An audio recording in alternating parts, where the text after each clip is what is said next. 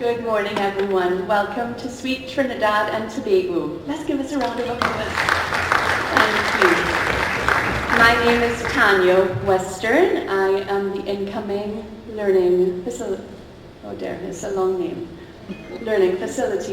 for next year, and our team has started working to prepare you for PELS and your service as presidents and secretaries next year. So today we want to start off with an invocation. We welcome our incoming district secretary from St. Lucia, Chrissy Lauren.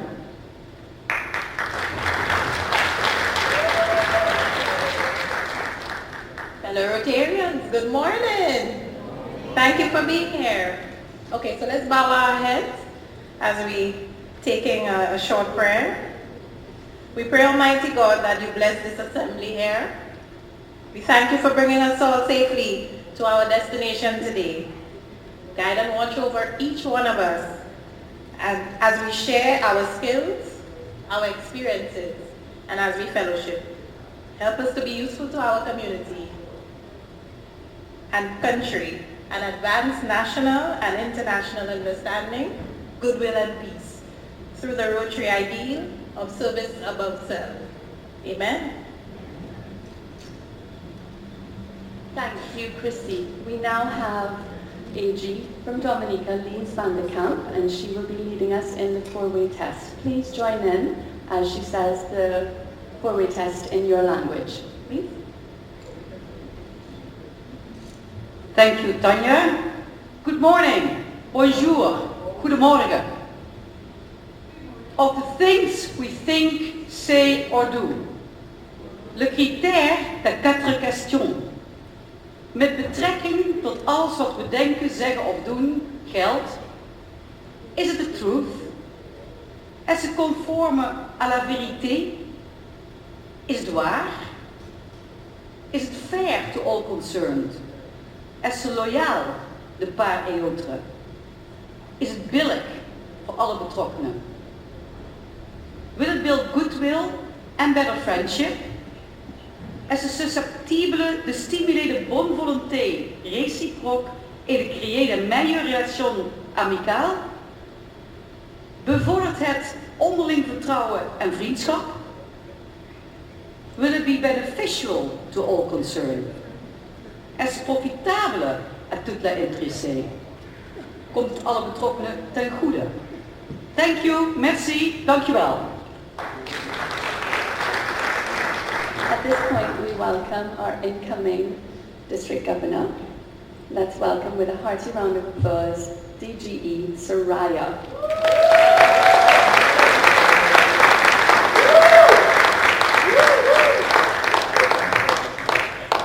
Good morning, and welcome everyone.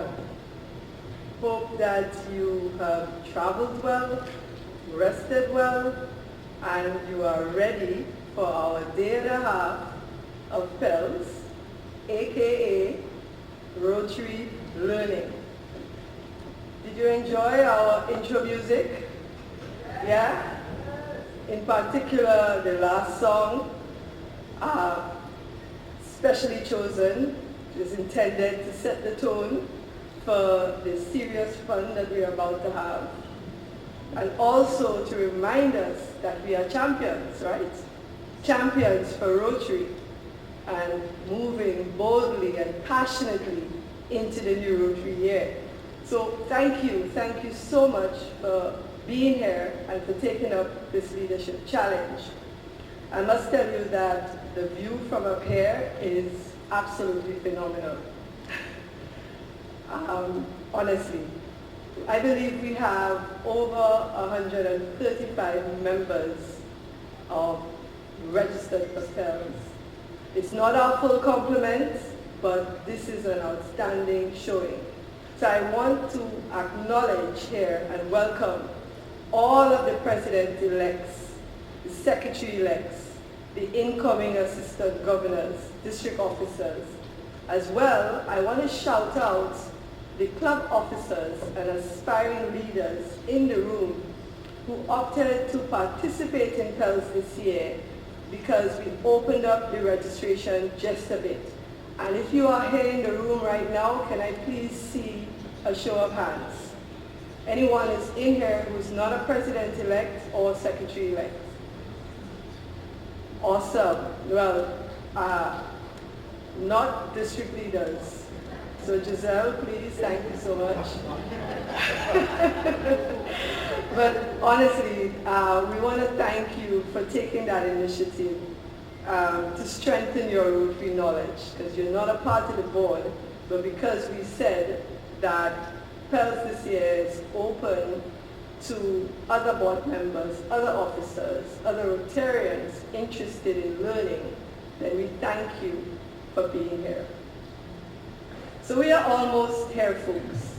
I really want for you to give yourselves a round of applause for getting here. So you, by now, you've attended the online series of learning, and we're about to complete our round of PELS, obviously over the next day and a half. If you've not yet viewed or you did not participate in the online series, I'm encouraging you to take the time, listen to the presentations that were made, because it was really, really valuable information shared, which will help you throughout your year. So I've acknowledged the incoming leadership. I also want to acknowledge the governors in the room. All of the PDGs who are here as a show of support, thank you so much for being in the room. Some of the PDGs will actually be presenting here later today, but I really want to acknowledge their presence and to thank them for being in the room. Can I get an applause, please? I also want to recognize our District Governor, Debbie, who is seated in the back row. Round of applause, please. I want to say a special thank you to Governor Debbie for arranging this awesome facility for us. Aren't you happy with the surroundings? I mean, this is just perfect for PELS. Perfect. So thank you, District Governor Debbie. Would you like to, in fact, I would love for you to say a few words. Thank you.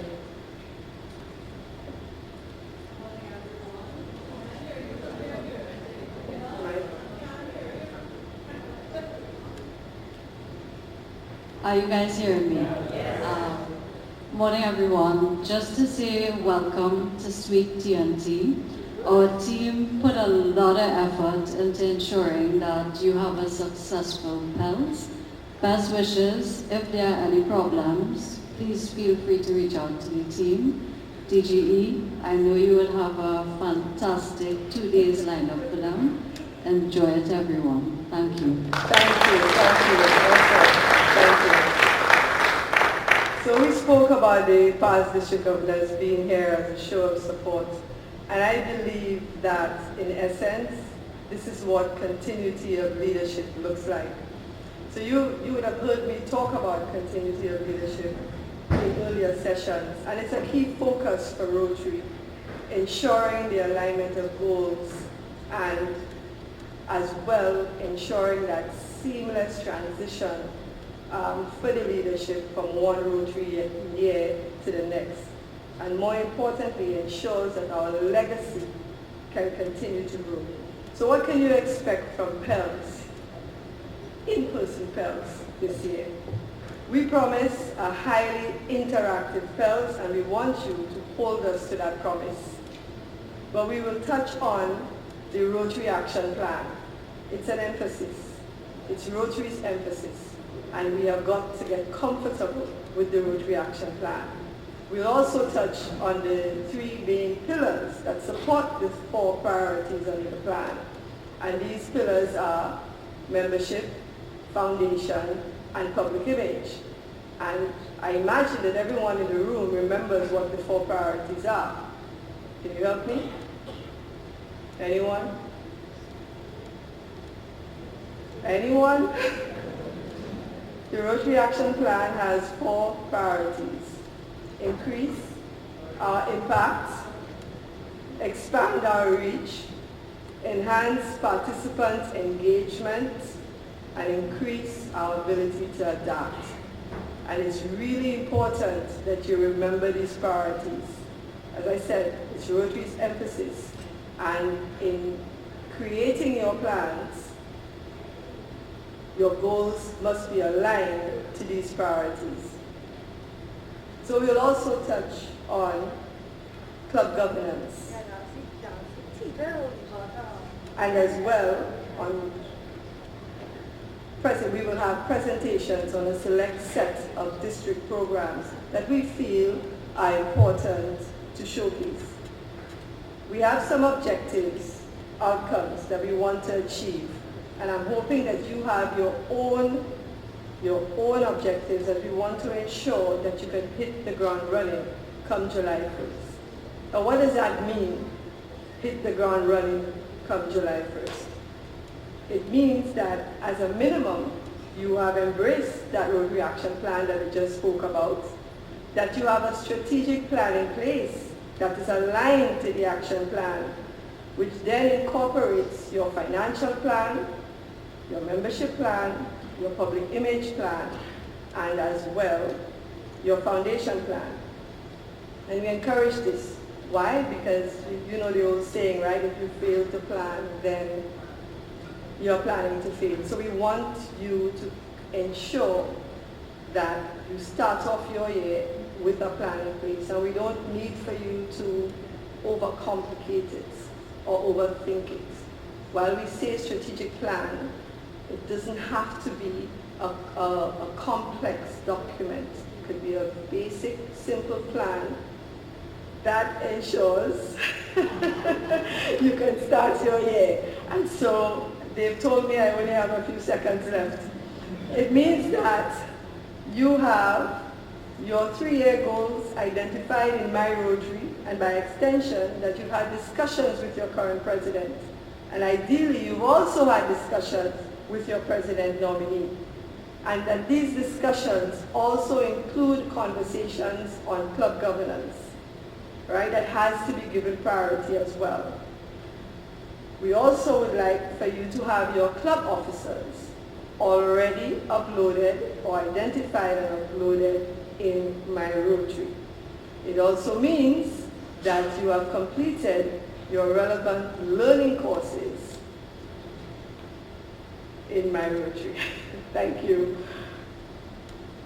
Now all of this might seem like a lot to get done, but some of these expectations are, well, they're not even expectations, they're requirements for you as club leaders. And if you take it step by step, we can accomplish this and have you poised for an incredible Rotary year. As we move through PELS, one of the questions we must ask ourselves is how can we strengthen and grow our membership, and by extension, grow and sustain our legacy in 70-30. So let's get moving.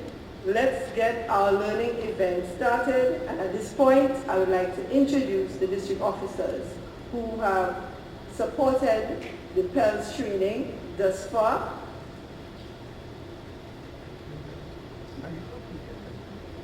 Can you all come forward, please, those who are in the room? I want to start off with District Secretary-elect Lathan Khan, who is not here as yet. We have Assistant District Secretary Chrissy Laura. We also have our District Learning Facilitator, Tanya Weston.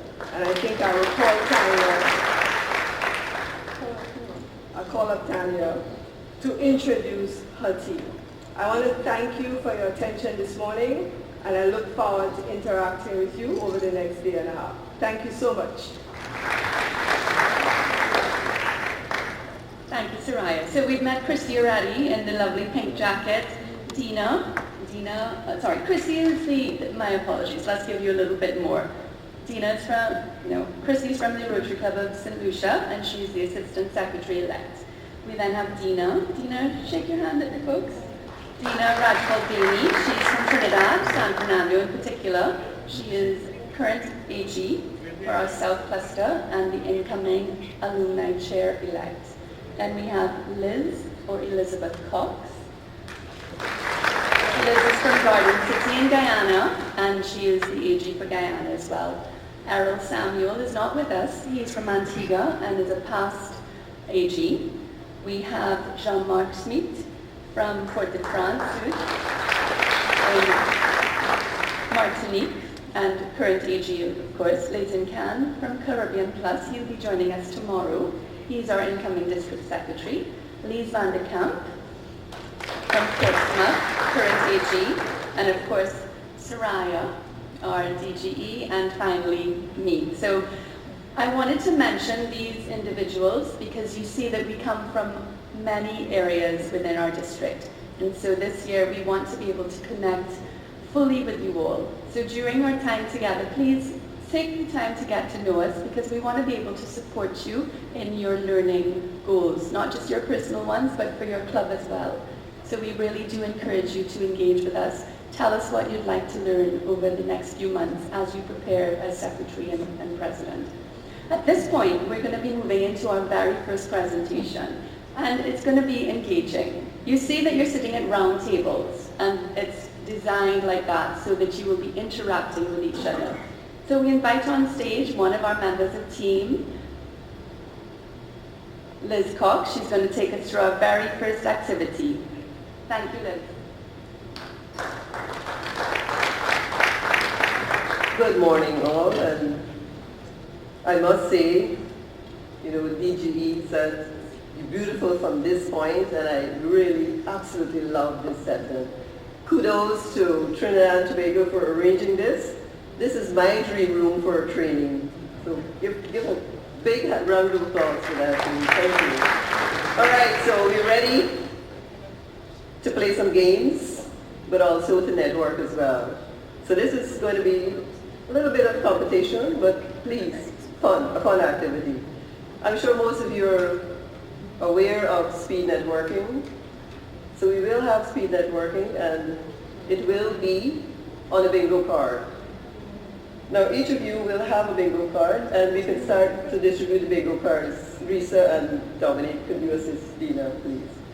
All right, so the bingo cards are conversations networking. On the card, you'll see various questions and various topics. The idea is for you to move around the room and to meet individuals who have, let me just give you an example, connect with someone who has the same shoe size with you. All right, so you need to move around the room. And yes, it's going to be very interactive because you have to find those individuals. And why is it a bingo?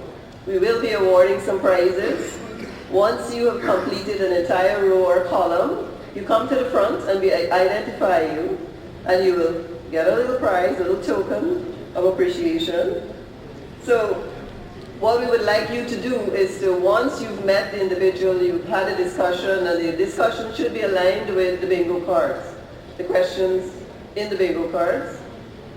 Make sure you capture their telephone number or the email address so that you can communicate with them throughout the Rotary year and beyond, because the whole idea is for you to network.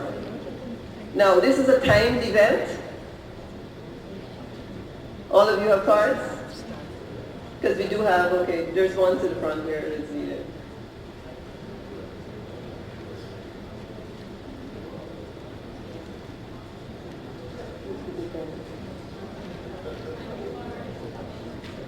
Dina, you keeping the time because I'm going to start the ball rolling now. And remember, you need to move. You need to move. Everybody have a card? Yes? We all have cards? Ready, set, go. 10 minutes. 10 minutes. Remember, we're awarding prizes for the first 10 persons who come forward with a completed column. You can also have a coverall as well. All right, so let's start with the first person who covered the first row. How did it feel doing the exercise? As these exercises go, a lot of energy, and it's actually an easy way to meet people, as opposed to just casually walking up to somebody and say, hi, I'm Elizabeth, what's your name? It's a great activity to get to know people. And you got to know quite a few And it feels like you've already known them for, a little while. Nice. It's always a nice activity these times. Right. Thank you. Could we? Yes, good morning. No, right. Yeah, it was fun to start running with your paper, and especially challenging with French people, as my French is not so good. And but we made it through, and I got 2 out of 3 of them as well. So it is a fun activity, and it is nice to start meeting people. All right, so could we get the young lady who did the coverall? You were the coverall? Okay, all right. Just one other person can share their experience. No, she's right here. That's the first one. Yeah, but just one more person that just share their experience. Yeah, so a lot of fun. I met a few Rotarians that I didn't know, but I couldn't find anything with a size 13, US size 13. Nobody. So that was a bummer.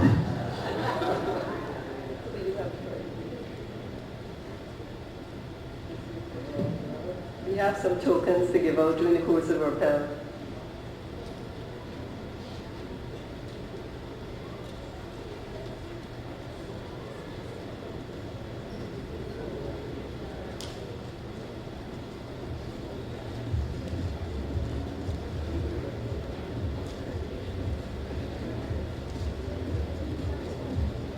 For 10 persons, and I trust that everyone is able to meet a couple of persons that are new and have never met before, and you've made that conversation, you've made that connection, and keep that connection going. Thank you so much, and I will set the tone for our panel.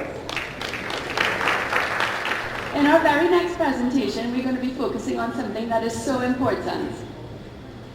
Membership. How many of you have been membership chairs in your clubs? Let's see a raise of hands. Okay, we have about 10 of us, all right. But are they the only ones who are responsible for membership? No. Definitely not. And so as we move into our next segment, I'm anticipating that our membership presenter will be making her way to the stage. She is lovely. As we welcome our featured presenter on membership, this is an individual that we all know because she sends us email, it seems, every day. She is our current district secretary, and I forgot to walk with her bio, so I'm just going to ad-lib this part of it, all right? She's been focused on youth. Have I run out of time? Is that why they're giving me the cue? So she's been focused on youth ever since she joined Rotary. She joined as a Rotaractor, and as if you know her, you've seen how she's progressed from Rotaractor to Rotarian to being a representative on the district board for many years. And over the last year, at least, she's been partnered with PDN, I hope I got that letter right, PDN Maurice, to develop on membership focus. Next year, she's going to be the sole lead for this activity. And with this, we'd like to welcome to the front, to the stage, our very own incoming chair, Giselle Holder.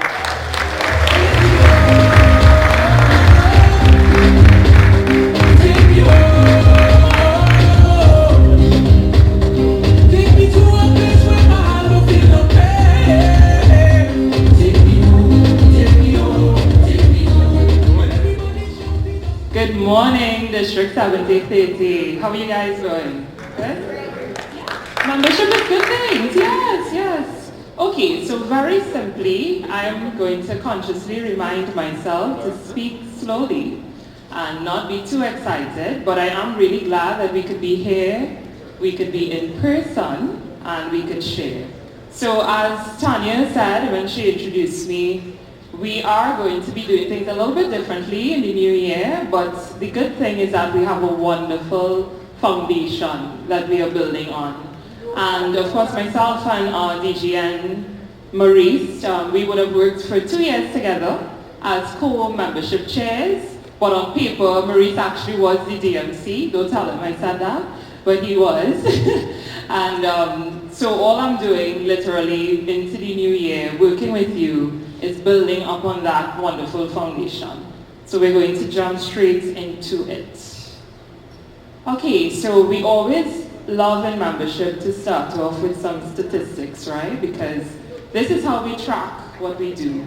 So for us this year in District 7030, though the year is not yet finished, we had some challenges, right? So I'll tell you very simply, the two lines that actually match the colors I'm wearing. The blue line represents where we actually are, right? And the yellow represents where we were anticipated to be, meaning this is where, based on our growth history over the last 5 years, where the data, the AI, the robots, thought we would project. So as you can see, we are a bit under. However, the good news is it's April and our year ends in June, so we do have some time to catch up. So you guys could also access this through the Membership Success Center. And while I did promise our DGE that we would do a live logging on, what I want to commit to rather is meeting with our membership chairs and possibly some of our president-elects to actually go through it. Because unfortunately our district, we have not tapped into these wonderful tools that the zone has provided us. So every club in our district is able to see this very same data on a club level. How you've grown over the last 5 years, and then what is anticipated moving forward from that data. So it's really powerful because you can see, and I'm sorry, it's a snapshot, so that's why it's in English. But when you log in as a French club, it will be in French. I was promised it would be in French. So as you can see, it actually tracks your growth. It tells you, because this is a district image, it will give a summary of our district. But on a growth level for clubs, it will tell you where you are faltering in terms of the top 3 issues you can deal with, and also give you recommendations. So whether that's a retention issue, whether it's a recruitment issue, it actually gives suggestions as well as the data. So very powerful, very simple in terms of its layout. And we really want our district and our district leaders to be more involved in this, in using the software, right? But it's really just a website, so even easier. So for my current presidents and current membership team, or anyone who's currently on their board, I just wanted to start off with a little, I guess, hopefully encouragement in terms of finishing strong. Because as I said previously, we are not yet at our target for 24-25. But hope is not lost, right? We are people of action, we are Caribbean, and so we will make it happen. So just 4 simple points for you guys in terms of how we can assist our clubs to finish strong. So continue your strategy. Marisa and I would have pushed with our clubs to please develop some sort of membership strategy particular to your culture, to your club, to your membership. And it's about executing that. If you have not started as yet, you have 3 months, right? Well, 2. Okay, so try it out, start it, because the point is we are in a very strategic mindset in Rotary where our year technically ends in June, but the idea is that our membership is continuous, right? Our leadership, our practices, and our strategies. Avoid the purge, right? This is not the horror story, the horror movie, but rather it is a bit horrific in that it speaks to that decline. So if you remember from the first image I showed, there's a natural decline that happens at the end of every year, and it coincides with when we get our invoices. So what do we do as clubs? We clean up numbers, right? We say, nope, this person is no longer going to be a Rotarian. So when that ripple effects happen, right, throughout the world actually, it becomes this great purge of membership. And so every club has the same statistic where we see in June, you see the sharp drop. You see it also in December. Another time we anticipate getting the invoice in January, right? So we want you guys to continue working as you are Because one of the best strategies to avoiding the purge is having that growth strategy, right? So it feeds off each other. We do encourage you to hand over to your incoming CMC. CMC stands for Club Membership Chair, right? And do exactly what you guys are doing here, which is get all the learning, okay? Interact with as much people as possible. Find out what other clubs are doing. We have met so long on Zoom, and I am absolutely delighted to see people be on their necks, right? And it's a really, really encouraging thing to pull people, to just chat. Grab a coffee, and just find out what are you doing in your club? How are things working? And I'm sure you'll find that many clubs share the same issues that you do, and more importantly, have come up with solutions that you yourself could take and tweak and implement. That's the power of being in this room. Oh good, you can see that better than I can, right? So I'm gonna look here, right? So this is a graphic I pulled, also just as a point of reference for you guys. You will get these slides. And it just reinforces everything we do in Rotary, okay? Where we recognize that Rotary happens at the club level. Yes, we have our RI president. We will have an RI president rep, who's also RI director, joining us soon. But the idea is that Rotary cannot happen without its members. And because we are so dependent on our members, the club experience is where the magic needs to happen. I'm still talking about magic as we unite for good, right? But the idea is that we need to recognize this, because this drives any strategy that we decide to develop for our clubs. If we don't think about what happens when a new member walks through that door into our meeting space, into our club experience, and what do they actually feel? How do they feel? Are they received warmly? Do they feel like this is somewhere I want to stay? It's very important, right? And so Rotary has once again done the work for us. They've done the reviews, they've looked at the science, they've looked at the data from around our global network, and they've come up with actually 5 very simple steps. Not going to go through all of them today, but this graphic, as I said, it's also on the MSC, the Membership Success Center, so it will all be there. But just simple things, like making your meeting enjoyable, right? Remembering fun, PDG Wadi always reminds us about that whole fun and fellowship, right? And of course food, yeah. So it's getting back to basics. It's just thinking about why are we here in Rotary? Why did we stay, right? And making sure that whoever is coming after us while we are there, they get that opportunity as well. And for my my incoming leadership, and once again, you would recognize anytime we speak membership, yes, we have our club membership chair, but we recognize that membership is so much more than just something our membership chair executes. In fact, DGN Maurice put it in a really good way. As I told him, he speaks English better than I do, when he said that membership should be a project of the club. And it's a fantastic way of thinking of membership, because it gives it more purpose. It's not something ad hoc and we just sit down thinking, all right, I think I like this person, let's bring them. It becomes strategic. It becomes something we can put science against. It becomes something we plan for. And that's where membership needs to be driven from your club. Beyond just a gut feeling or us wondering whether we need to. Okay, so my advice coming out of, as I said, years of observing others, years of observing clubs who are making it happen, is that we must expose ourselves on the club level to as much information as possible. If we are to grow our membership, we need to know about our organization. What are we selling?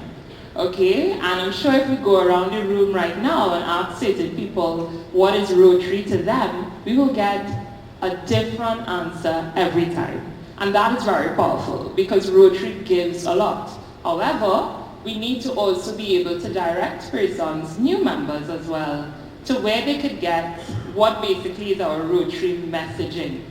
right? So when you need to access Rotary.org, when you need to go on the Learning Center, I've told you guys already about the Membership Success Center.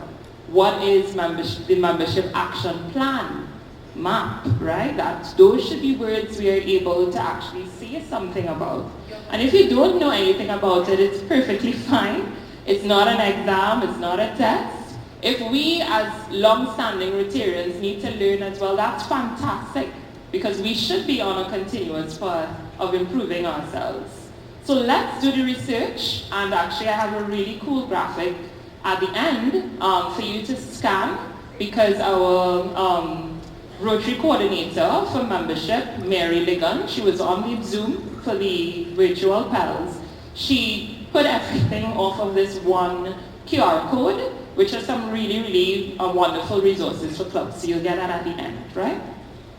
The second thing is about recognizing we cannot do it alone. So Tanya reinforced that I'm doing this solo this year, but the truth is actually that we do have a committee, right? Maurice and I sort of shoulder that committee, and while thankfully there was some success out of that, the idea is we are always encouraged to have a committee, okay? So I would think that your committee should comprise persons who are first and foremost passionate about Rotary.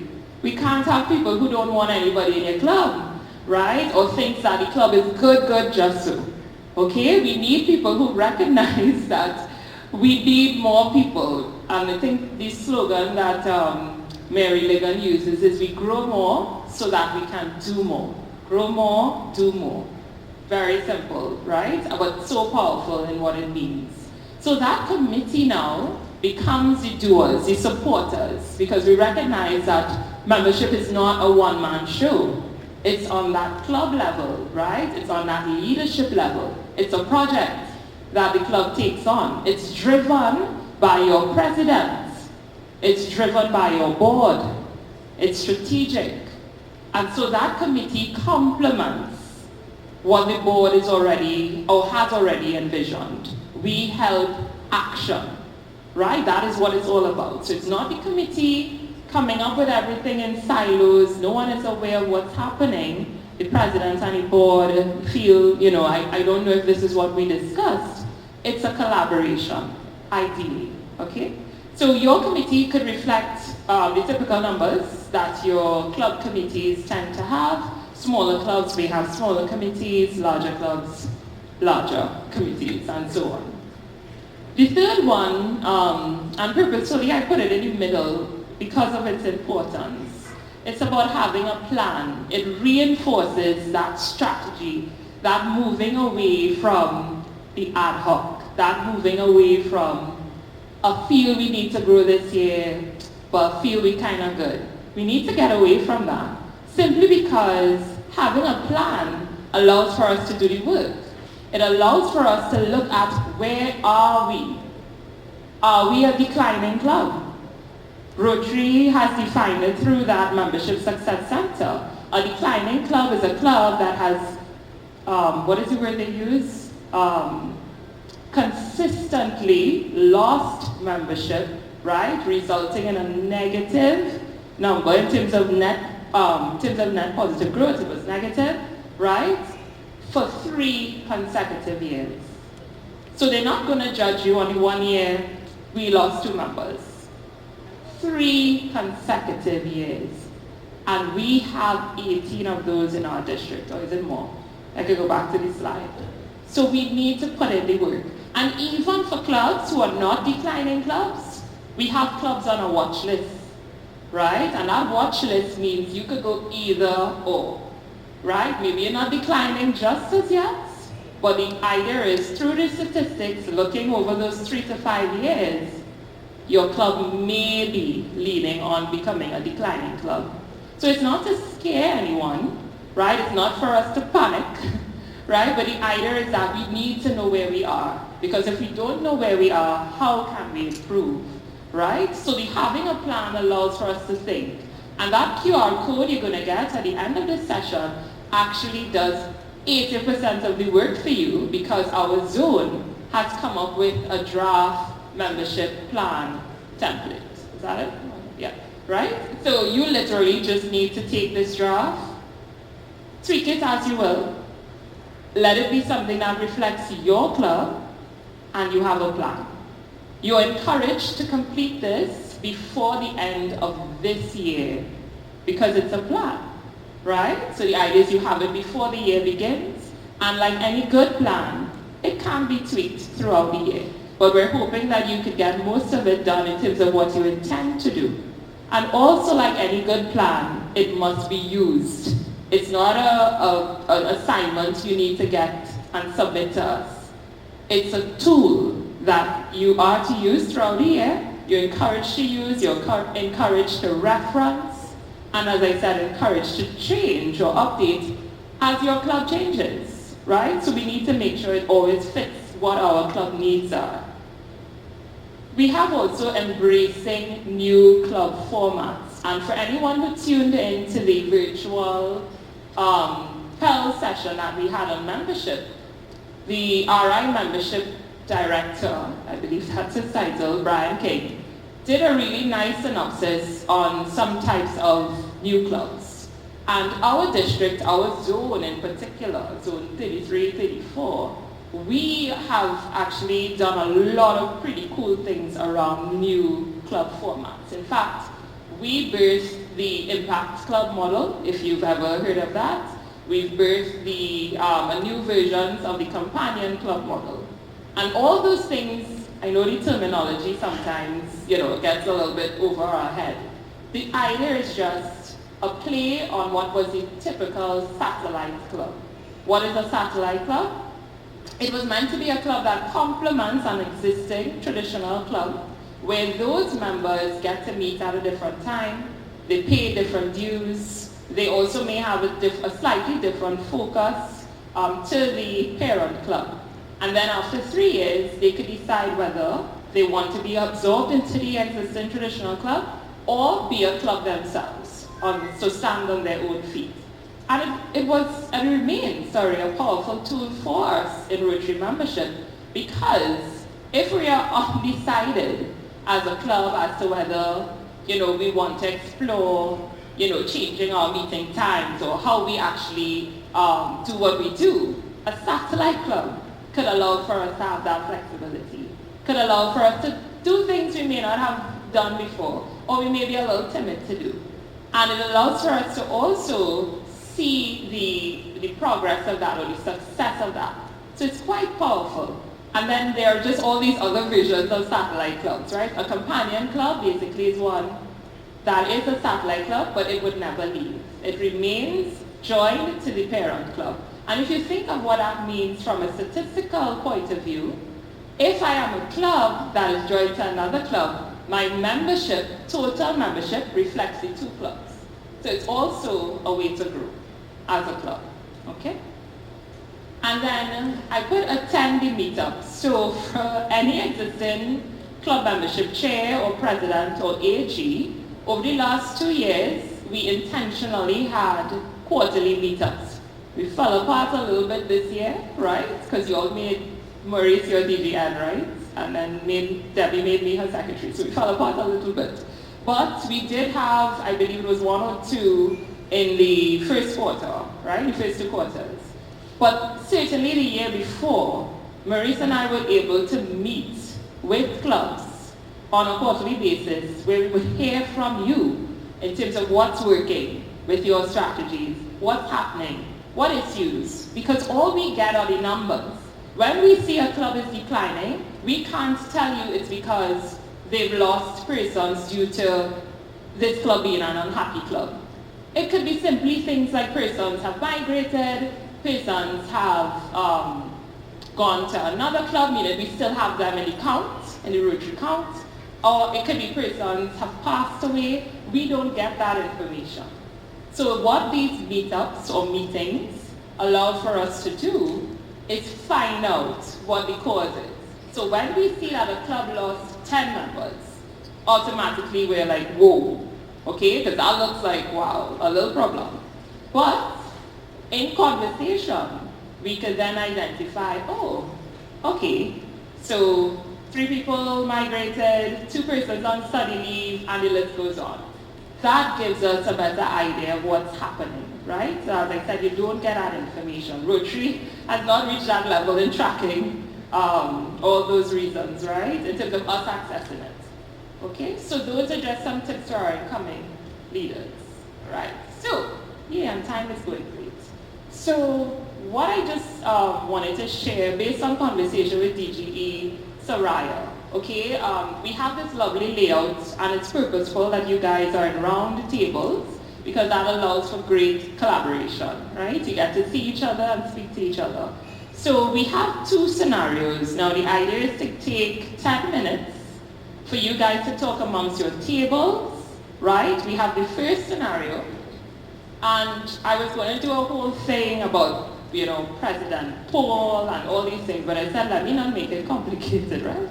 So we're getting straight to the heart of it.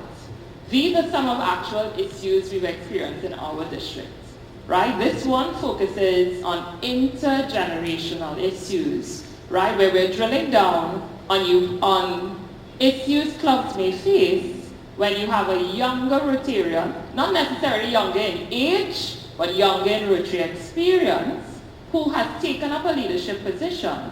And there seems to be some sort of conflict on the club level, on the board level, with that leadership. The irony of it all, that person was voted in. So we must have known we were going to get a younger president. So my gut feeling is that I don't know if we have a problem with age, right? I don't think so. But we may have a problem with change. We may have a problem with doing things a little bit differently, right? And we need to address that, okay? So the idea is amongst your tables, I'm hoping no one is sitting by themselves, you all look okay, right? That we are going to come up with 3 ways. We can encourage younger persons, younger Rotarians, remember it's not necessarily younger in age, but younger in Rotary experience, to take up leadership positions on the club level. So we have 10 minutes, right? That is good. And then I'm just going to ask 1 or 2 tables, maybe 1, give her the time, to just give your feedback on it. So I hope we're clear. We're clear on that? Yeah? Okay? Okay, so guys, thank you so much for that interaction. I know for some of you we may be still deliberating, but most of you seem to have more than 3 points. So we have AJ Liz by a table there. Do I need to give you these? I need to bring it back. Sure.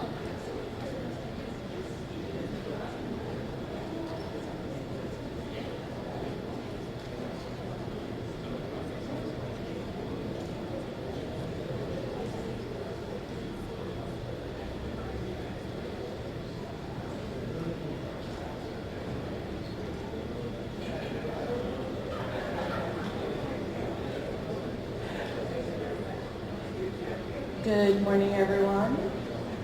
I am Nikki LaVille Benjamin, the incoming secretary, and I'm commenting in Barbados, sorry. Okay, so we discussed, being open to technologies as one of our, challenges. For example, do I have to go into details or just quickly? Sorry, yeah, you can get to your 3. Okay, it's fine. Yeah. So being open to technologies, both with the older Rotarians and also younger Rotarians. Secondly, we can have like a buddy system, a mentorship system. Not just the buddy system where you just pair individuals up, like, having the more seasoned Rotarians and a newer member, probably go through the year together and learn new things. 3, also a board orientation, a continuous board orientation, so that we can, it's just like a gentle reminder of what is expected of us and how we can, collaborate as one. Thank you. Thank you. So I'm sure there are some of you sitting in the room saying you had different points, and that's fantastic. So what I would suggest, if you could, I have my email at the end of this, right? So it'd be very cool if based on the 2 scenarios, we have one coming up, if you guys could just give me a summary of your notes, right? You just send me it via email, one person, not all of you, one person could just summarize the notes and just send it to me, because no information is going to be lost, right? This is very valuable stuff, right? So I will take the liberty of summarizing that and sending it back to you, because there will be more points, as we know, right? So thanks so much. Let's move on to the oh, I forgot I did this. So just going to touch on this really quickly. So adding to the points that were made, also I would have shared some other ones here coming out of, once again, you guys seeing how our clubs have tried to address this. So it's about remembering that we're building a strong foundation. And I forgot the French, that's why there's a slash, right? But it says member focused, flexibility, having a mix of projects and fellowships, being inclusive, whatever that means for your club, providing moments to learn about Rotary, and improving the club meeting experience, right? So just some tips added to what you guys already have. Our second scenario asks us to dig a little deeper. It actually has a very, what I consider, very lofty question, right? Which is, why do we grow? Why do we take so much effort to focus on membership? And then when we look at that, for us to be able to implement it now, what are 3 ways a club in your community, so looking at where you are, because it may be a little bit different throughout the Caribbean, right? How do you grow? What are ways we could identify and explore? So this one, we still only have 10 minutes, right? I know we may not get through all, but certainly if we could get one reason as to why we should grow, or why we should have a growth strategy, why we should focus on growing, and then looking at those 3 ways that we could consider growing for our clubs, I think we will have something powerful. Okay, so once again, we're talking amongst ourselves, and we'll be walking. Okay guys, so we're just asking one of the French representatives to give us this, share with us their thoughts on this one. No pressure, no pressure.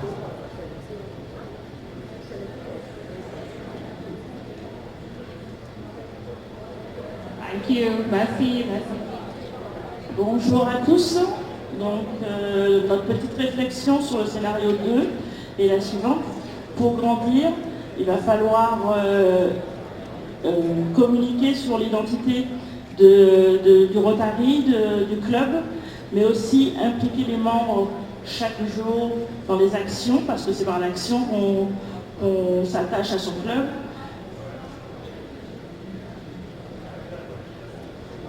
Oh, non.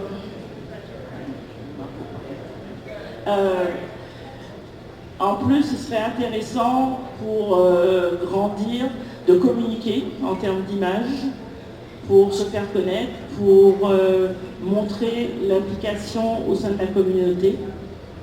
Et enfin, pour grandir, le club peut recruter des gens de différents segments.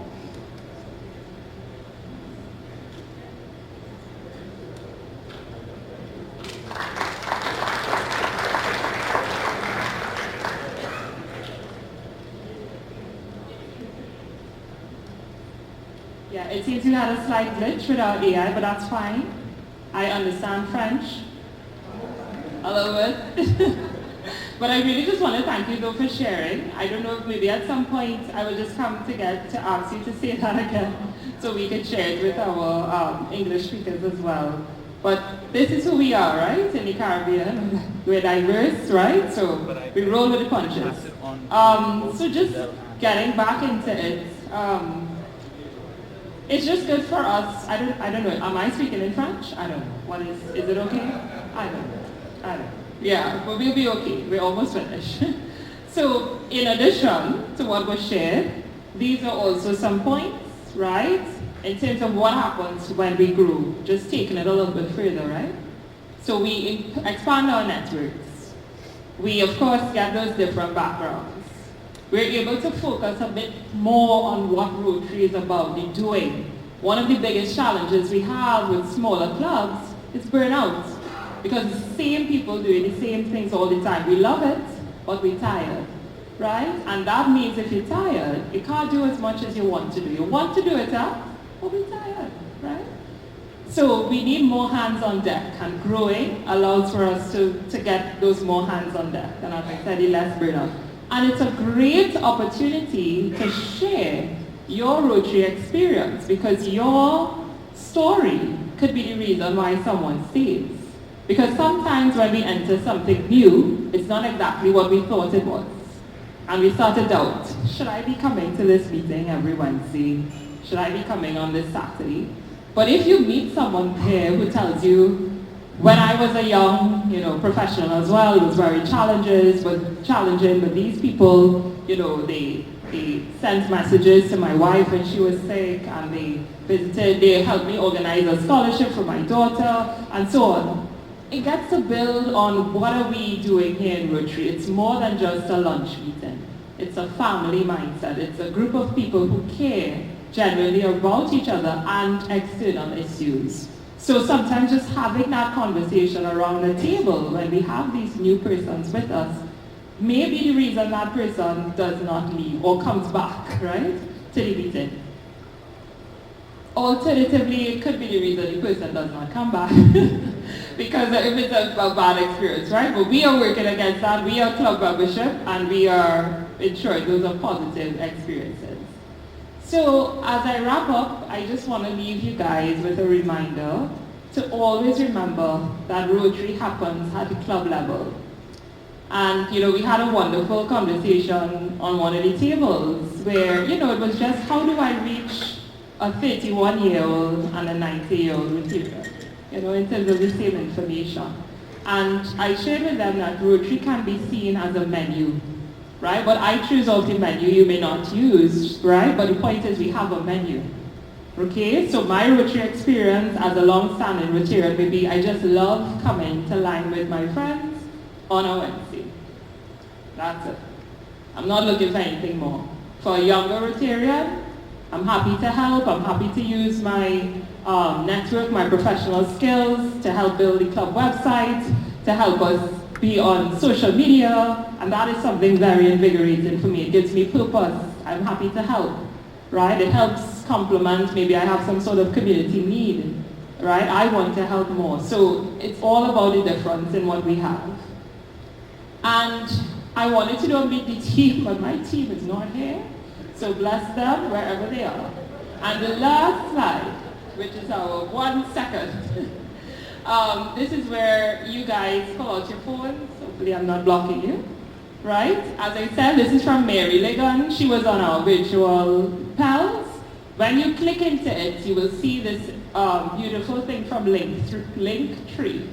And it gives you district membership plan, club membership plan, MSC, the Membership Success Center, Membership Action Plan, and several other tools, right, that you guys can access. So take a picture of the picture, so you can always do it later as well, or save the link when you scan it, all right? So I just want to thank you guys for being absolutely wonderful, for taking membership seriously, and of course beyond this room for making sure it happens. All the best to you guys. Take care.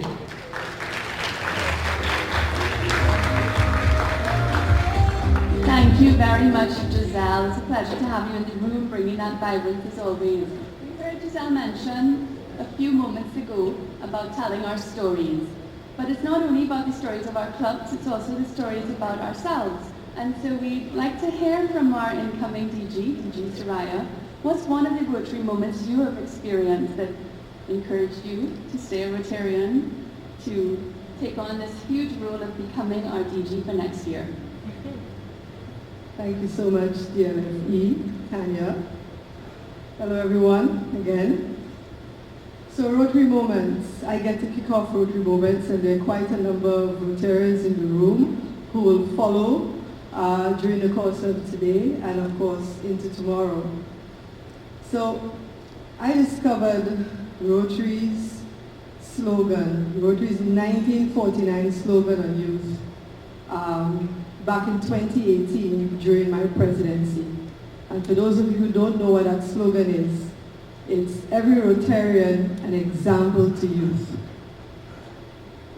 Back then, the governor of the day had a focus on youth.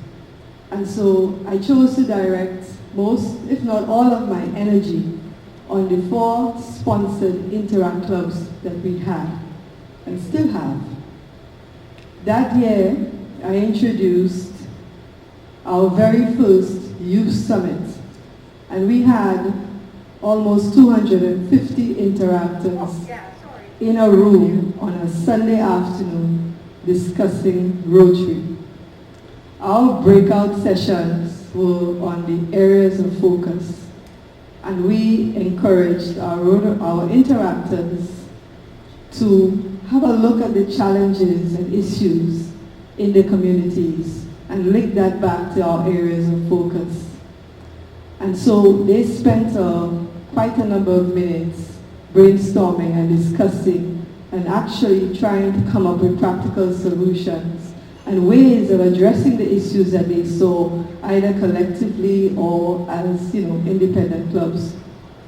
I was blown away by their insights, their enthusiasm, their passion, and their willingness to serve.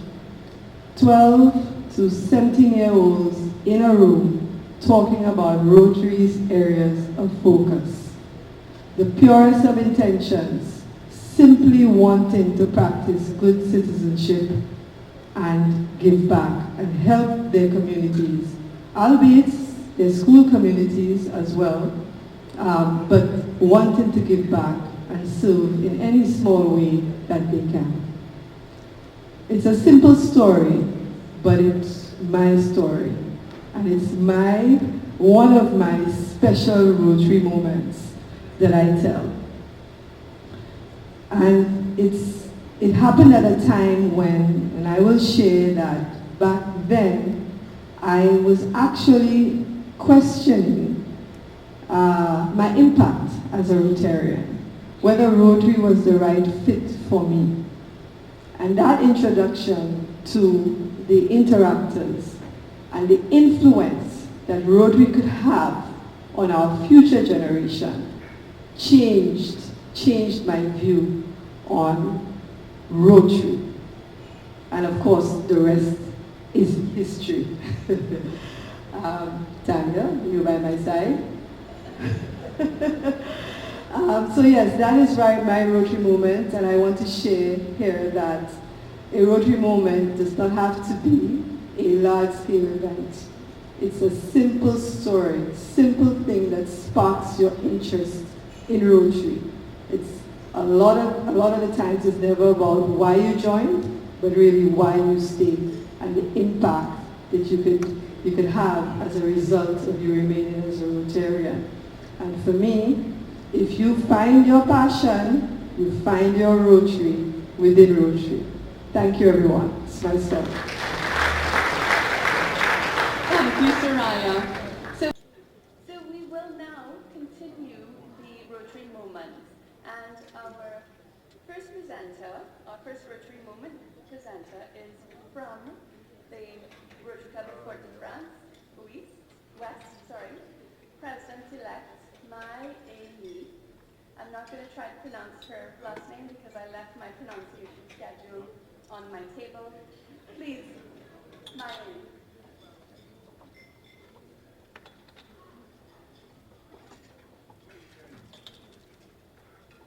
Bonjour à tous, Maëlie Toussaint-Prudent, présidente du Rotary Club de Fort-de-France-Ouest 2024-2025, présidente électe du Rotary Club de Fort-de-France-Ouest 2025-2026. Donc, Tania m'a demandé de parler d'un moment fort. J'ai découvert le Rotary avec Hervé Honoré et après 4 ans et demi de break, je suis retournée en juin 2023. Ça a été une longue période de réflexion et ce qui m'a ramené au fond, c'est cette volonté de servir, d'abord de servir avec le cœur, l'unité, au sein d'un collectif qui agit concrètement pour un bien commun.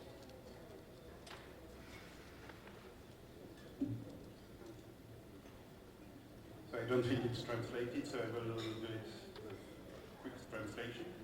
So she presented her, she's president-elect and president of her club, Rotary Club for the France West. And we asked her why was in Rotary. And so she discovered Rotary with Hervé Honoré. He helped her to take part in several project service, directly and indirectly. And she joined Rotary in 2014. And she came back in June 23. And after 4 years of reflection, she came back in June 23 for a start moment in her career.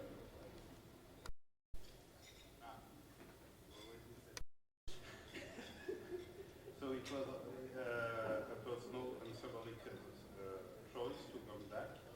And after long reflection, first of all is the willing of serve about self, serve about with heart, with humility, in a team, and to work for the common good for everybody. Mais ce retour n'aurait pas eu lieu sans un autre élément essentiel que nous connaissons tous entre Rotariens, c'est le critère des 4 questions.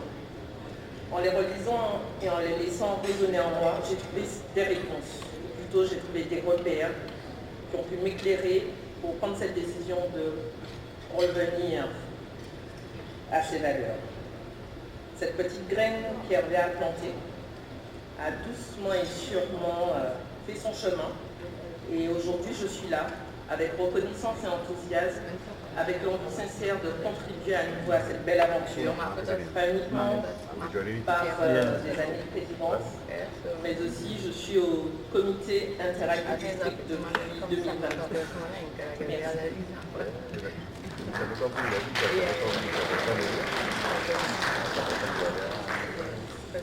To summarize, so first of all, it was translated? Okay, perfect. Thank you very much.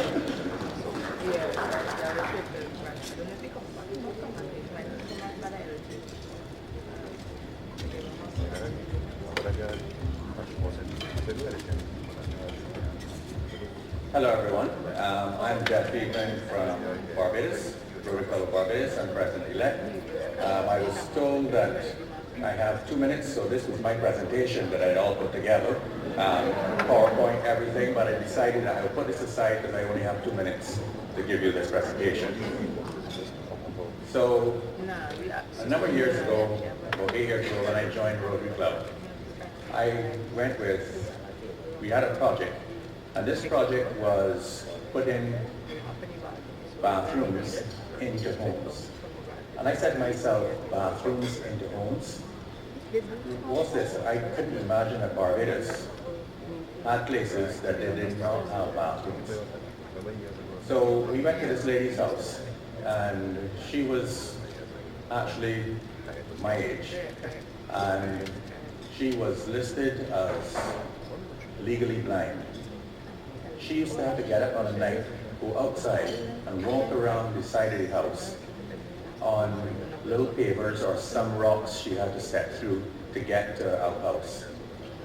We at Rotary Club had decided to build a bathroom so that one, she would have one in-house, and two, if there was going to be a hurricane, she would have a safe place to be.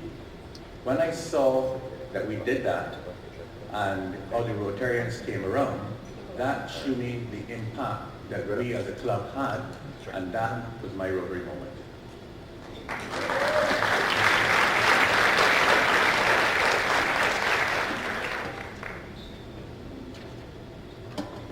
I'm keeping part of this presentation here. I think he brought enough of it to share. It's a lovely blank piece of paper, which does not reflect the value of that bathroom building project. And each of us has some Rotary moment, or more than one, that helps us identify the reasons we became Rotarians and that we stay Rotarians and that we will remain as Rotarians beyond our next year of very, very hard work.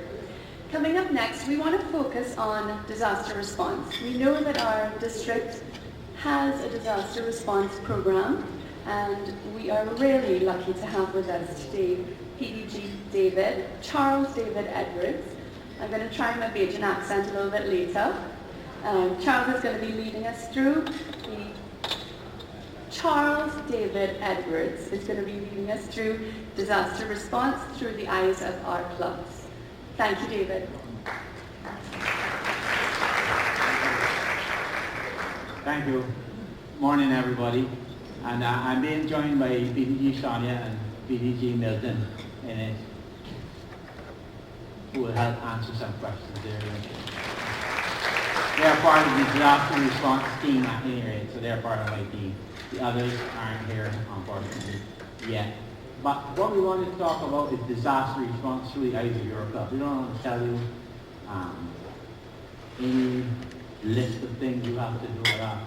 We want to know, and we will share with you some experiences of what do you think your club or you should do when a disaster hits.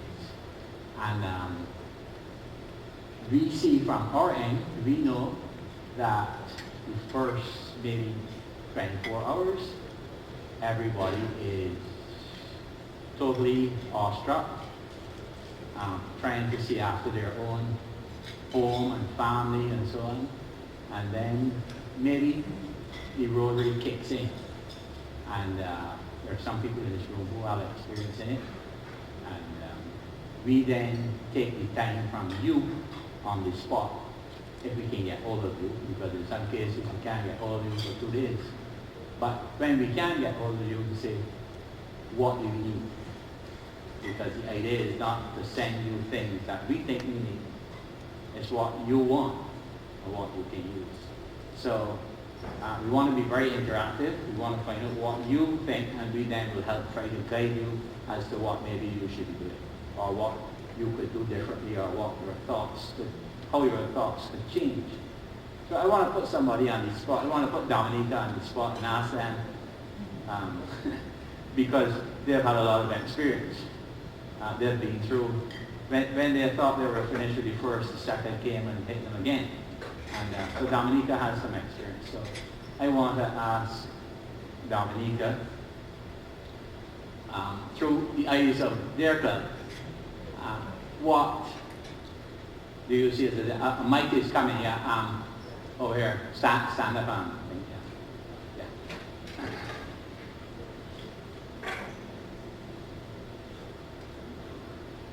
Okay, thank you,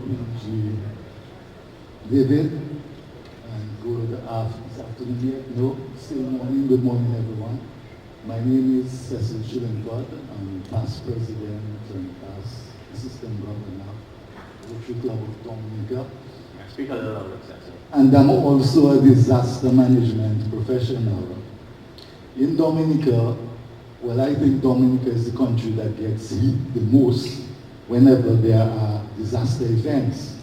So in 2015 and 2017, we saw Tropical Storm Erica and Hurricane Maria. And immediately the club, our Rotary Club of Dominica and our friends from Rotary Club of Portsmouth, we came together, provided disaster relief as possible. But we also had an outpouring of relief items from various clubs around the Caribbean and further afield, which we were supposed to provide to various groupings in Dominica. Now, one issue I would like to raise, PDG David, is we are all aware of the situation with USAID humanitarian assistance program. I was a casualty of that situation, so now I'm unemployed as a result of an executive order by the President of the United States. How can Rotary fill in the gap? Because USAID, BHA, Bureau for Humanitarian Assistance, was wrong in the, what we call the RDAP, the Regional Disaster Assistance Program, throughout the Caribbean and Latin America. And a lot of the Caribbean islands benefited from the input under the RDAP program. How do we think Rotary can fill in the gap? It will never be able to fill in the gap totally, because the RDAP was a multi-million-dollar program every year. But what can Rotary do in a limited form to assist? And as I said, as a disaster professional, I'm worried about the upcoming hurricane season, because we always would even use, from the Rotary Club of Dominica, use our resources and what have you to prepare. Thank you. Thanks, Senator. Well, the loss of the US aid, of course, is going to be significant to us, in fact, to those who have benefited from it. Whenever you lose funds, it's a major loss. However, during Beryl recently, the SEDEMA group, which is for those who are not totally familiar, especially maybe some of the French who are not as much involved in SEDEMA, but peripherally, SEDEMA is the coordinator of all of the Caribbean territories and Belize for disasters. And they have I dare say they have the resources, they have a lot of experience. And what they can do is open the doors very quickly for us for funding. They also coordinate, unfortunately, what Cecil was saying, they also coordinate all the UN agencies. And now we obviously have lost at least one or two of them. So that's more, I would say, from a technical point of view, we've lost funding, but from an operational point of view, I think SEDEMA will take up the slack for that. Beryl was a very interesting learning experience, because the larger or smaller the country of the disaster poses different problems. So if quickly I would bring that into focus, when we had Union Island, Carriacou, Petite Martinique, and then damage. For the first 24 hours, there's no contact at all. And then the contact is so impersonal, I should say. The first contact from down in Union and Palm was from a voter bringing information. So that really isn't information necessarily that you want to start any response on. So that's the first thing we have to work on, is communication. Nowadays, of course, we don't have the time to discuss that in full, but nowadays, of course, we have Starlink and so on. But even with Starlink, who owns the Starlink? Who will support it? Who will pay the monthly fee? That type of thing. There must be some form of communication. Then, of course, the communication between the small islands is by boat only. And those who are in the boating field would know that when there's a hurricane coming, the boats either go south or far north, depending on where the storm is going. So those are not available immediately either. So we have problems. And we don't own any helicopters in the region. Trinidad has helicopters, and I believe Martinique and Guadeloupe, maybe Antigua, but there are very few around. So we have work to do there. But from the club point of view, though, coming back to the clubs, through your eyes, it's letting us, the outside world, know what you want. Because the problem is, the big problem is, and the others will support this, is that everybody wants to send what I call food or water. And that it becomes overburdening when the docks in Portsmouth or somewhere filled with water that you don't need, because there's so much more. When in actual fact you need something else. And that's one of the problems. We want clubs to understand. So the eyes of the clubs are the ones who have the disaster is one thing. The eyes of the club who did not have the disaster, who want to help, is a different thing. Do not just send water and food and think and that's what's needed, because it may not be. Right? So any other clubs who want to, yeah, sorry, Mr. Let me just raise something else, PDG. The Rotary RAD DNA, Disaster Network of Assistance. Yeah. I'm a member, and I'm also on the board of that RAD and the Rotary Action Group, right? And we were able to provide some funding for the hurricane you just mentioned. in Carriacou and the Petit Martinique. So maybe a number of clubs can think of getting on board that rag for assistance should there be, God forbid, should there be a disaster. Yeah, well, I don't think we have the time to go into that fully, but the ride is that's a different situation in that we use the ride from our point of view for collection of funds coming into us from the U.S. The reason for the ride at any rate, they are set up as a U.S. 501(c) company. So U.S. people donating can have tax relief. That's the real reason for that. So it's for the flow coming this way. But we will not necessarily give in to the ride, because that's like sending it out to come back and losing on exchange. So it wouldn't be relevant to the clubs themselves, but more for the receipt of funds, which would then come through the district. But it's a good vehicle there. All the U.S. funds are donated. So which other clubs want to speak on? Is Grenada here? Anybody from Grenada? In fact, other than the people who live off the grid? Look, if we could have the mic up there.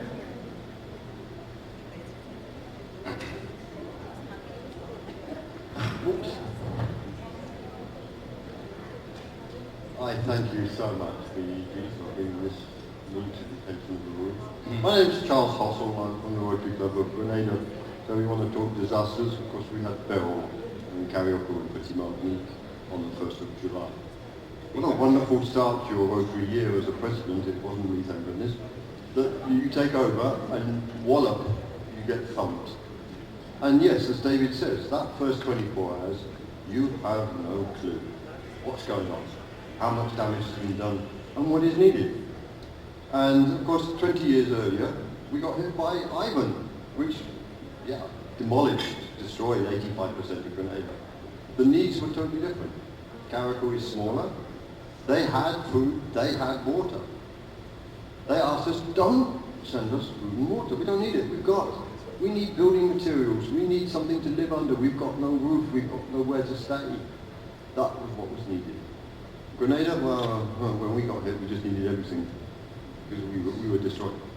So yeah, I back up what PDG said. It's so important that first 24 to 48 hours to get in touch and find out what they really need, because it will be different every single disaster. Thank you, Charles. Yeah, so, and we want to move forward from there, having reached that stage of disaster, that 48 hours.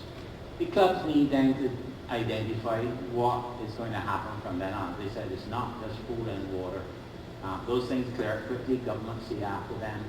All the international organizations, they just pile in and everybody brings the same thing. So no need for us to get into that. We're not first responders in that way. So we then have to look at projects, because we always have some sort of funding we can help you with. Quite a bit of funding in most cases. But of course, we don't just send you money. It has to be for a purpose, and that's where projects come in. And anyone who wants to identify on that, or I'll ask some of my panel to give an idea of what we've seen since Barrett. Yeah, you want to say something, Charles? Short? Be very short. Talk projects. We went to Carriacou within a few days, and there was an old people's home without a roof. The old people weren't there anymore. They come to Grenada. So we put together a plan, we applied, and we got funding, and we put their roof back on. We're now working on phase 2, where we're giving them brand new beds and electrical equipment and such like, because they needed it. And we were lucky, we managed to get the roof on, and they got back home before Christmas. Well done, Charles. Yeah, they're now in phase 2 of that senior citizens home, and we have full funding for that. But there are many other projects, and maybe if PTG Sonia wanted to give a little synopsis of what we saw just after Beryl and what transpired as a result of us going and having a look.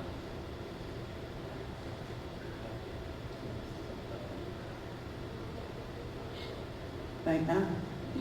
Action.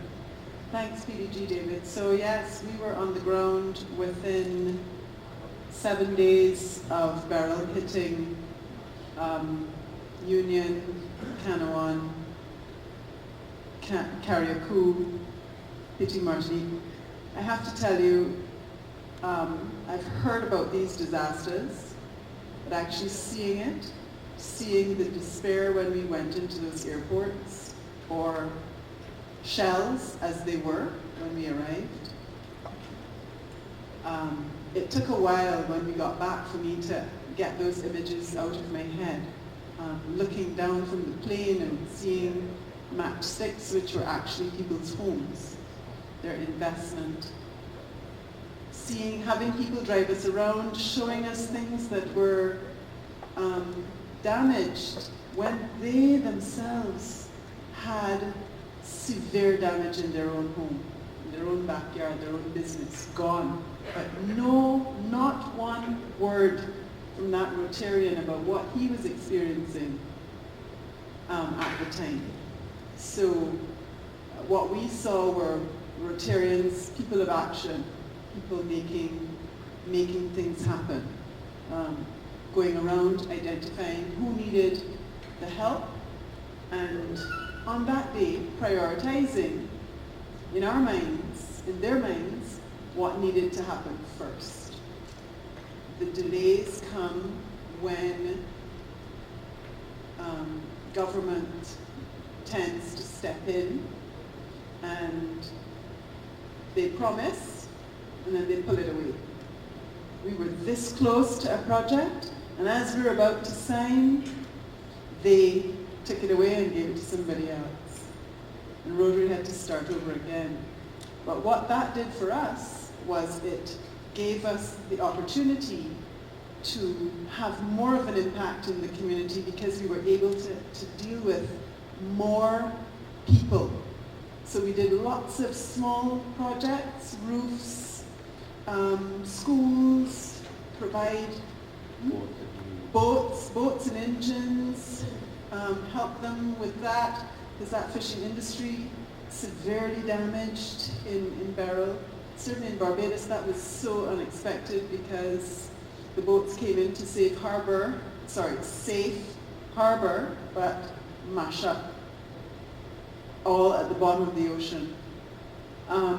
Carriacou, oh boy, churches that were beautiful a week before, totally gutted, no roofs, no windows.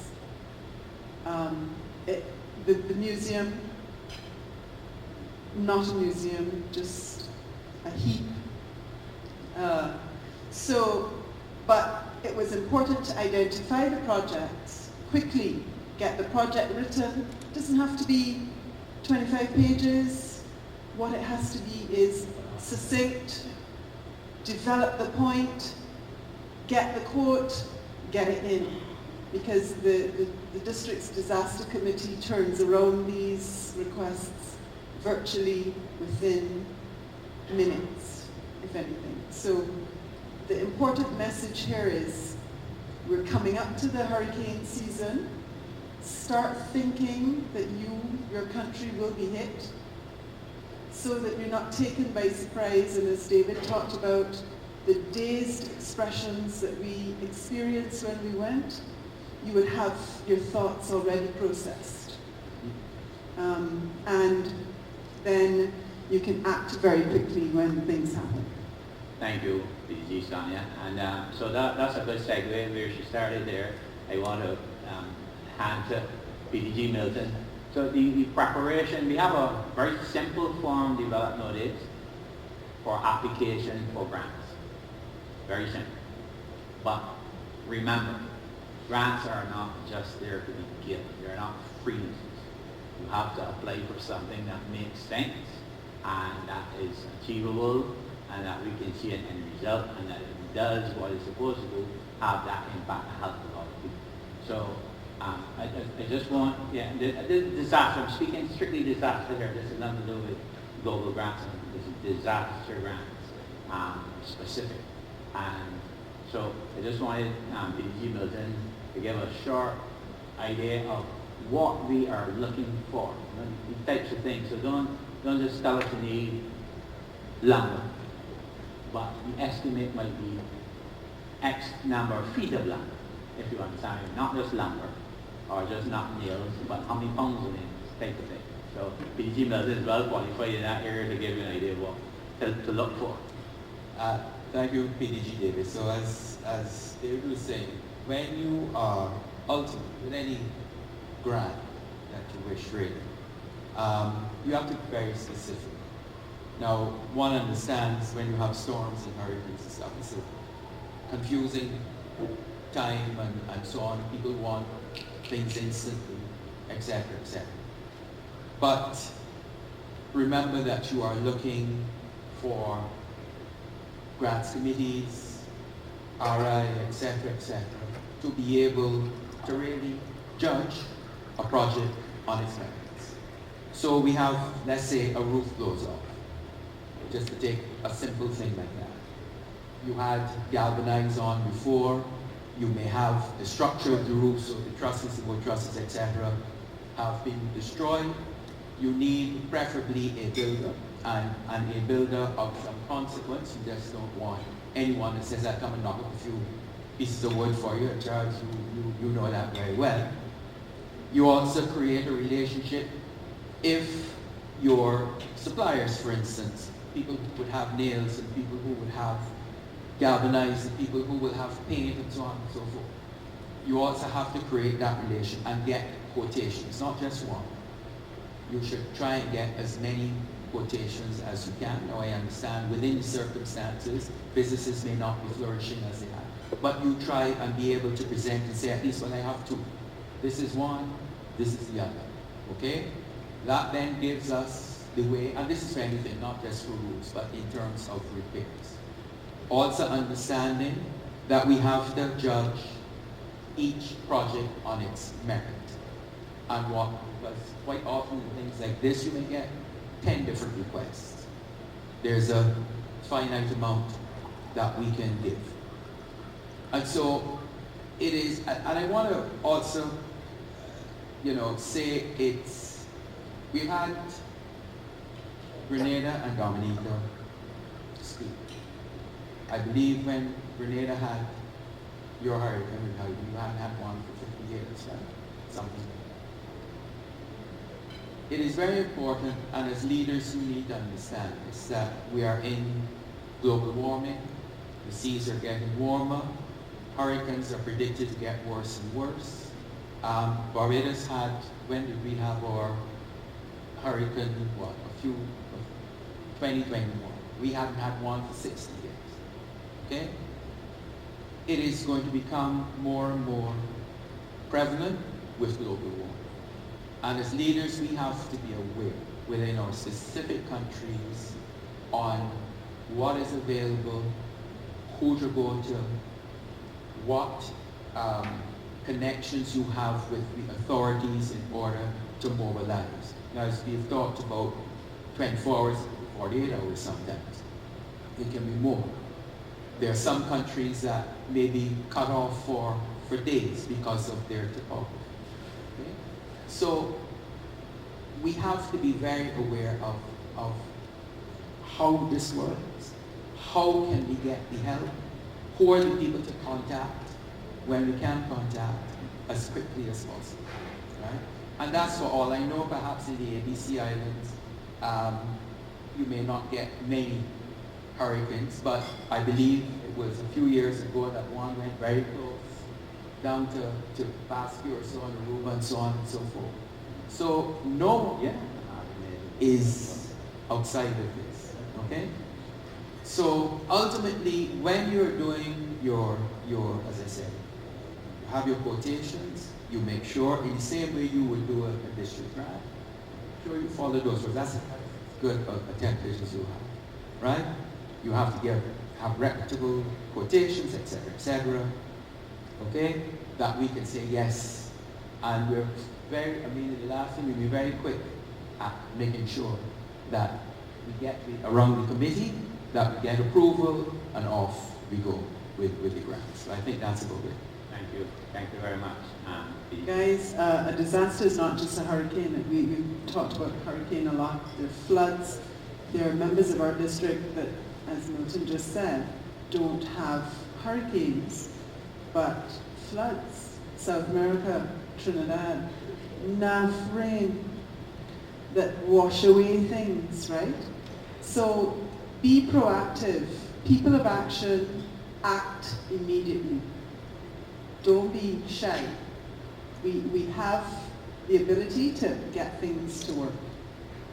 So, as incoming leaders, how many clubs have talked about a disaster plan or what would happen in the event of a disaster? Anybody has discussed it at all with their board? Anybody? Show hands? Anybody? Okay, so now you understand where problems come. Well, Cecil, if you didn't put up your hand, you live it, that's part of you, I understand. But you see, that's right there, you need to put your thinking hats on as regards to disaster. What the quick things that I'd like you to remember to do? A, make contact with the people in your country who will matter if there is a disaster. So it may be government agencies, it may be see who is the SEDIMA representative in your country, that type of thing. The embassies, have contact with these people, have good contact, know the contacts. That's very, very important.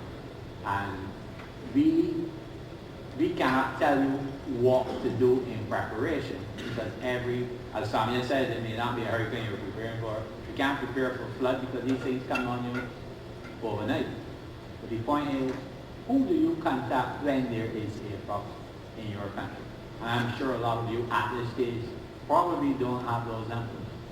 And they're important if you're going to be part of any response, to know who to contact.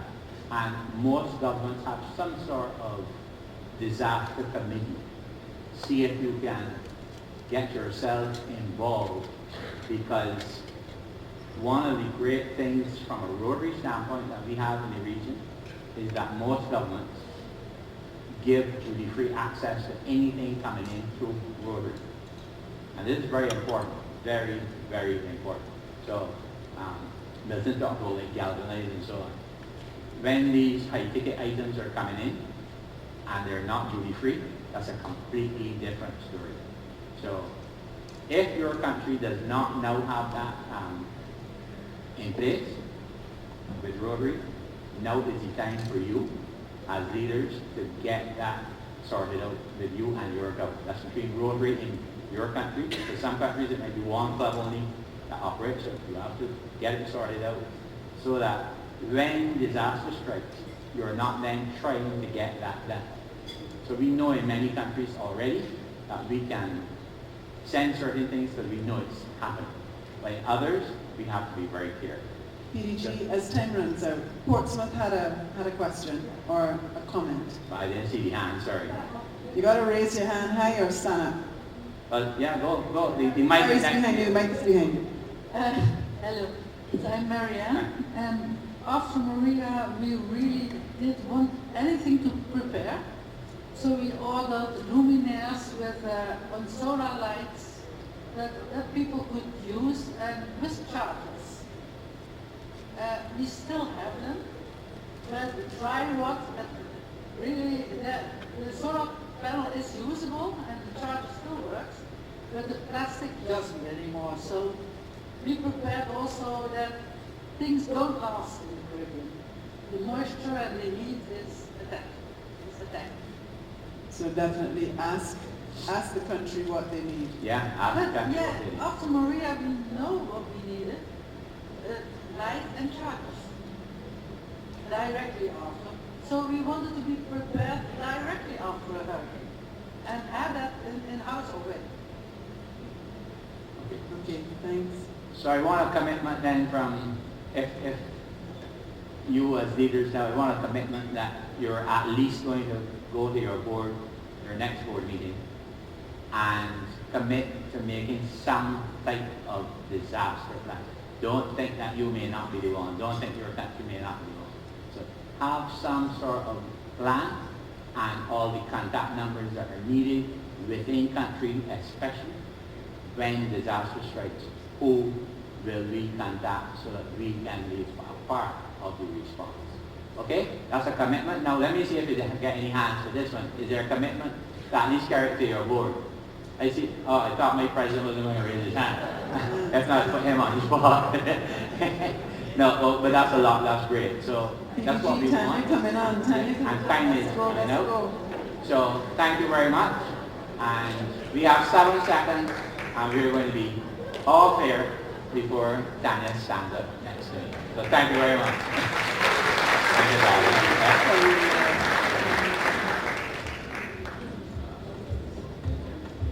Talk about time, folks. He gave me the hug at 1 second, not even over time. Thank you to our PDGs for engaging us in the discussion about disaster mitigation. We are going to focus now on our Rotary Learning Institute. Our presenter who's coming up has actually been a Rotarian for 32 years and is serving his 5th term as president of the Rotary Club of San Fernando. He's a passionate leader who served as district governor in 2016 and 2017, and led the first fully joint Rotary-Rotaract conference in our district. PDG Roger Bose is a major donor to the foundation, the Rotary Foundation, and has presented internationally, including at the 2017 Atlanta Convention. Outside of Rotary, he is the CEO of Carabel, who is a sponsor of those lovely white computer bags that we all got. And he plays a key role in local charities that support youth, homelessness, and children with cancer. Let's welcome PDG Roger Bose.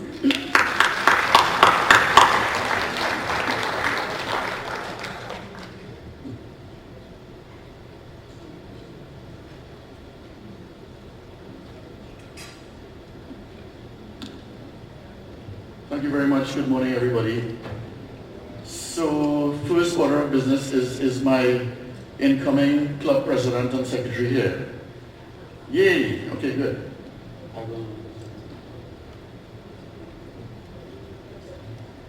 So, as a training session, there's going to be some interruption, I hope. I don't know how many of you, and perhaps by a show of hands we could start with that, know of or heard of RLI before? By a show of hands? There are like 10 hands. Okay, 20 going up now. So perhaps half the room. And that's interesting because of the fact that, oh, hi, Dina, didn't see you there. Hi. I'm hailing out the people from my club, sorry. Yes, so I find that very interesting simply because RLI has been part of our district for many years. There was a time, of course, that it dropped off, which happened more or less around the time of just before COVID, actually, and then COVID made it worse. So we tried to reinstitute RLI training in our district, and I suppose I will start there by telling you it is a training program, but it is a training program that is done in such a way that is supposed to encourage fun, encourage discussion, encourage diplomacy, encourage negotiation to a certain extent, because you may have a very valid point pertaining to something that somebody else on the other end of the table from a different club and from a different country may be expressing. And so what happens, the atmosphere in which this training takes place is a round table where approximately 20 to 25 people will sit, hopefully from different clubs with different areas of interest in Rotary, perhaps, different levels of experience and knowledge. And the whole idea about RLI training is for us in that kind of learning atmosphere to become more knowledgeable about the organization that we are in.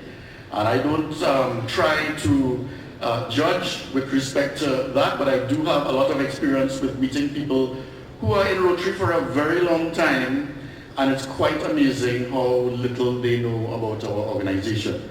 So what RLI tries to promote is, if you are an aspiring leader, which all of you in this room are, it is really good for you to have the opportunity to go through an RLI session where everything about Rotary, from club to district to zone to internationally, is discussed, and where there is, at the end of the day, a discussion leader that would be able to explain and to tell you where and how you may have been off the point, or to what extent you were correct, and therefore correct others in the room who had an opposing point.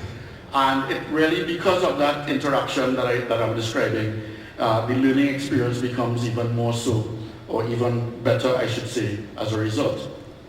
So,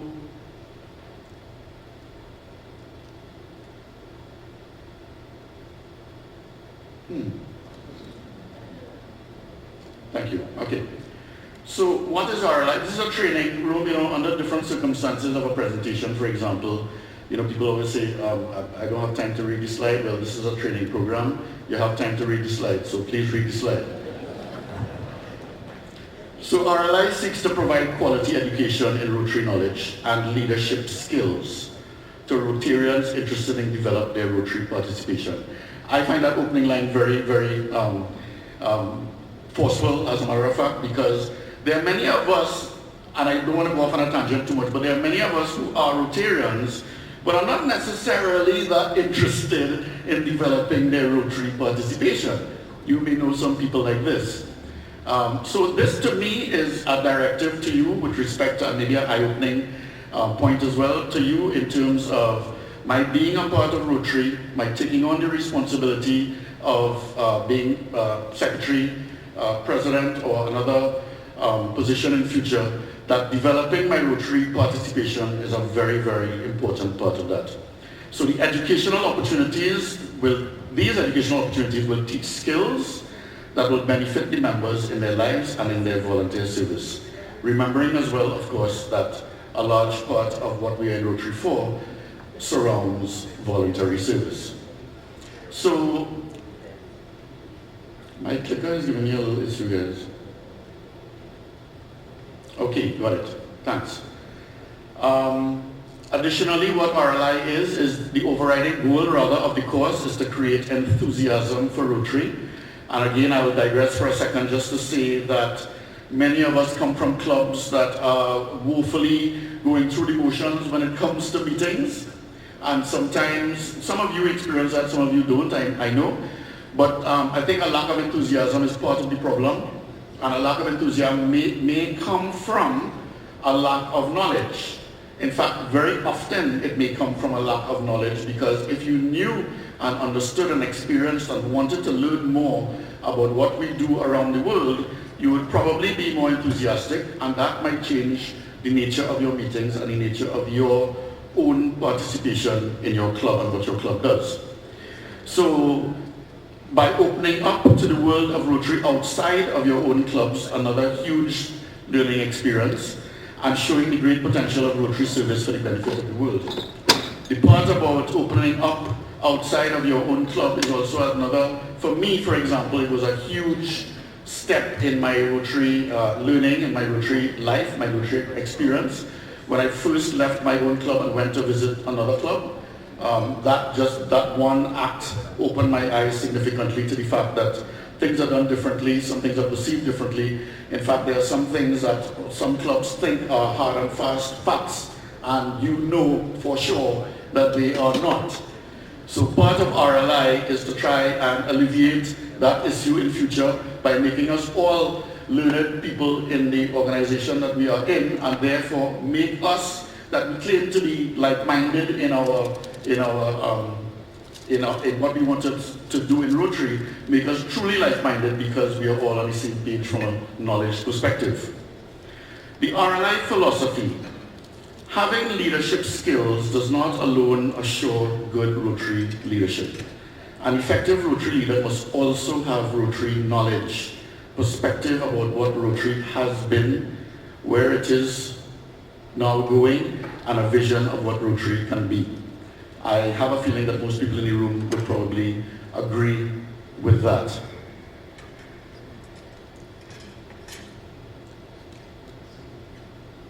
Okay, so I explain to you a bit of the physical setup with respect to how Rotary RLI training is done. I should have said this earlier on that I forgot to say, which is that Rotary RLI is not a Rotary international program. RLI is a program that is developed by Rotarians across our zone, and it is very much encouraged by Rotary International for Rotarians to partake. Sometimes people ask that question. I thought I would answer it for you right away. So during RLI, we learn about a bunch of different topics, and there are some questions that I'm going to put to you now that you might find hard to respond to perhaps at this point in time. So Gary, if you still have the mic, I just wanted to see if anybody would volunteer trying to answer the very first question. To them, what is Rotary? Anybody want to venture? This is not an avenue to embarrass anybody, I assure you. You don't need to feel badly if you don't think that your answer is perfectly correct. I don't know if there's an exactly perfectly correct answer anyway, but you can take a chance if you choose to. Now I have about 8 more questions, so if you feel you don't want to try this one, and you would leave that for when you eventually enter into an RLI training program, I assure you your mind will be blown when this topic comes up. So since nobody wants to take a chance, which I don't really blame you for, I'll move on to the next question.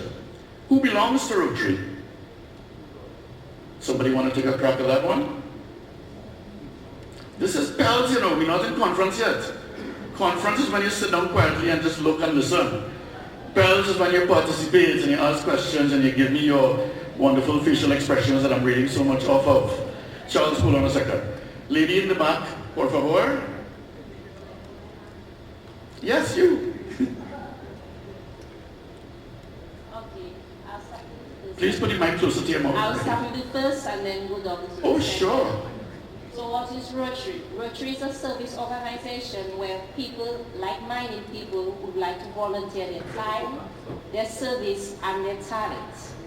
And these are the people who belong to Rotary. Those who have the will and the zeal to develop themselves and to dedicate their time, their time and treasures. Thank you very much. Excellent answer. So you weren't going to answer who belongs then? Or you think you did? Okay, fair enough. Some other people might have a different impression. Why? Let's skip to the next one. What happens besides our lunch or dinner meetings? So we have a lot of incoming presidents and secretaries here. You are going to have to run your respective lunch or dinner meetings, and in fact all meetings. I think it might be something that you would like to have an answer to. You want to take a chance in this forum to say what you think happens besides your lunch or dinner meetings? 2 minutes. This crowd need a little shake up, man. You all didn't have coffee? You had breakfast as well? Okay, somebody in the corner, Gary, to my right, has an answer. Oh, sure, of course, yes, they were there first, sure. Just identify yourself, sir, please. Kevin Johnson, Rotary Club of St. Augustine West. Okay. So, what, besides the meetings, should be happening would be the fellowship that would take place to coalesce and strengthen that membership, that bond that members have with each other. The work behind the planning of the projects, what people see outward facing is the work of Rotary, but behind the scenes there's a lot of work that goes into planning, getting things in place to execute the project. So there's the fellowship, there's the actual work. Those two main things pretty much I would say is what happens outside of the meetings. Okay, great, thank you, very good. Give him a round of applause, please. He tried. Now your answer is not wrong, of course, because there are no wrong answers. That's the good thing about it. And this gives you an idea of what would happen in an RLI training room as we speak. where after he would make that kind of contribution, somebody may get up and say, but there's so much more because of my experience in my club, for example. We also do this, and this. And this is how the conversation and the interaction gets going in an RLI training that I think you would be happy to hear, because it's not the sit down and listen to a presentation all day thing. People become very enthused, especially when they want to try to defend their point about their experience, for example, or defend their point about a Rotary fact that they are so sure about because the guy that sits in the back of their club who's in Rotary for 50 years says that it's so. You must have experienced that. I experienced that in Rotary Club at Curacao. Sorry, not trying to embarrass anybody, but I remember that distinctly on my visit there. That the group of oldies that sat in their own space, each and every meeting, and nobody dares sit there, were the fact holders apparently about Rotary International, to the extent where when I was district governor, I actually made a joke about one of them appearing to know Paul Harris directly because of it, which he took in good jest, I must say as well. But in all seriousness, I'm trying to make the point that this is how the program happens. This is the nature of the program that becomes training by extension, discussion, interaction, and everybody being able to share their own views about something. And then, you know, the inclusion of fact would come thereafter if something needs to be factually, you know, changed or whatever. So, an additional questions rather that come up.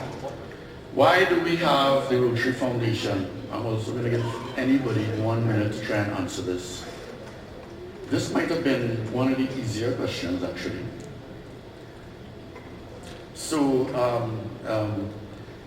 there are so many people, celebrities, organizations, commercial outfits that have foundations, and there's a reason for that. I imagine that this could be close to that reason. Who's that? Carla? Hi. Hi. Please go ahead. Yes, to take my money, of course, you know. To take my money. Right. But to take the That's money, a Trinidadian colloquial expression. multiply it, and serve the world, the district first, and then the world. That's what Rotary Foundation is. Okay, good point. Thank you. Anybody want to add to that? Why we have a foundation? Hi, I'm Ryan from the Rotary Club of Barbados South. I think it's very important, the reason we have the foundation, an additional reason to add to what she said, is it provides the governance that really is necessary to provide legitimacy to what we do. So the foundation provides lots of guidance, lots of oversight with respect to the millions of dollars that we could collect, and it allows persons to see that really it is responsibility that is in place making use of these funds. And that's essentially it from my addition. Okay, thank you very much. In an actual RLI training room session, I think there may be people who would want to say something a little bit differently to what you just said. I know, I'm just saying, I'm trying to paint a picture of what would happen in an RLI training session based on a comment like that. Because, for example, governance of funds would be more likely the thing that the foundation would be seeing about rather than governance issues otherwise in Rotary per se, or in our Rotary clubs. So Rotary International, in my opinion, would be more the part of the organization that would be pertinent to governance with respect to administration, policy, etc. Whereas the foundation would be more about governance with regard to how funds are dispersed, why we have grants, why we give grants, how our grants managed, etc., etc. So I might have been the person on the other side of the table, for example. I would get up now and counter what you just said with what I just said, and then you may re-counter that perhaps, and then maybe somebody else would come with a completely different opinion that might, you know, go off on a bit of a tangent, but the discussion leader, which I am also one, would be the one who has to control the room, control the tangent, control how much time we spend maybe going off on the same point or some point being repeated, for example, to give somebody new a chance to give their input. So that's to me, that's the beauty of the RLI program and the beauty of the RLI environment, in which you not only hear other people's opinions, which of course, as I just said, not necessarily will all be completely factual. But it's nice to hear opinions. It's nice to hear how things are done when we get to other questions that pertain to things, the way things are done in your club. The way things are done in your club, believe me, are hugely different in some cases, hugely different to the way things are done in other clubs. I'm talking about the people sitting in this very room. The way things are done in certain countries that have evolved over time in terms of what has become the norm is very different to the way things are done in other countries, but within our own district. So you can take that kind of knowledge and that kind of same idea in terms of an interactive atmosphere in a RLI training room. Just imagine what happens when you have people who are sitting there from a different region altogether, for example. Just imagine when you have people from 7 to 20 sitting in on a 7 to 30 RLI session. And just imagine what happens when you have people from districts in Florida and South Carolina, etc., sitting in on your session. Just imagine the diversity of views and the diversity of activities that they would get a chance to explain and to share. It's more than just what you might be able to accomplish in a conference setting, although we try to encourage that as well, obviously, in this kind of setting. But it's because it's in a structured way, done in a classroom, run by a person in charge who's the discussion leader at the time, with a specific time frame, just like how we have in this session now, and controls the discussion, controls where it's going, leads you along the line of a discussion that is going really well, and then quickly and respectfully stops you from going down a line that is not, makes a lot of sense. It really makes a lot of sense, and I'm talking to as both student and discussion leader because I have benefited from both of them. Okay, these I'm going to run through very quickly are some of the other questions that may come up during a typical RLI session. I don't know if anybody, this is the last opportunity I'm going to give, would like to try to answer what is the plus in Polio Plus.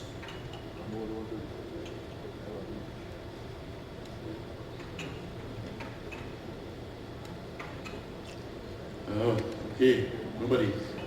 I think that all of you need to sign up for RLI as soon as possible. Easy question, who's Paul Harris? Supposedly easy question, what is vocational service? But you would love to know that of a group of maybe 21 people recently, nobody could have answered what is vocational service, including a guy who was in Rotary for 40-something years. Okay, example of another question. Also in that particular session, people had a lot of difficulty explaining what a zone was or what zone we are in. Would anybody like to take a crack at what zone are we in? Mumble, mumble. Zone 34, yay! Zone 34, yes. Very good. Again, examples of questions and interactions and discussions that would come up in RLI. How do other clubs raise money? That's a very interesting thing, simply because some clubs I know have a huge problem raising money, and there are other clubs that I know very well that don't. So that is also the kind of forum for that kind of interaction that could happen. Imagine that kind of interaction happening within the RLI training program, which obviously also gives you the opportunity to make contact with and continue such conversation with that person during the break, during lunch, or whatever it is. By the way, in RLI you get both breakfast and lunch, just letting you know. Yeah, that seems to be a winner as an advertising boost when American RLI districts are promoting RLI. They talk about lunch and dinner, breakfast and lunch at least 5 times during the presentation. I thought that was real fun. Anyway, so again, how do we attract new members and so on? So the previous questions and much more will be discussed during a session of RLI. I'm going to quickly go over now the curriculum. The RLI program is separated into parts 1, 2, and 3 traditionally. Nowadays there is something called a graduate session. The graduate program is one in which after you are finished with part 3, you may do additional it's something like, I suppose, if you do a master's degree, you can do a general master's degree, or you can do one that is concentrated on leadership or on something else like that. So this is where you know, RLI would be like your master's degree, generally speaking, and then the graduate program would be something of you know, focused interest that you want to learn more about, discuss further. In fact, because of the fact that the RLI 1, 2, and 3 program obviously has to stick to time, there are many discussions that come about, there are many topics that come about that really deserve much more focused attention and maybe a longer discussion span that you're not, you know, have the time to do during RLI, and that is what you would be able to continue to do at the graduate level. So the part 1 includes insights into leadership, my Rotary world, ethics and vocational service. One of the, that happens to be one of the favorite topics of anybody I know has ever done RLI Part 1. The basics of the foundation you learn in Part 1 as well, how to engage members and creating service projects. Part 2, which is usually done immediately after. In fact, we try to encourage people who are going to register for RLI to register for Part 1 and Part 2 at the same time. The Part 2 curriculum is, goes into strategic planning and analysis, attracting members, club communication. Let me just back step to a minute. Yesterday, we had a board meeting of the RLI, as a matter of fact, yesterday evening, and they just announced yesterday evening, so this is extremely hot off the press news, that they've just developed a brand new separate graduate program specifically on strategic planning. Now, the interesting thing about this, I'm digressing again, the interesting thing about this is that the strategic plan, or all of the graduate programs that are done by RLI are not done by Rotarians. It gets so heavy, hot and heavy into the topic that they actually hire professionals from universities and professors and doctors, people with doctorates and so on, to write this for us. So it's obviously Rotary related, which is what the RLI crew does to it after the fact. But we are professionals putting together this program, so that it's something of a very, you know, high intensity nature that is expected to be something that you could really do a lot with, not just in your Rotary life, but in your professional life as well. So remember that too, please. So other than that, club communication, team building, Part 2 of foundation is done. In Part 3, many a time Part 3 does not happen until another occasion. In other words, on one occasion, Parts 1 and 2 would be done. Part 3 is really done on another separate occasion. Part 3, like I said, becomes a little bit more intense, becomes a little bit more focused, and the discussion time in Part 3 is much longer than you would have had in 1 and 2. So that gives you the opportunity, like I say, to develop a point, develop an idea, strategize about an idea in terms of talking to somebody else who might be part of the program as well. And I've seen in front of my own 2 eyes actual projects develop out of RLI sessions, literally by the end of the session. That Club A may have copied and pasted from Club B, and or Club A and B had a similar project, and because of the interaction, they both found strengths that they could take from each other to better their own projects. Things like that happen. It's really interesting. It's really, really interesting. And obviously part of this is to tell you that I think that you really should be part of this program. So here are what are supposed to be by a poll or by the PR person. You can look at it however you want. Thank you. Top 10 reasons why all Rotarians should consider attending RLI. 1, you want return on your investment. Simply meaning that your investment is being a Rotarian and being part of a Rotary Club, and the time and effort that you give to it. You want some kind of return from what you are investing in your membership. Whether that return comes to you or not is not necessarily what I'm saying, but you want return from the time and effort that you are giving. You want to learn how to apply your business leadership skills to a volunteer non-employee leadership scheme, which is what Rotary is all about. We talk about through vocational service, we want to try to encourage people from different vocations to come and join Rotary. We want to have a team full of leaders. We want to have people who are leaders in their own category of business around the table, and all professionals, of course, so that we can have this, this great collection of enterprise thinking people, and would come in with a lot of experience that they want to bring to the table. And very often we see, quite unfortunately, that some clubs do better than others in bringing those kind of people to the table, and then we don't ever see or feel or experience the skills that they supposedly brought. They're either squashed by the way in which our club operates, or we don't allow them to express themselves enough. You enjoy learning through discussion and not lectures, part of which I've already mentioned today is the manner in which this is done. You want to learn basics of the Rotary Foundation. Many of people, including in this room, I'm sure, do not know. And you really need to know this when you are the president or the secretary and the person sitting in that chair who people look up to. You want to learn how to execute effective service projects. Every club president would want more information about that. You want to learn how to retain and engage members for the long term. Every president needs to learn about that. You learn how to use the power of 35,000 clubs to solve local and global challenges. You want to learn how an ordinary person can make an extraordinary impact. You want to do all this while meeting, networking with like-minded, interesting Rotarians who think like you do, and learn how to create the opportunity of life-changing Rotary moments. So, we have sessions coming up in the new year, the new Rotary year that is. We do have two committed countries that have been asking for part 1 and 2 to be done.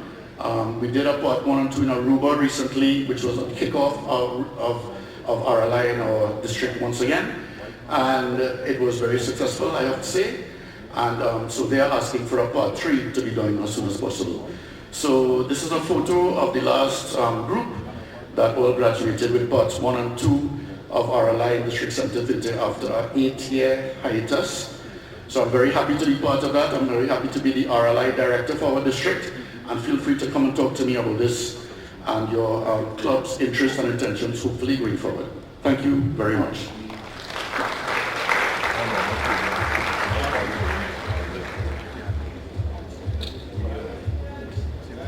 Oh, we have a question. Roger, one question. You have 20 seconds. Hi, my name is Camila La Cruz. I'm from the Rotary Club of Curacao. Thank you, PDG Post. Is there a reason why there is not RLI preceding the district conference? We're all here, it's a diversity of clubs, we're taking the time out. We may as well stay another day or two before the bells or even during the bells to do that. My response, very simply, excellent idea, thought of before, didn't have enough time to organize, looking at for next year. Thank you, Tamira, for that question. Unfortunately, that segment is over. Feel free to speak to Roger privately. He is going to be around for the next few days. My apologies, folks. I know there are lots of questions, but we can't deal with all of them. As we focus now on elevating our public image, we're going to be hearing from 3 presenters. Our very first presenter, Maria Mohammed Miraj, has been a dedicated Rotarian since 2012. She served as the president of her club, which is the Rotary Club of St. Augustine, and was the assistant governor for her cluster in Trinidad from 2020 to 2023. Currently, she's the the District 7 to 30 Public Image Chair. She's a seasoned communication specialist with over 25 years in marketing, media, and public relations. And she's the lady behind a lot of the imaging and wording that you've seen created for the conference.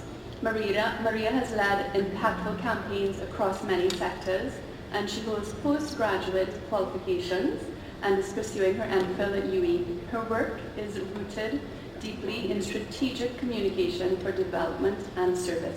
Let's welcome Maria Mohammed Miraj.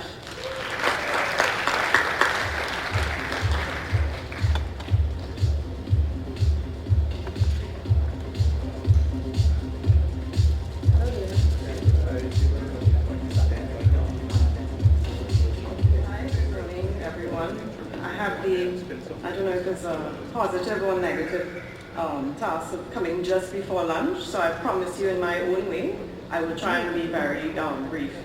So welcome to all those who are actually visiting and all to the president-elects and secretary-elects.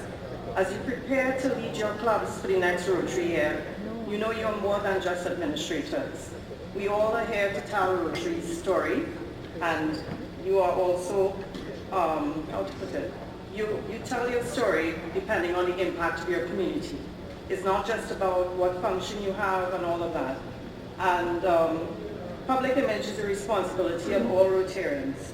It attracts new members, retains existing ones, and gets you the funding that you need to target your projects. More importantly, it celebrates the good we do through service. Just a quick note on today's session. Many of you all would have come, let's say, attended the session Elevating Public Image on 1st of April, and today is an abridged version.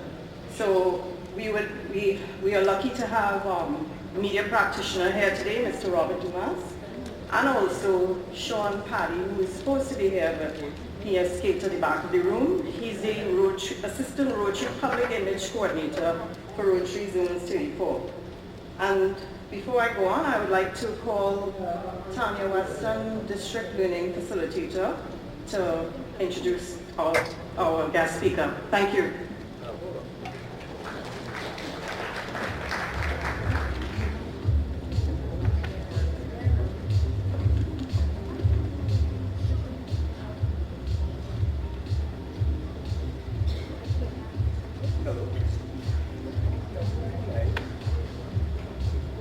My walk to the stage is longer than the introduction is going to be.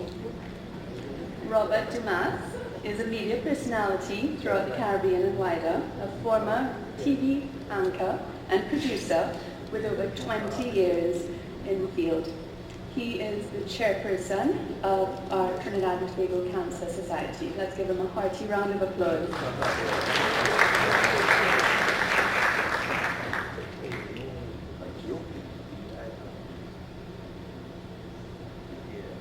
I'm going to start with an old African proverb. I guess I'm tethered to the elected. All right, we'll do it that way. So I'm going to start with an old African proverb. Until the lion learns to write, every story will be about the hunter and glorified about the hunter. Thought-provoking, impacting, and a great story. But the relevance has absolutely nothing to do with today's topic. So the question is,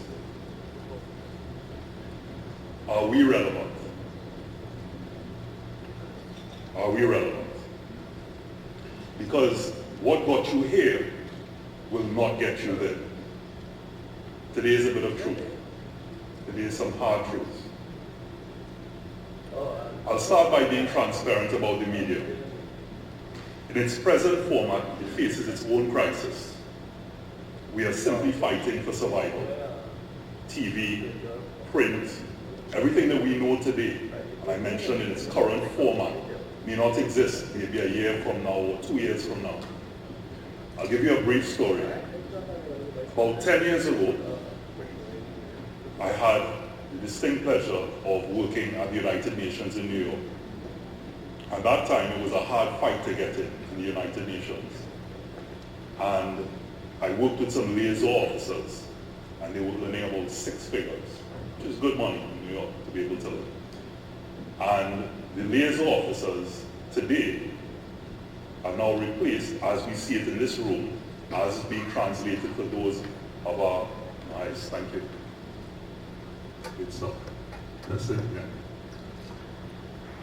The liaison officers are now being replaced by wordly. Let that sink in for some thought.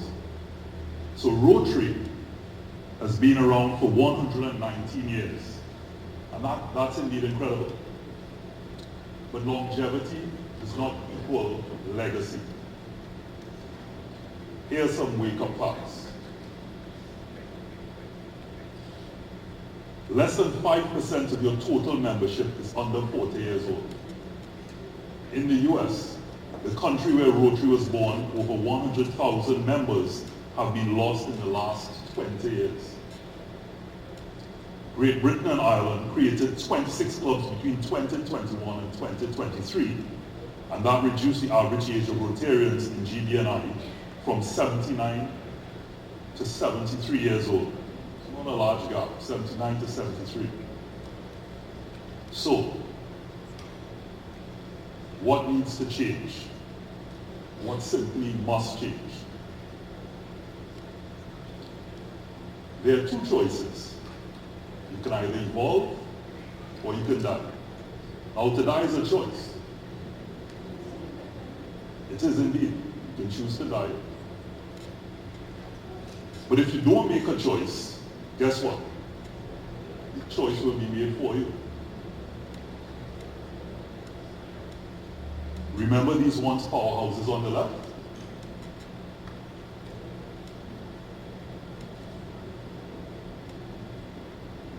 Now replaced by those on the right.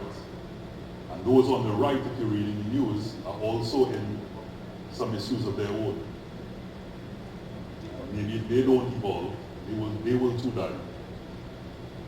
Now to say evolve or die doesn't mean that if you evolve, you won't die. Rotary's historic success has been built on core characteristics such as exclusive fellowship, structured traditions, and a focus on professional networking.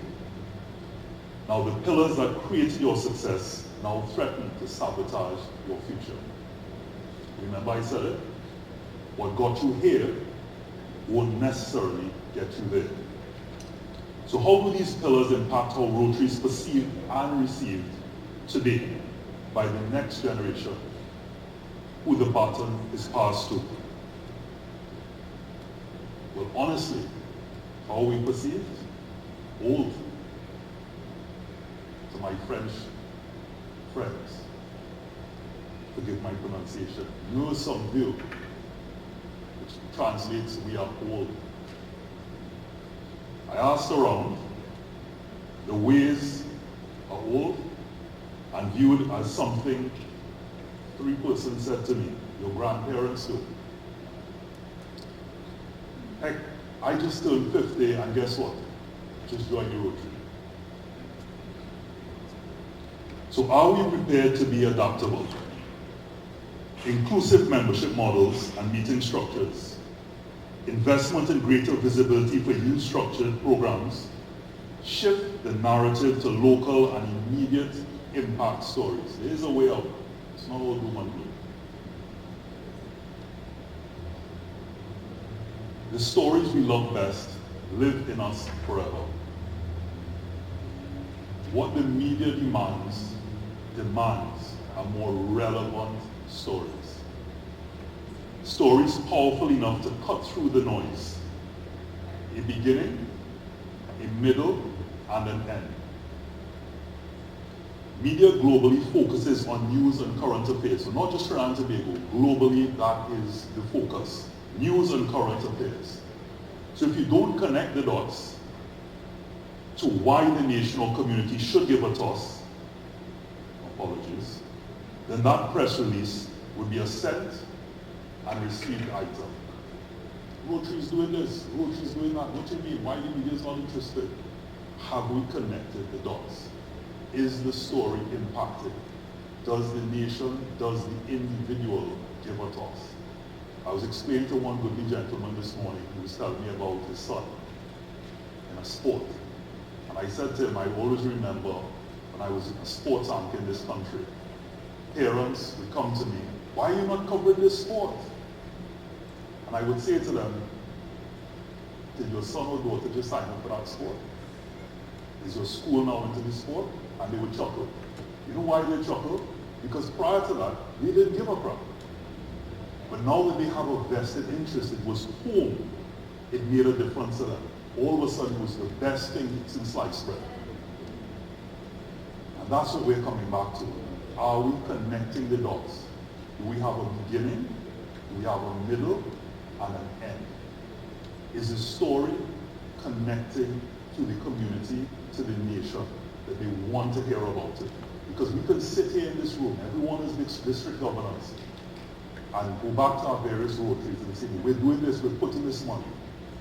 But are you really reaching out to people in the way they need to be connected to? And I want to say Rotary stories are indeed remarkable, truly remarkable. But what gets told is what clubs and members have accomplished, not the struggle, nor the impact. I asked several, as a bit of a survey this morning, I asked several Rotarians, persons who would know, how do I pronounce this lady's name? Instead of getting a pronunciation, you know what I got back? Who's that? Let me tell you who this lady is. This lady is a Rotarian doctor, forgive my pronunciation, but then again, most people won't know if I'm pronouncing right or wrong. Dr. Pierre Scarabis Carefield, who received the Cross of Merit for open med practice to help refugees in Berlin, which is quite a big accomplishment, the Cross of Merit. Now, apart from you going, wow, okay, now I know who this person is, I'll give you a further insight. When Googling, and I had a team do it, looking for someone, a hero, someone who's being put out there in a big way for Rotary, this is the only person I got. This is the only person I found. Stories are not getting out there. But as I mentioned about the beginning, a middle, and an end, great that she's done that. If I mention it to the community, would they give her proud? No. Because all we've done is shown the end. We've only put out this bit. We haven't shown the dirt under our fingernails. We haven't shown the volunteers battling to help as many people as they can. What it took to make this indeed happen. Just the end result, just the accolade, just the award.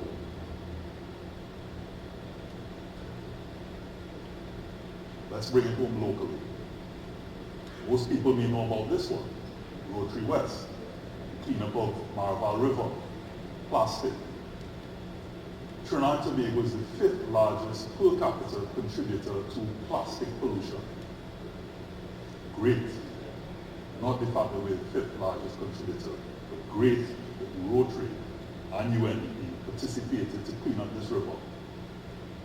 Why was there no media coverage, or very little? Why can most people not be able to bring up an article now that really speaks about what transpired? Because we only showed the end. What about the other story? What about creating ambassadors? What about the pictures or the video prior to cleanup? What about finding out what the community wanted, how they were impacted?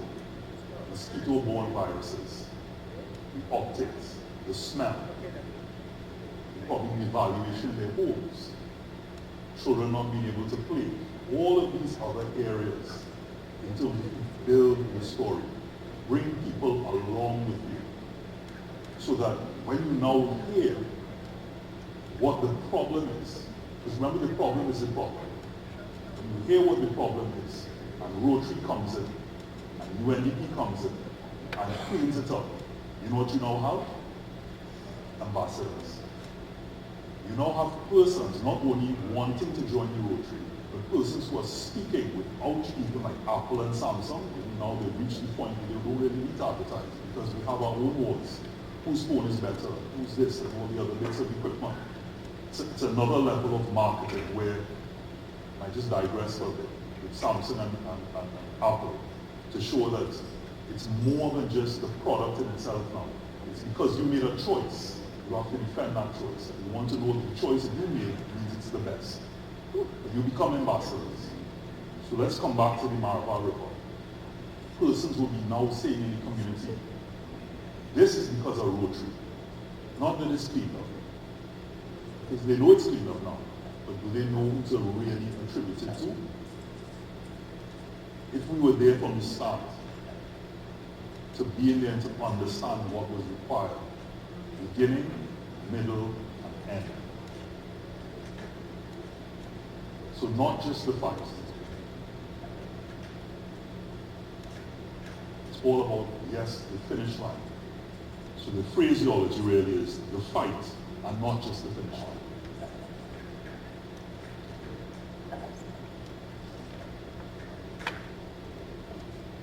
This is a quote that I love. There's two things that lead me in many things that I do in life. This quote, and asking myself if everything that I do and would lead you in the right way. The why. Why are we here today? What is the real reason we're here today? Is it for the coffee? Is it for Hyatt? Is it for time off? Is it to get the nice t-shirts that they have out there? Is it for the bags? I want one of those bags. But what is the real reason? This is a checkbox. Are we really here to make a difference? I said evolve or die. We're not here to make a real difference and plant a seed for which shade we will never experience, and we're not guaranteed this tree will even grow, then we're in the wrong room. Because Rotary holds and continues to hold a significant place in the growth of the nation and globally. We need to connect the dots. We need to help people understand that. We need to stop being, what's the word I'm going to say? Old. Those ways need to change.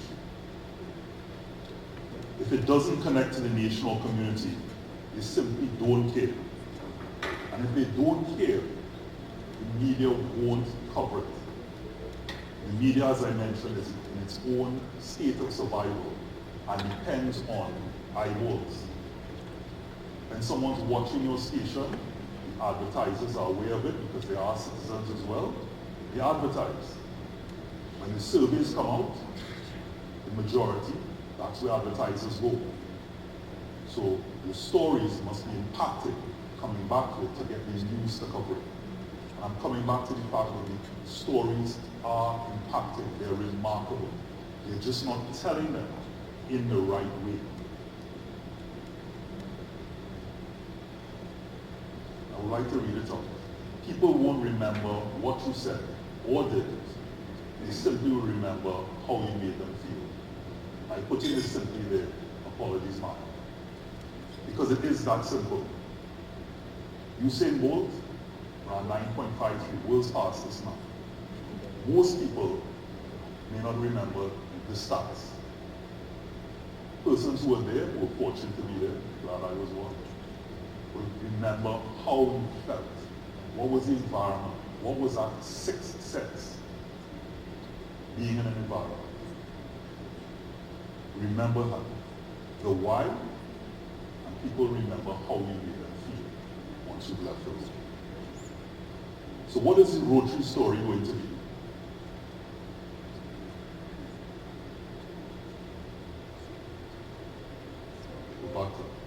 So what is the Rotary story going to be? Pick one thing to reinvent. I jumped into someone's slide. Is that what happened? Apologies.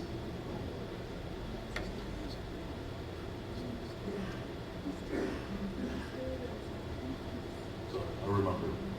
There we are. So what is the Rotary story going to be? This one came off, I'll go back to this one. Nice. Okay, back to this one. Pick one thing to reinvent. Just one. Maybe it's how the clubs meet. I know I've been to a couple in a Chinese restaurant. Maybe it's love. Who you partner with.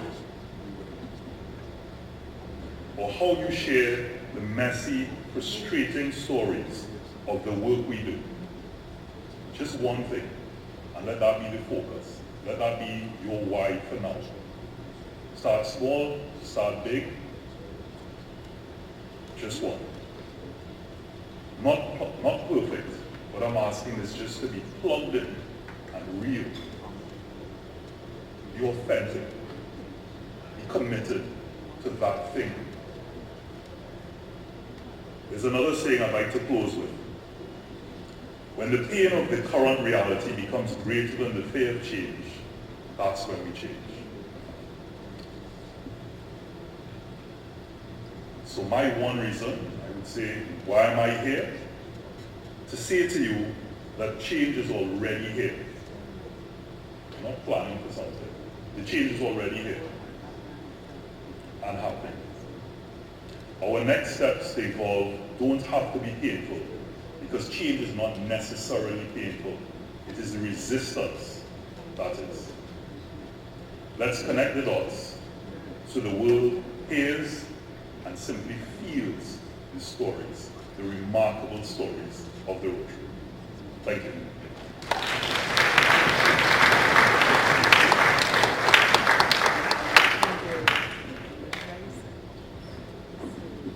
Thanks very much, Robert.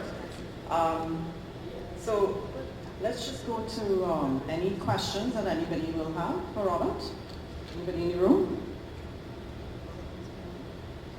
I guess people.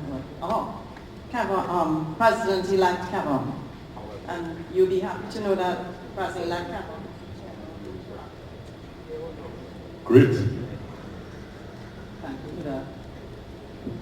Thank you for that presentation. It really was insightful, particularly what you shared. A lot of, as I shared it as well, a lot of people see the final product, but the lead up to that, you really don't see. In the context of the effort to capture the stories from beginning and middle, it takes a lot of effort, right, to dedicate the resource to actually do that kind of effort. What suggestions do you have in the context of being able to capture the content, as they would say, in the media space? Because it takes a lot of time. It takes a lot of time to do PR in the context of putting together the messaging and how you want it to look. Yes, Rotary has the resources and tools that you have made through the branding center, etc. But what other suggestions do you have in the context of telling that story, beginning and ending? So, I love my sayings. So I'll say to you, if it matters, you make it happen. If it doesn't, you make an excuse. Right? So, with everything, there's ways of, you no longer need a $200,000 or more production. Everyone has a device. There are movies being made on phones right now, whether you're Samsung or Apple. I don't want to offend anyone. Right? I'm an Apple. I do have shares, so I don't really care to push that Apple is the best. But what I would tell you is that the engagement, for example, if we use Maraval River, that didn't require a big production. You're going into a cleanup effort anyway. That's the cost. That's the majority of the cost, agreed? It's a cleanup effort. So to go in there prior and ask the community, what are your thoughts?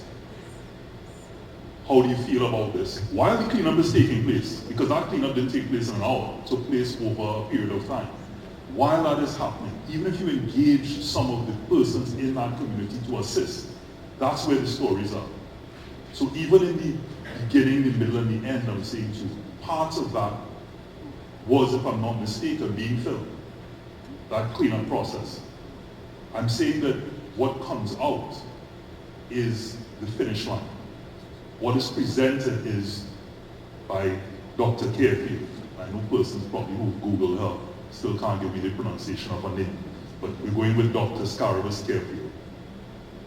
What we saw was the award, not her in action, which could simply be filmed.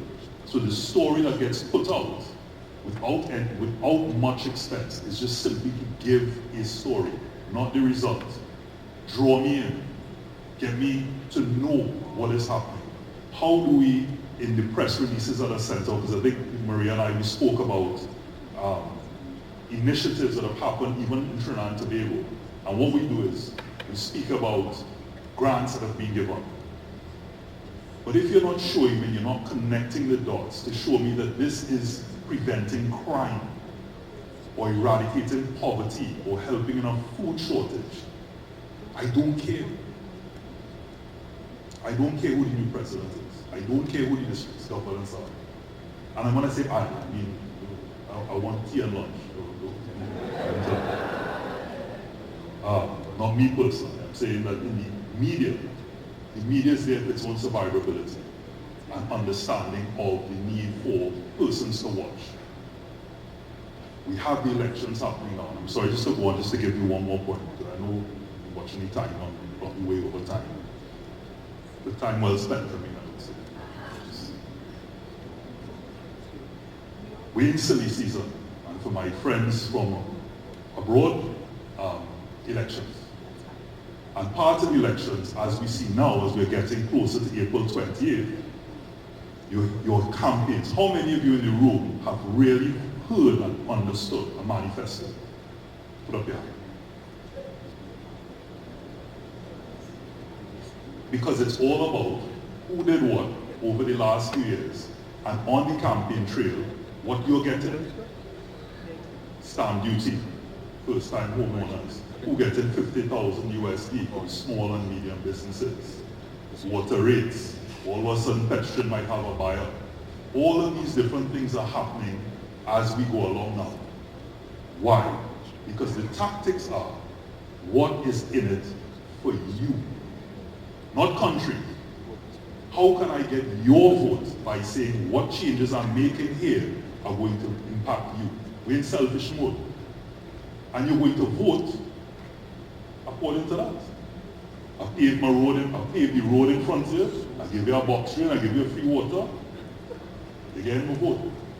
I'm not calling which party is which. Party and power here, right? So, it's about that impact, connecting those dots to make sure that whatever great stories, of which there are many and remarkable at Rotary, ties in, write it out, spell it out, make sure they fully understand what this initiative is. Don't expect that they're going to know that this is connected to crime. Give it to them. But it doesn't take a lot, and it's not an expensive thing to do while it is happening, to be able to create that narrative. Yeah? I hope that answers your question somehow. I've been accused of wrong. Any other questions? Just one. Good morning or afternoon, everyone. My name is Alicia. I'm from the Rotary Club of St. Kitts, and I'm the incoming president. Just thinking on what you said, great presentation, by the way. In St. Kitts, it's a small country, and for us in smaller countries, discretion is something that we particularly like to pay attention to, because everybody knows everybody, and most of our projects are direct, person to person. So a lot of the times when it comes to public image, we kind of shy away from posting or writing a story because it's so intimate and we don't want to put that person on the spot. So what are some tips that you might want to share with the smaller islands so that we can still put the story out there, but at the same time protect that person's privacy? Good question. I'm trying to dig here because my grandmother once told me, if you can't dazzle them with your brilliance, baffle them with your bullshit. So I'm wondering which one to refer to. To say that Trinidad and Tobago is also a small island. I love St. Kitts and Nevis.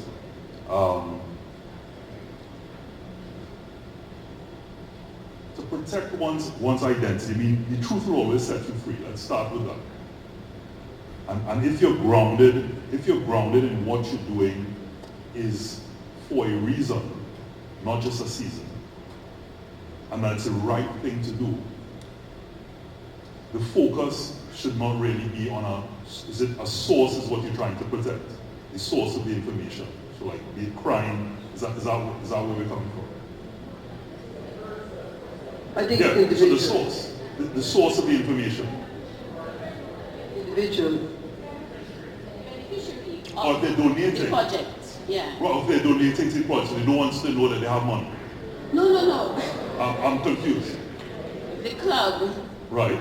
What we're doing, the project, the person that we're impacting, that person may want to be remain private, I or get they you. want to just protect them because the community is so small. Right, so the question then be asked, if they get a new house, where you get that house from? Right, that type of thing. I can tell you how it's been handled before. It's a difficult one, and one that I don't have a response to at this moment, so I'm not even going to try and blab my way out of it. But once before I follow, Marie, just to say that I can tell you in Trinidad and Tobago, I have personally been involved in several projects that have helped persons get homes and food, etc. And the environment is where the impact was made in terms of if CNC3 in this case goes into an environment, it's more than one person, even though it's individuals being helped, it might be 3 or 4. And only to say that it's still Trinidad and Tobago and they still know who gave them money and they come knocking right after. We could get a house too, or we could get a bag of groceries too. I don't know, do you have a better response than that? Because I would like to get the information and get back to them. I think what you meant is like if you're giving somebody a wheelchair or something like that and you don't want to show their face, is that what you meant? Oh, well, let's say not wheelchair, but you're giving them something that you don't want the community to know that they have probably been suffering or something like that. So, like, for our club, St. Augustine, we would have purchased probably about 24 wheelchairs a few years ago, and they don't like to take pictures of them giving it to the person because some people just don't want that. And what we did is that we did some creative photography, so we lined up all the wheelchairs and we said that, okay, this is going to be given to the community of X. So that is something that you could look at. I mean, I don't know in terms of, no? The reason I'm saying that, Marie, because even if they deny the photography, we decide not to do the photography because the community is so small. I think without the photography, they say that people in the environment will still know that they got it. And how do you avoid that? If I have the question really clear, is what you're trying to say. Not that they just, because we could blur their face. If it's from that perspective, then you blur their face. It is so small, and the people are so prideful, but they do still need the help, and we still want to help, but they're so prideful. How do we now get that content out to continue to promote our public image without offending people? You know, it's so right. So now that I can answer, that I can respond to. The nation may not specifically care about that name of that person, but the story behind it as to what the plight of the individual was and how Rotary came to the aid or rescue of that person becomes the story. So I don't need to say Jane Roberts. I can say 59-year-old grandmother, right? And painting that story. And now, technology, we have, and it's being used, we have AI, where things are being created. So kidnapped victims, what we do is you cast a shadow into the corner of a room and you don't see their face and you mask their voice. That's with crime and those and witnesses and those stories. But in your case, where you still need to tell the story to show what the Rotary is doing, you don't need to name that person, is my point. You can still tell or shoot or have a narrative of what transpired and how the Rotary helped and what that did, as opposed to specifically saying Jane Roberts. If that makes any sense. Yeah, you got it, you got it.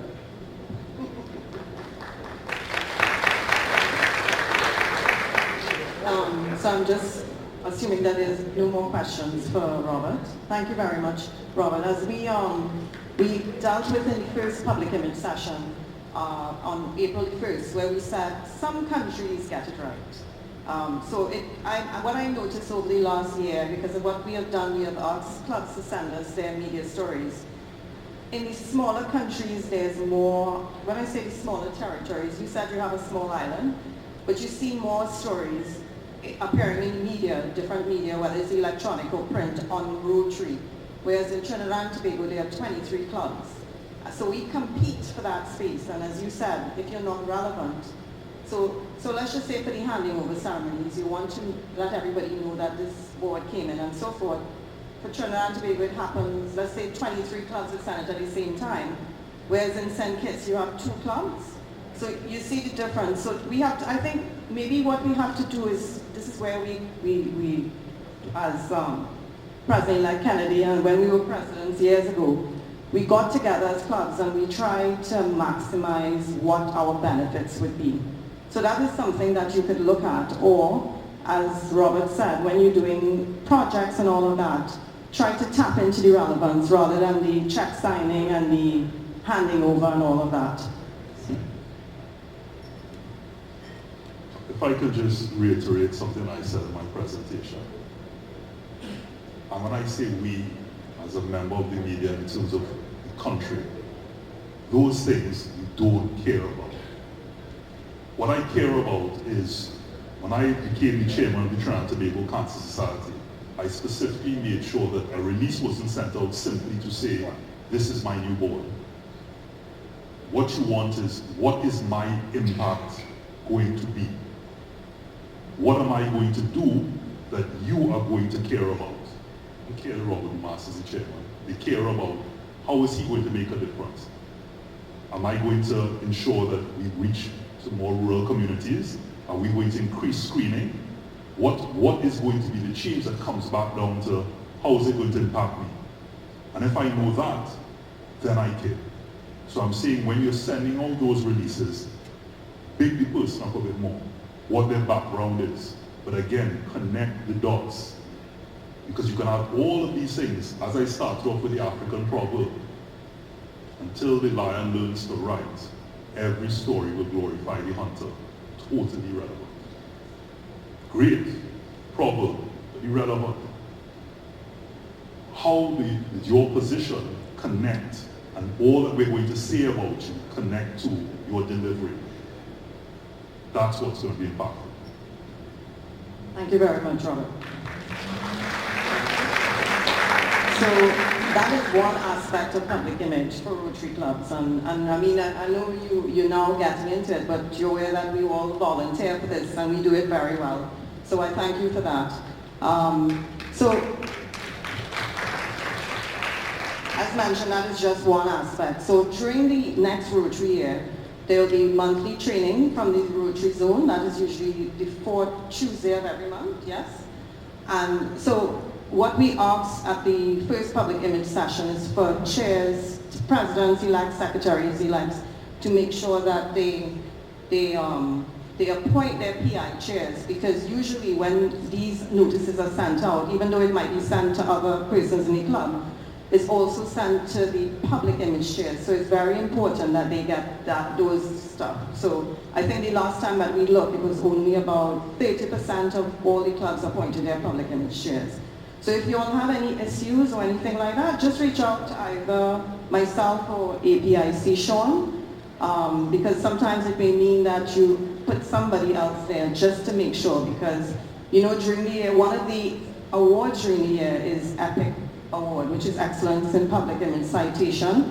And just to remind you that the deadline is at the end of April. So far we have maybe about 25 out of the 7 clubs who reach that. So I know usually the last 2 or 3 days you might get the other 50. So just remember that. So as I mentioned just now, there are clubs that actually get it right. And if you permit me, I would like to show a video highlighting 4 public image chairs and what they have done during the year, different ways to just get an idea, because it's not the same throughout every club.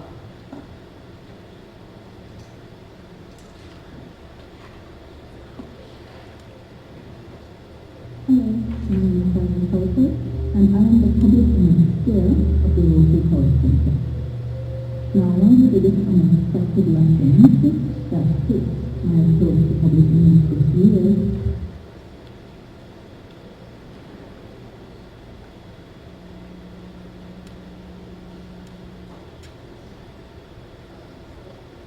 What I will do, I could WhatsApp everybody that. It seems to be an audio problem. So I know District Governor-elect Soraya, media is one of her focus throughout the next year, but she also wanted everybody to be more au courant with the Brand Center. So how many of you know about the Rotary Brand Center and have gone on?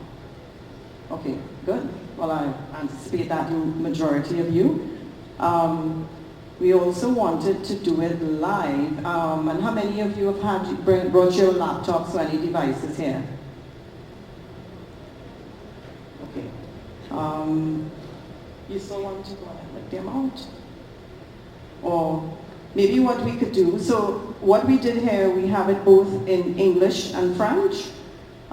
So when you go on the site, well, you would know that it automatically comes up English, and you can select the French afterwards. So maybe what we could do is I could invite APIC Sean to just go through this, and because it's not everybody here has a device today. Thank you.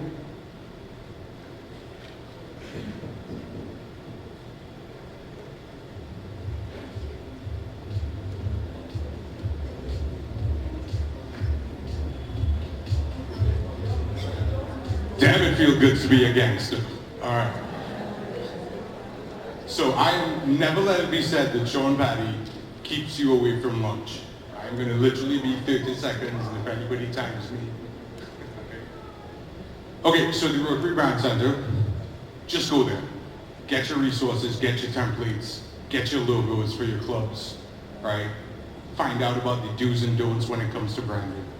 It's all in the Brand Center. It's all there in English, it's all there in French, it's all there in Dutch. There's no excuse.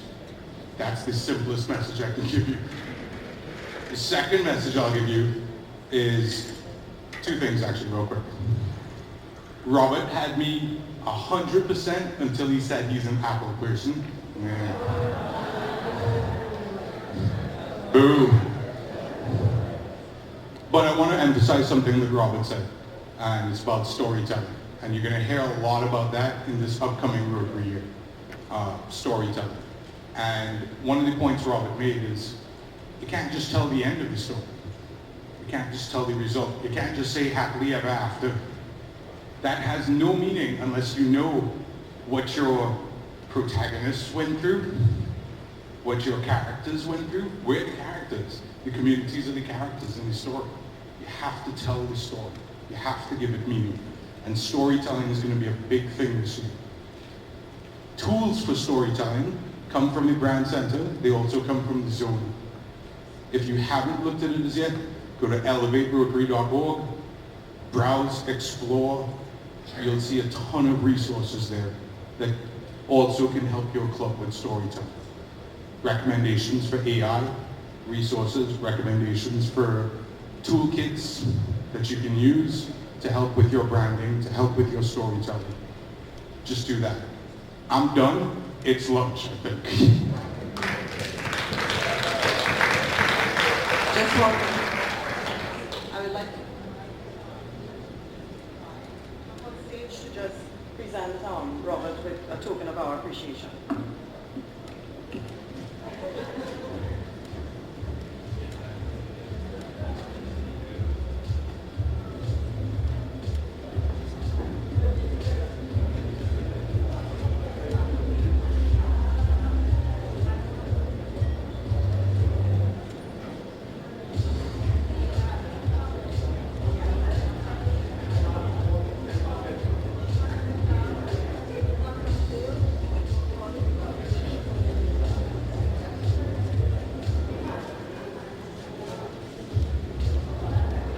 Thank you. A round of applause for the team on Public Image, please.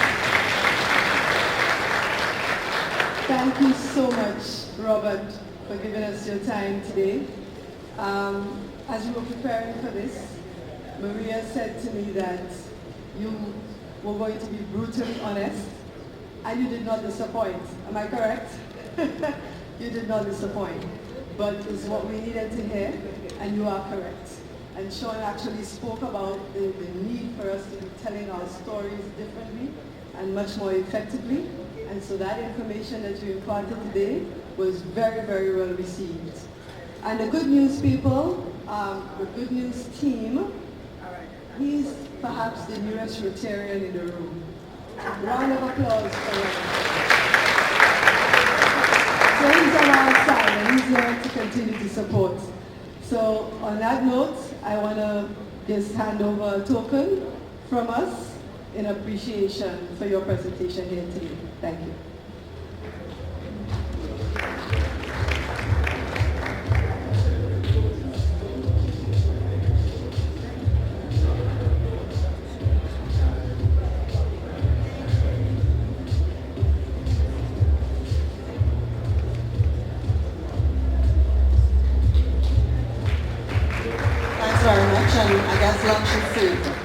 Oh my goodness. All right, folks. So coming up to share their Rotary Moments now, let's welcome Corinne. Come on up. And we also have Secretary-elect Anne-Marie Davis. If the two of you are in the room, please come up front. Anne-Marie's not here? Anne-Marie's here? Yay! Okay, so we have coming up first, Corinne Signor. No, I have to get it right. Yes, it's right. Corinne Signor Van Hal. Yes, and she is going to be the incoming president for the Rotary Club of Curacao. Come on up. And from our beautiful sister island of Tobago, we have Secretary-elect Anne-Marie Davis, who is from the southwest of Tobago. Come on up, the two ladies. Let's give them both a round of applause. Good afternoon. Since childhood, I grew up in serving the community. So when I was asked to join the Rotary in 2019, I gladly accepted. Especially thinking in the way, if you want to go far, you want to go fast, you go alone. If you want to go far, you go with others. That was my basic idea. Our club consists of 90 members. The fellowship was great. The conversations with like-minded people, but still I was a bit disappointed at the impact of our actions. Attending the Rotary Zone 33-34 summit in 2023 was amazing. Impressed by all projects Rotary was executing, big projects, big impacts. One of the speakers was Jeremy Hurst. He spoke about the Rotary Fellowship way back upon the devastating situation in Haiti related with water supply, and where a lot of talking about it till the question was raised, and what are we going to do about it? And BAM, hand wash was initiated, an impressive Rotary project providing water and sanitation in Haiti. I was so impressed about the easiness how this started. Now fast forward and back to Curacao. Our club is running a scholarship program for over 15 years where underprivileged but excellent students got an opportunity for Rotary help and mentorship. These students show resilience while life is really challenging them. I would like you to give you two examples of those challenges of two of the students which are a little close to my heart. One student was kicked out of her house by her father on Christmas Eve, and just 6 months before her final exams. As Rotarians, we were able to offer her housing and to cover all her expenses during these months. Of course, she passed her exams successfully. She is now in Europe, thriving.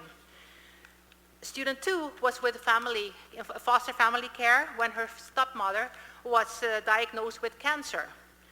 As Rotarians, we provided support, mental support, homework guidance, and we helped her raise money to go for a study. Okay, I'm finishing up.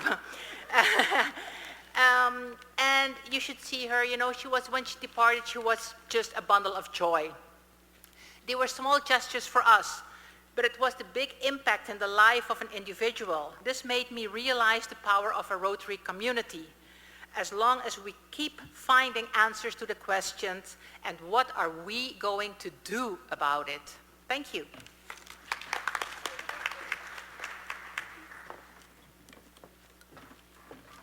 afternoon, everyone. I'll try and be as brief as possible because I don't want the sign to go up and I'm not finished.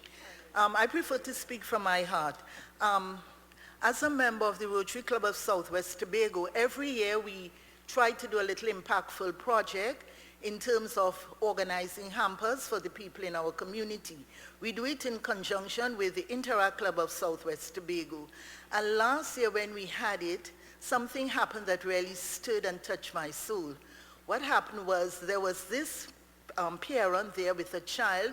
You could realize, something was wrong with the child. I found out later the child was autistic. And he was there, to receive a hamper. Now, I did not know the individual, so I went up to him and I was chatting with him. And in a blink of an eye, the man started to cry. And I was like, why is he crying? So I said, you okay? And he said, lady, you don't know how much this means to me.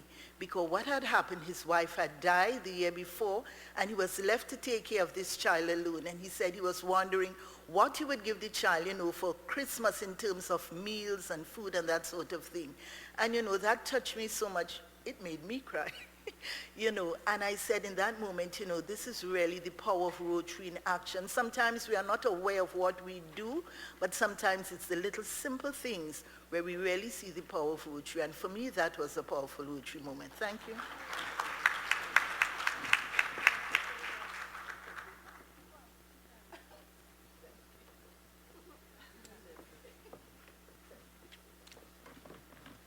Thank you to our two ladies for getting us started again on our Rotary Moments. And we see how varied our impact can be.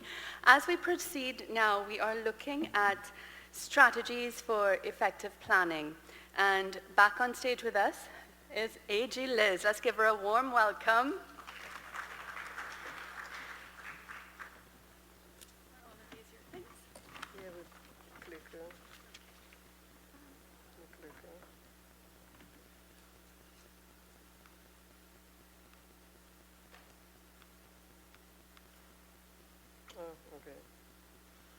All right. Thank you so much, Tanya. And thank you all for participating in our little activity. And as I was mentioning before, of course, I took over a little bit of Tanya's time, but I was mentioning that we did start a discussion on strategic planning on Zoom. And this morning in her welcome address, our incoming district governor mentioned also about strategy and what we need to do as clubs if we are to move forward and move forward in a very structured manner. And Rotary International has been pushing clubs to develop strategic plans for very valid reasons. And so this afternoon, while we will not be doing an entire development of a strategic plan, we want to really focus on how is this implemented, because I think many clubs have strategic plans. And if I can get it by a show of hands, clubs that have strategic plans. All right? Next question. How many of you who've just put up your hands have an action plan? All right, so we see a few. All right, so we know, why do we have an action plan? Why is it important to have an action plan? For those persons who have an action plan. Yeah, so you know where you're going. So you have a focus. And you realize that the action plan is where the implementation of your strategy is concerned. So you cannot have a strategic plan, an effective strategic plan, if you don't have an action plan. And so that is very important. And that is why we're going to focus on that aspect of strategic planning today. Now, our district governor nominee, or incoming district governor, did come up with a team. If you had to create what you consider to be the best or your dream Rotary Club, looking at your existing club, how will you go about it? And what I've done is, and I'm sure many of you know the start, stop, continue, reflective analysis. Because we do a SWOT analysis, but I think this is very effective for NGOs, because I think to understand where you are right now, in order to move forward, you need to understand what is working and what is not working. And I believe the start, stop, continue analysis will set the tone for the exercise this afternoon. So on your table, and I know that we don't have for every single person, that was intentional, because we're saving the trees, of course. We want you to sit down as groups, look at some of the areas in your club that you think that, let me turn the slide. We're going to read to that one. It's not working. I don't know. Why isn't it going back? Let's just leave that. Anyway. All right, so look at what it is that you can identify in your club.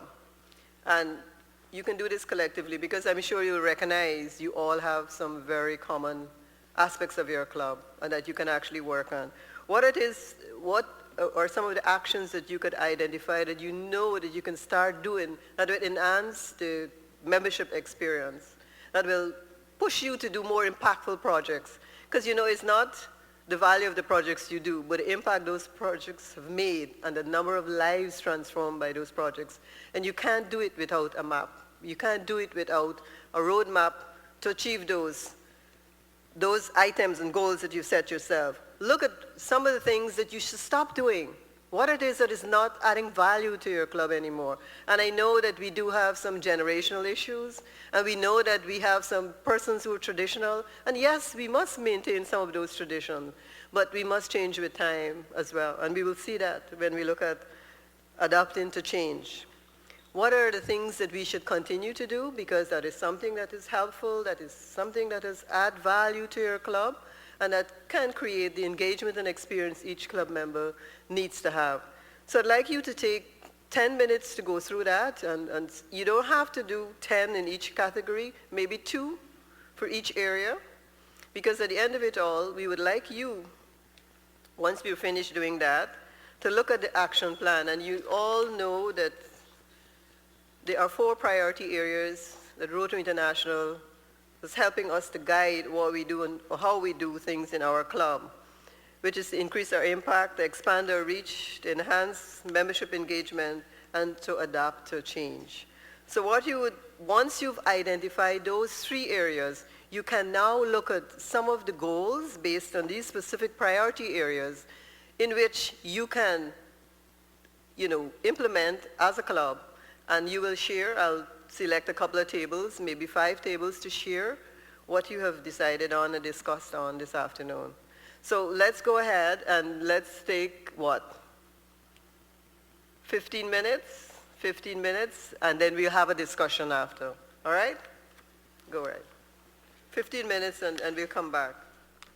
So we would like to have some presentations. I know that some of you had some really great discussions, and I'm sure you would like to share it with everybody in the room. So I'd like to start with this table, table number 1. All right, you can stand right here, or you want to go on the stage? Oh, he says no, he's not going on the stage. So please listen up. We have, and you introduce yourself, and you said which club you're from and which country you're from, and go right ahead. Good afternoon, everyone. My name is Orwin Chapman, and I'm from the country of Ghana, Rotary Club of Garden City, Georgetown. So for today's presentation, we're going to start with the start, stop, continue aspect of it. And our start is by reaching out to members individually, and the medium we're going to choose is by telephone call, which we think is more of a personal setting and so on. If that doesn't work, then we would move to texting, maybe WhatsApp or so. What we're going to stop is we're going to reduce the number of in-person meetings, the weekly meetings, and we're going to suffice that with maybe Zoom, virtual meetings. What we plan on continuing is fellowship meetings, where we meet and we fellowship and interact, have a little fun and so on. In presenting our value proposition to our members, we've listed some goals. And the first one is an annual assessment of training needs. You guys may know that as a health check, right? But that is the action that we're going to put forward for that goal. And the resources we would require for that is we would share the surveys, that the outcomes of it, we would share it with the members. This would be assigned to the membership chair or director, and the timeline would be 6 months. The second goal is monitoring of the younger Rotarians by mentoring, of the younger Rotarians by the seasoned Rotarians. And the action or strategies is to engage members in game nights. So we would do stuff like scavenger hunts and so on, get them to tap into the learning center and learn stuff about the club and so on. The resources that we would need is like board games, paper and prizes, and a location, of course, to hold the event. This would be assigned to the membership chair or the learning facilitator, and the timeline would be, this is basically an ongoing activity. The third annual goal is to utilize the Rotary Learning Center. The action, the scavenger hunts, and the resources we would need is to place members in teams, and this would be assigned to the learning facilitator, and the timeline would be quarterly. Thank you. All right, thank you so much, incoming Secretary Irwin, for the second time. And I note that Irwin mentioned telephone calls, because I think because we are so used to text and WhatsApp, and we miss out that medium to communicate with individuals. It's nothing like picking up that phone and giving somebody a call. I recall organizing a club assembly, and I always remember this: call a past president, and I said, I expect you there. And you know what he said to me? When he got there, he said, Liz, if you didn't call me, I would not have come. So pick up that phone and make those calls. I think that's very important. Thank you so much, Irwin. Could we have Crystal? Yes, second up. Afternoon, everyone. My name is Crystal Harper. I'm from Rotary Club of Princestown in Trinidad. I think we were probably sitting on this table because I feel they've said everything we said. So in the interest of time and not to be repetitive, we had looked at both priority number 2, which is expanding our reach, and priority number 3, which was enhancing participation and engagement. We felt that it somewhat had overlapped in the sense of it had to do with the membership chair.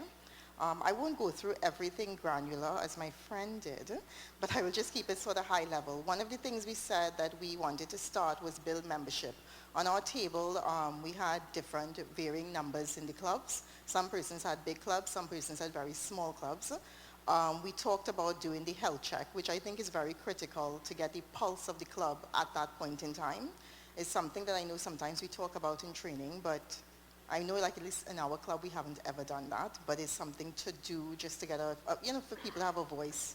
And one of the things we all talked about starting was really including we have all these other smaller clubs in the sense of not the Early Act, the Interacts, and the Rotaracts, but I don't know how much we invite them into our projects, into our meetings, and to things where we can really reach and do the impact. One of the things we talked about stopping was being the sort of the rigidity that had to do with the format of club meetings and also the venues sometimes for the clubs. Not all the time we can have 3 meetings in person wherever the club meeting would be. So I think having it online or maybe sometimes at a different venue, a change of venue does a lot for people. One of the things we talked about continuing was more fellowships. My friend told me, I know in our club we have birthdays. He said they actually have a bring a bottle. So the birthday boy or girl brings a bottle to share. We normally do a nice little birthday cake, which I think is really nice. Because I know in my club we have one of our Rotarian, he's one of our chartered members. He's older, he's never been married and stuff. So I know that's like a nice warm thing to know that you have a little Rotary family to celebrate your day with you. And the collaboration with other Rotary clubs, the Interact clubs, particularly projects and the meetings, especially if we have fundraisers and things of that. So some of the comments I'm looking through very quickly. I'm going to just add on what my friend would have said. We talked about doing a club assembly. I think that is critical. And part of having the club assembly is ensuring that all Rotarians, particularly the new Rotarians, are assigned to a particular committee. And in that, they are also not just assigned, but tasked to do something that is critical to the project. So they will have an input. Also, in that club assembly, have an open forum where persons could just voice their opinions.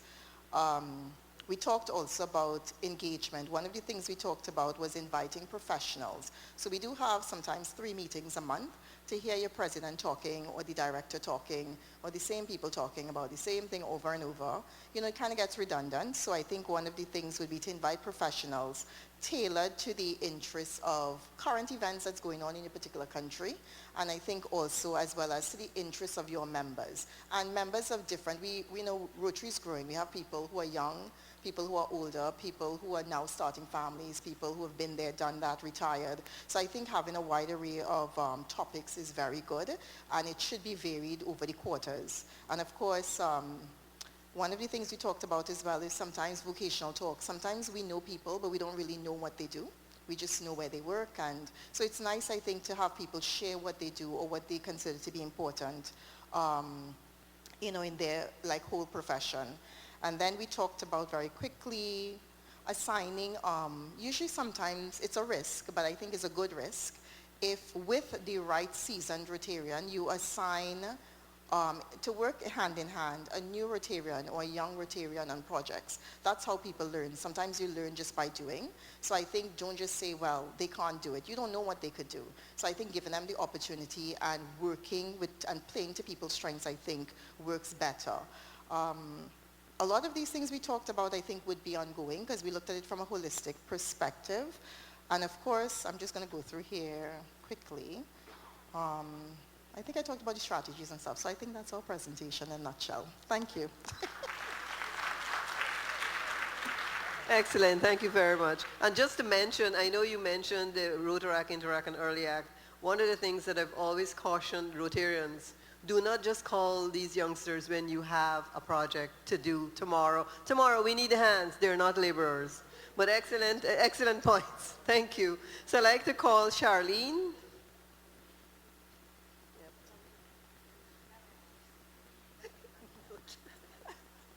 Good afternoon, everybody. My name is Charlene. I'm from Suriname. I'm from the Rotary Club of Paramaribo Quota. I am speaking on behalf of all of our 4 clubs that are present here today, Rotary Club of Paramaribo Central, Rotary Club of Paramaribo, and Rotary Club of Paramaribo Residents. We have come to the conclusion that we kind of have this similar issue that was already raised, so I will keep it short and sweet. We chose number 3, enhanced participant engagement, as this is a common challenge for all of us. We would like to increase participant engagement by 20% of our inactive members of all our clubs. We would like to do that to start evaluating the venues where we have our meetings, review the topics that we raise in our meetings, the speakers that we invite, and the frequency of our meetings. We would like to stop having conventional meetings as we know it, to stir things up a bit. So again, look at the length of a meeting, the starting time, the frequency, and the content of a meeting, of course. What do we do in such a meeting? We would like to continue because we have started within our clubs more fellowship. We have a raffle in some of our meetings with a prize to win. We evaluate during our assemblies. We vote about our project. Should we stop? Should we change, adjust, or keep going? And we would like to continue to do that by improving our club structure and membership policy and stay open for feedback of our fellows at all times. The resources we need is, well, other venues then, if we're going to change. Sponsors, man hours, of course, fellows. We need some brainstorm ideas. And it would be membership and club admin that we would assign as resources. And we would like to increase by 20% within 1 to 3 years. Thank you. Thank you so much, Charlene. It's always good when you're setting a strategic objective to have a number. And I love the fact that you had a percentage. Thank you so much. Gino, I'm coming over to you.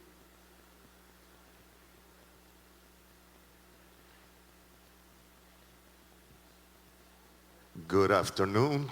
My name is Gino Campbell. I'm from Curacao, Rotary Club of Curacao, and I'm the AG for Curacao as well. We didn't get down to the action plan because we got kind of hooked on the challenges at a strategic level. The first one, to start moving the club towards being a reflection of the community.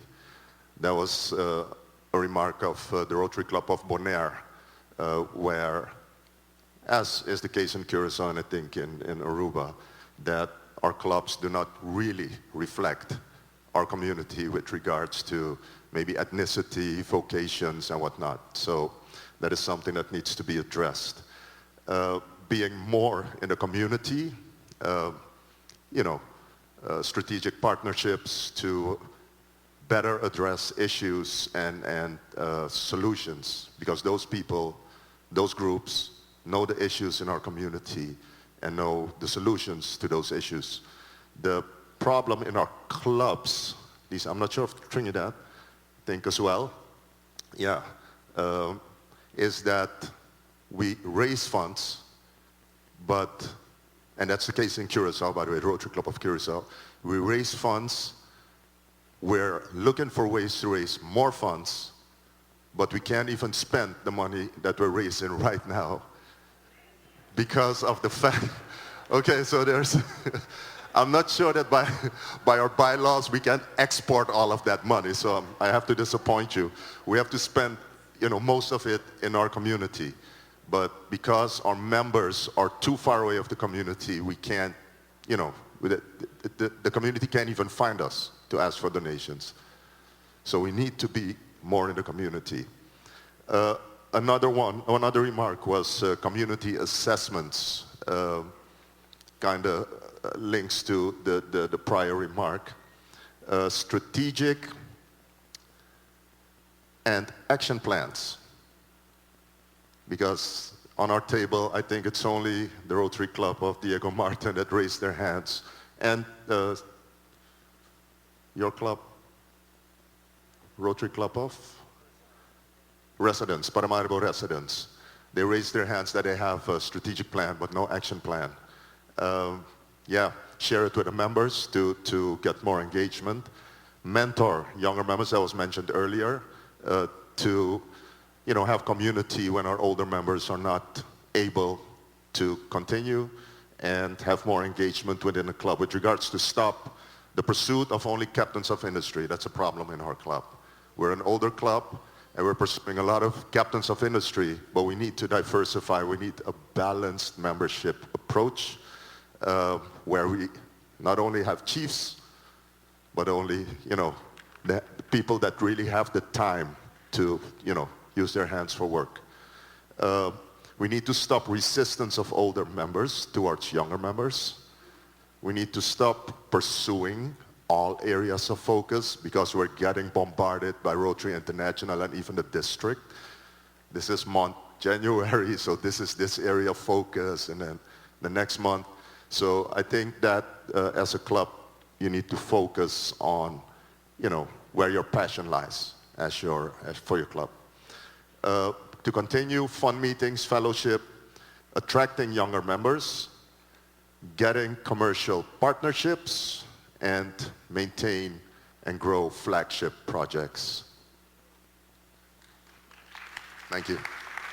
Thank you, Gino. And I recall being quite inspired. I believe it's a district conference that I attended in Suriname, and I saw they had a fundraiser that raised almost $300,000 US. And I thought, that is a lot of money to raise as a fundraiser.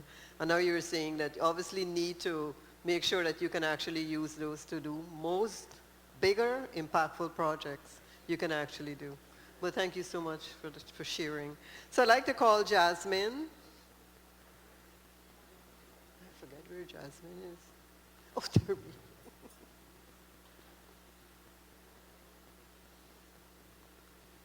Good day, everyone. Jasmine from the Rotary Club of Dominica. We did not get to the action plan worksheet, unfortunately, because we were discussing so much on our start, stop, and continue. We have a variety of different clubs, St. Kitts, Trinidad, Guyana, Dominica. So everybody was giving their inputs. So it was difficult to write, but it was engaging. So to start, we need to encourage members, engage members, place every member in a committee. So if your club has 15 members, each member needs to be in a committee to engage them, to have them be fully active. And you give each member responsibility. So as a director, you do not do all the work. You have to lay out your plan and say, this month you're doing this, person is doing this person is doing this, so that everyone has a task so that they can feel welcome and they can feel that they are doing something in Rotary for their community. Also, we can have signature projects in collaboration with other NGOs or other organizations where the whole community can be more impactful. We'll get more recognition if we are doing it with an international committee that will put Rotary out there, and your island and your club will be known. Stop having board members do everything. We are all known for that. Our board members, it's always the board is doing this, the board is doing that. No, members need to be involved, and not just our active members, involve your honorary members also. Even though they can't do much, there are still some things that they can still collaborate, even though it's their knowledge and their time. And we need to continue doing impactful projects, impactful, meaningful projects that will make people see us as an NGO, as a community willing to serve and willing to help others.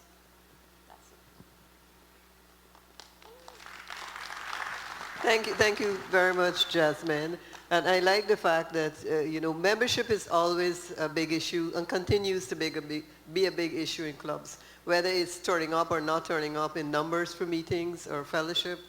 But we have to continue to work. We can't give up. But thank you, Jasmine. So I'll go to the French, and I have Elise.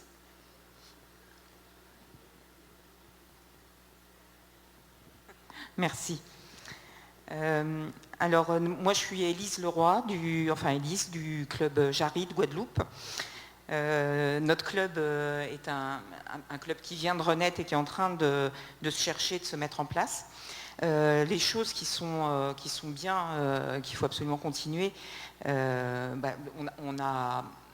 s'organise en faisant une grosse action qui ramène de l'argent et qui nous permet de faire un don à la fondation et de financer nos actions.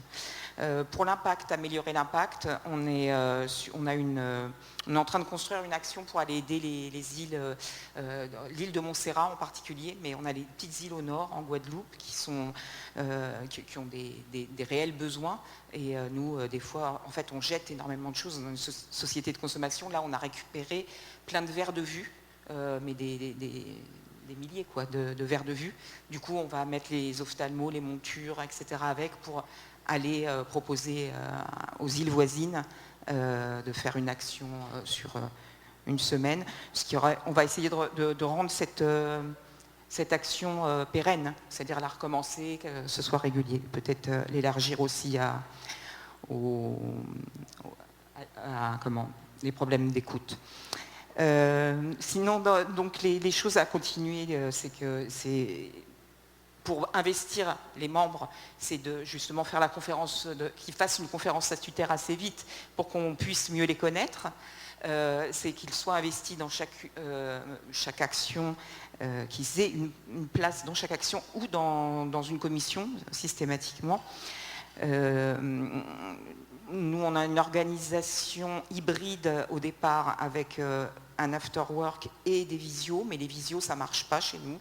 Donc on va passer vraiment, je pense qu'il faut qu'on passe tout le temps une régularité, tous les mardis à 18h, 1 heure de réunion et au même endroit. Mais l'autre problème dans le modèle de notre club, c'est qu'on a une cotisation très basse à 30 €. Et du coup, on peut pas, enfin, c'est difficile de trouver un lieu et de pouvoir en plus manger à ce prix-là. Il faut absolument ou qu'on augmente légèrement les cotisations pour pouvoir trouver un lieu pérenne et pouvoir faire peut-être un don régulier au Rotary chaque mois, pas tous les membres, à la fondation je veux dire, et pouvoir organiser les restes. Et sinon nous, donc les cinquièmes, quand il y a un mois 5 mardis, le 5e mardi c'est fellowship. Donc ça peut être à la plage, ça peut être un bowling, ça peut être une balade, tout ça, ça a continué. Voilà, donc pour les choses à améliorer dans mon club, c'est certainement... alors on a un interact, on a ouvert un interact l'année dernière et on se pose la question d'ouvrir un rotaract pour justement élargir la portée et avoir plus de personnes. Et nous, sur quoi il faut qu'on travaille, c'est les réseaux sociaux. On n'est pas très présent sur les réseaux sociaux. Et puis... sur notre identité, bien asseoir notre identité puisqu'on est un très jeune club. Voilà. Merci. All right, so I picked up a couple of things that I think that is important for us to note is the partnership with other islands. And yes, you can do work, but you could also partner with another country or another island. And I think that, the Rotaractors do it all the time. They link with people all the way in South Africa and India, and they link with clubs within our district. They do exchange visits. And I think this can help us come together closer and unite for good as a district. All right, so Elisa.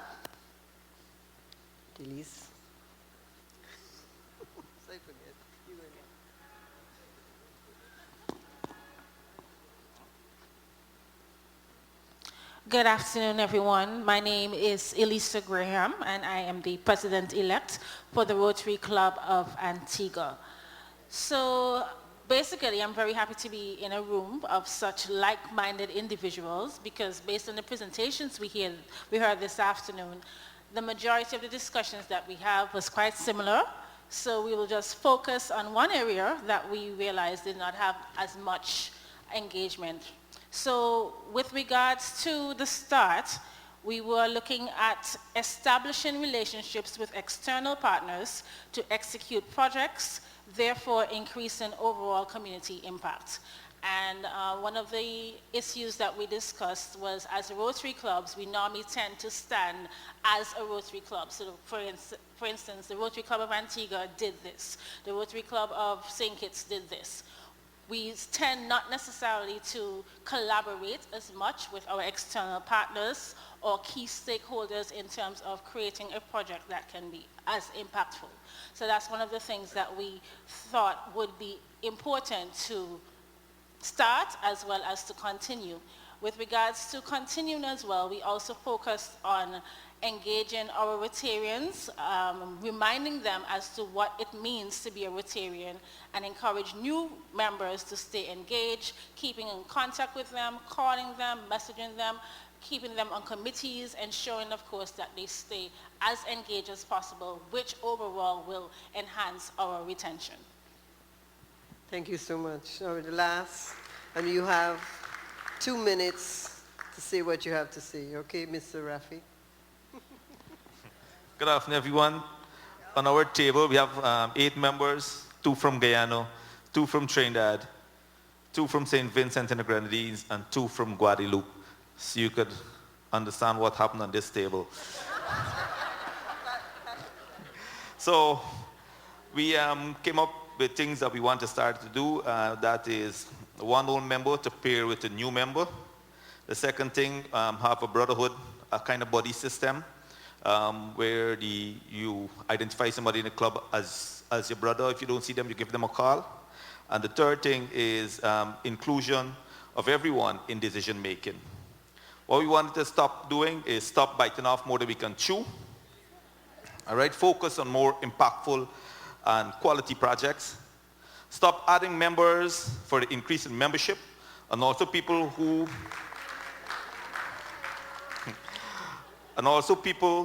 you consider high rollers in society, but you know they will do nothing when they join Rotary. Stop the drag meetings and have more fellowship. We can all learn over a bottle. What we like to continue doing is fellowship. Alcohol is a beautiful thing. Continue service to community and to each other. And the last but not least, continuous learning.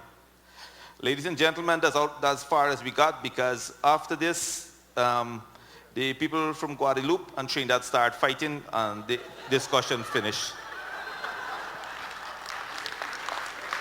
Thank you so much. And I should let you know that Rotarian Rafik is actually taking over from me. My tenure as AG comes to an end at the end of June this year. And he's taking over. He's one Rotarian, I can tell you. They have a fellowship after a fellowship. That's their club. Big on fellowship. But thank you all. Thank you so much for participating. I think that I've more than whet your appetite, and you can go back now to, implement some of the ideas that were discussed at your table. And please remember your strategic plan and your action plan.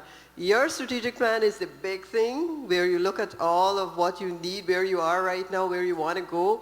We've identified and we know the priorities that are listed by Rotary International. And your action plan is to implement your strategic plan. All right, it's two different things. So thank you so much. Let's give a round of applause to AG Liz. I'm so glad that our final presenter is PDG Sonia, because I know she will get you all listening and paying attention after that wonderful beauty break. You'll notice that the official photographer is in the room. So for people like Jeff, please make sure that you have your hair well set. All right, folks. So let's focus on our next feature presenter. Give a hearty round of applause to our very special Bajan Guyanese or Guyanese Bajan. Here is PDG Sonia. District 7030, good afternoon. Who puts you at the last session of the day and makes it an hour? Oh my gosh. And gives me a topic like governance made easy, running a thriving and effective club. Pressure. All right, let's see if this thing works. Yes. Okay, so somebody earlier today stole some of my slides. So, but I want to take you back. I want to get us all focused on why we're here and what we do. Okay? Rotary is not a play thing. We are the world's first, largest, and dare I say, best service organization in the world. I feel you all need to do better than that.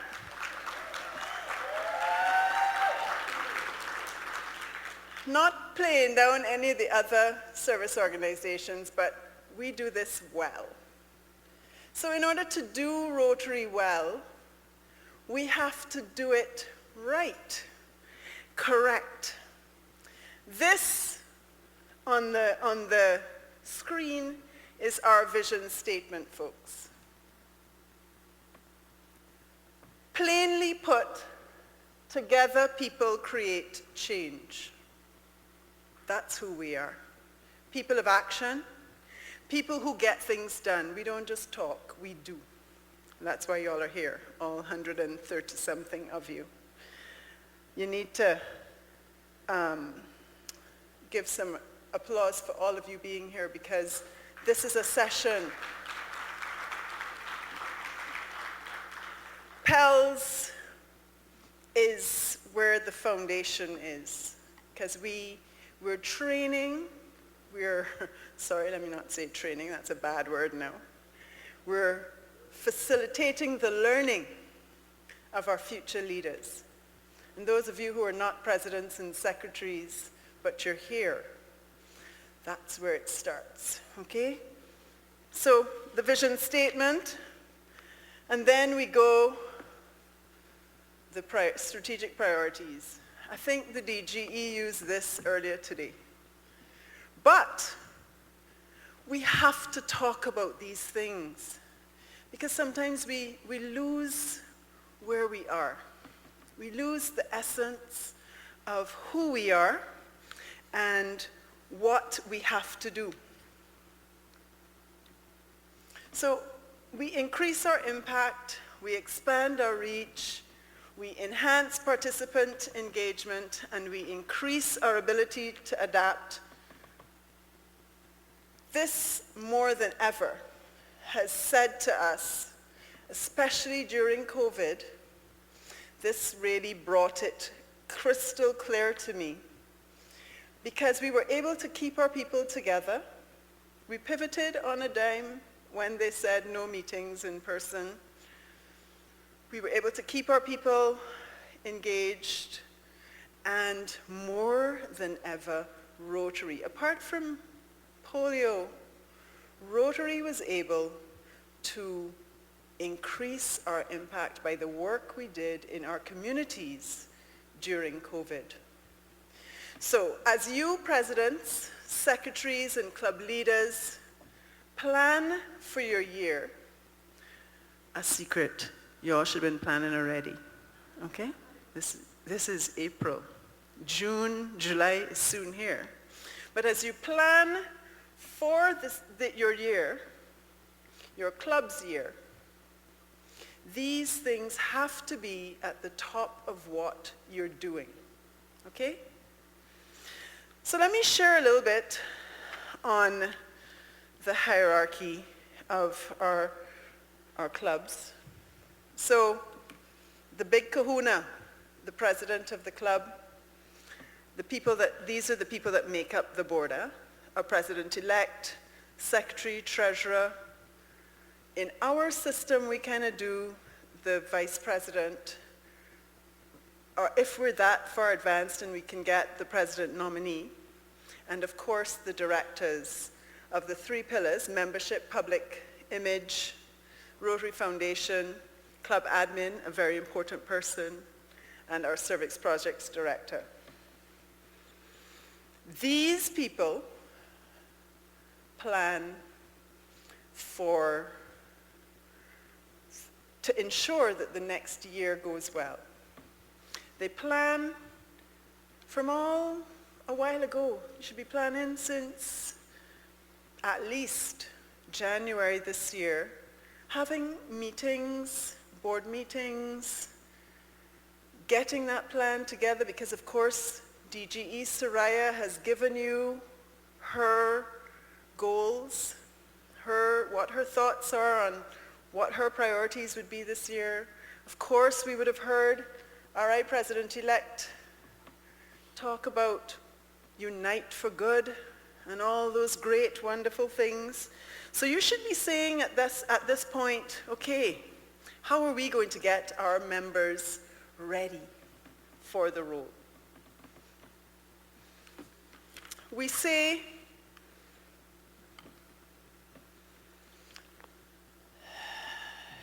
it's not your year, it's our year. The Rotary Club's year. We get caught up and say, my year. It's my year. I'm the president. It's my year. It's not my year. It's our year. Because at the end of the day, we want to make sure that everybody in the club has something to take home. Some little win. Some project that they brought, and you may say, oh my God, I don't think that that's quite what our club wants to do. Sorry, what my club wants to do. But you know what? They got about 5 other people in your club that may run with that project. and be excellent at it. So, consensus leadership team is where we are. Where at the end of the day you feel the satisfaction of being in that role. So, June 30th is fast approaching. It will be here sooner than you think.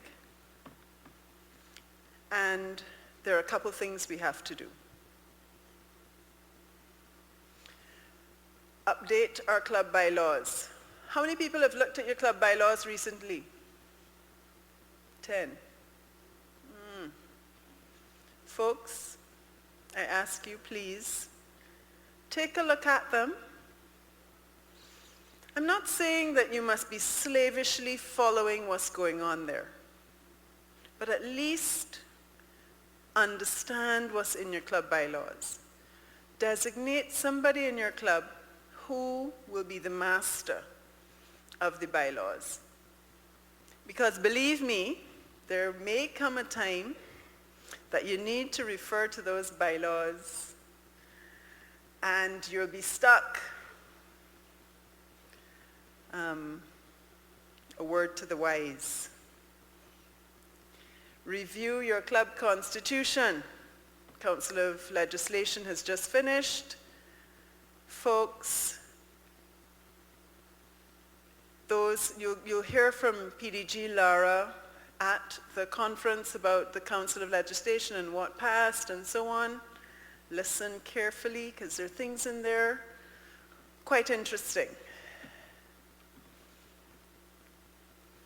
How many people have looked at the Rotary International Manual of Procedures ever? Oh boy, worse than the bylaws. Okay guys, we got work to do.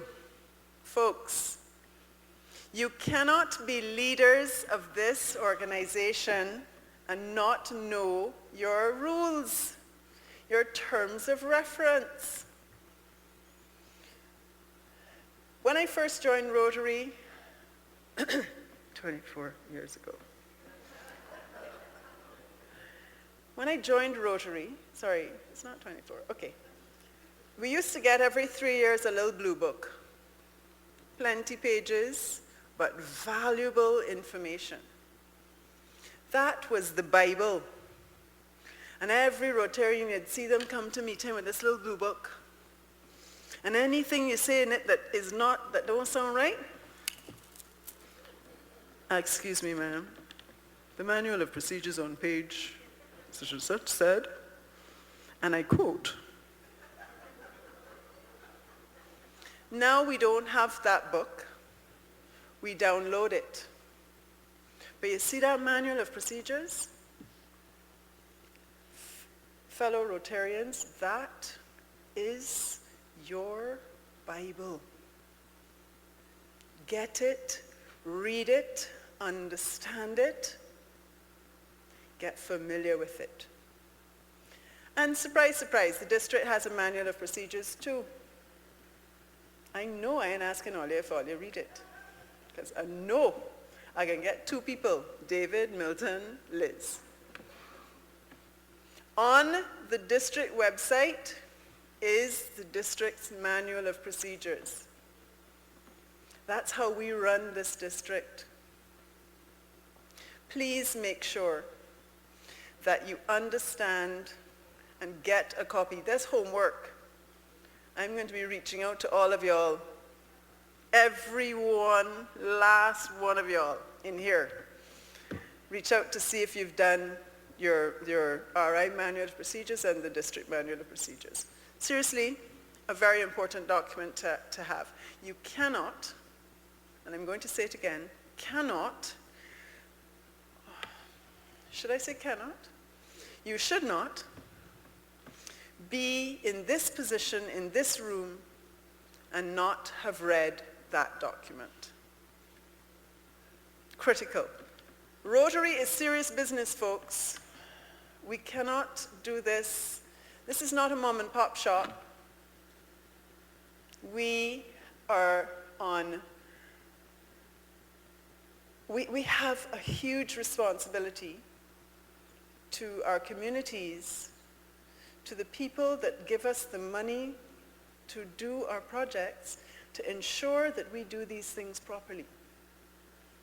It's not about me calling up Dina and saying, I need you to, no. There's a procedure, there's a process, we have to follow it. It talks about many things, election of officers, paying of dues, all of that stuff. Another word to the wise, the manual of procedures, the Bible, that the document that really helps us get our lives on track. The strategic plan, following on from that session just now, I didn't even know that that was a session before mine, but you got to have a plan. In your business, in your everyday life, you have a strategic plan that runs your business. This is the business of Rotary. A strategic plan made with your clubs makes it easy to follow. Because a strategic plan is not a one-year thing, 3 to 5 years, right? So the people that come after you would have had the consensus building to be able to get us to the next level. So that strategic plan. And of course the Memorandum of Understanding, PDG Wadi would want to ensure that you have signed that Memorandum of Understanding before the end of June. That's gonna, if it hasn't gone out yet, it should be going out soon, so that the incoming officer, the current president and the future president, should sign and return it. The Memorandum of Understanding allows us to be able to access district grant funding. Okay? So if you don't put it in, and the district grant funding notice comes out that they're ready to hand out district grants, don't send in anything. Don't. The Memorandum of Understanding, folks, is an important document. Another one. But we have these documents for a reason, and we should, I spoke about Wadi, and here he comes. The Memorandum of Understanding, we're going to be sending that out soon, and we want them to hand it back in. So, we know that the DG is not going to let us just coast. She's going to set some goals. Her boss, the RI president, would have set some goals as well. And then the citation requirements, both from RI and the district. These things need to be ringing in your head. These citations have deadlines and things to do. There must be, and I'll tell you who that person is going to be, somebody that monitors the citation goals on the website. Rotary Club Central. That sounds familiar to anybody? Anybody entered any goals yet? For next year, for 25-26? Oh Lord, nice. How many people entered goals for 25-26? Oh gosh, whew. Pressure. Let's get those goals entered though.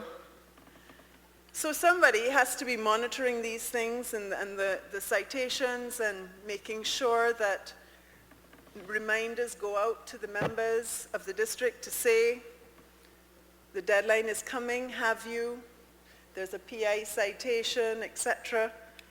Make sure that these things are done. Because while we are the best service club in the world, we got to do things to be able to motivate each other. And as I see things happening in somebody else's club, I'm going to go and do them to make sure that I get my name out there as a club, that we are the leading club or whatever. We get some bragging rights from doing these citations and giving the district governor her, her big moment when the director hands out his citations and RI president and so on. So be aware of these things, be aware of these dates and the requirements, okay? So, who are the presidents in here? Raise your hand. President-elect? Okay. Good, thank you. President-elects. It's a big job.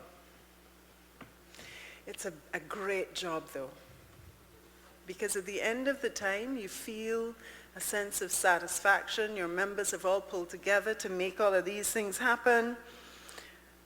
There's a lot of work.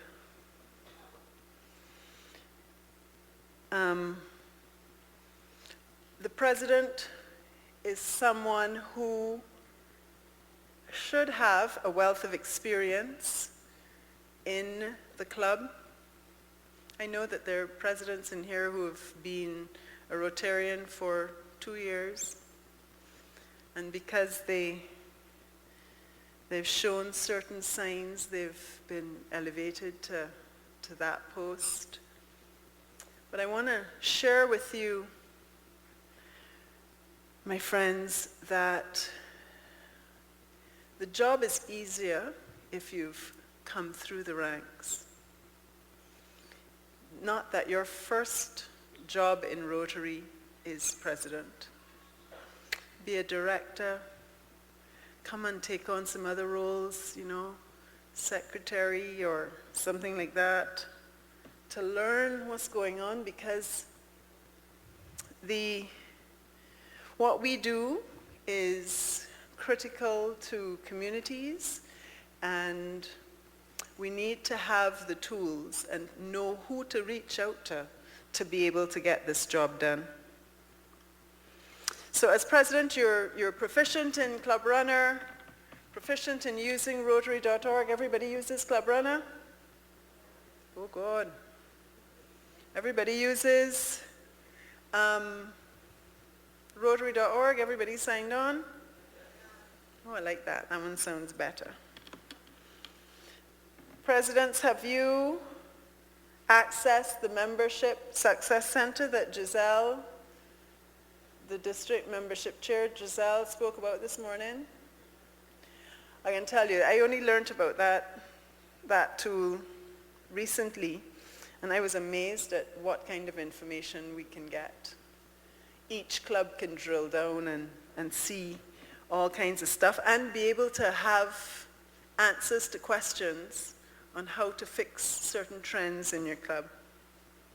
Rotary Club Central, who uses that? Raise your hands.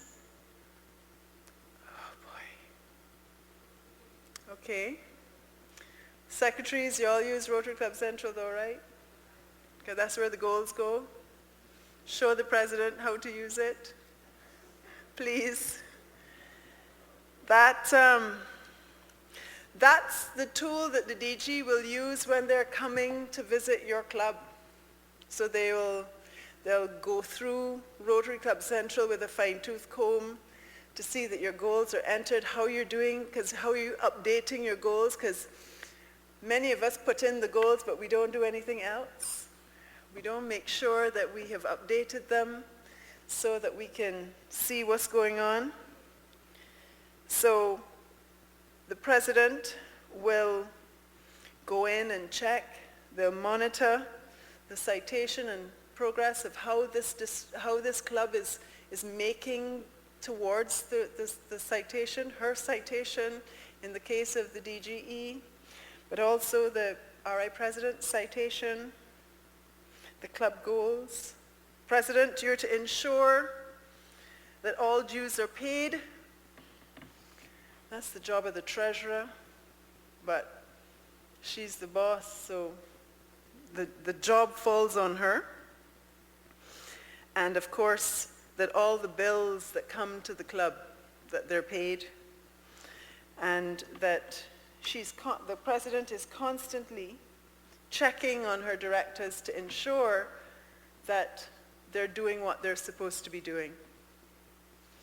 That when we have club meetings on a monthly basis, that the directors do come and report. The directors like the title, you know. They love the title of director. They don't like what goes along with it, though. Got to make sure that they come and that they report that they do the projects.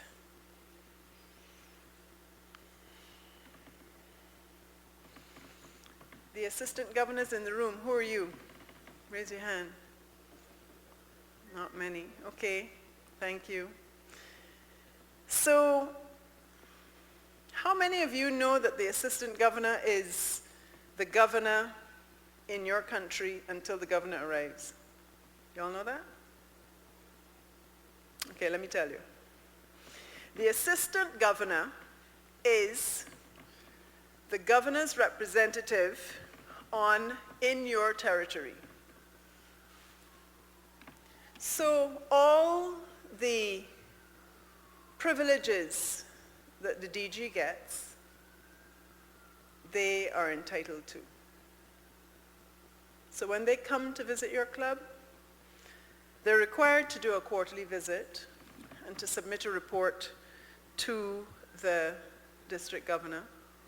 But when they come, they're to sit at your head table.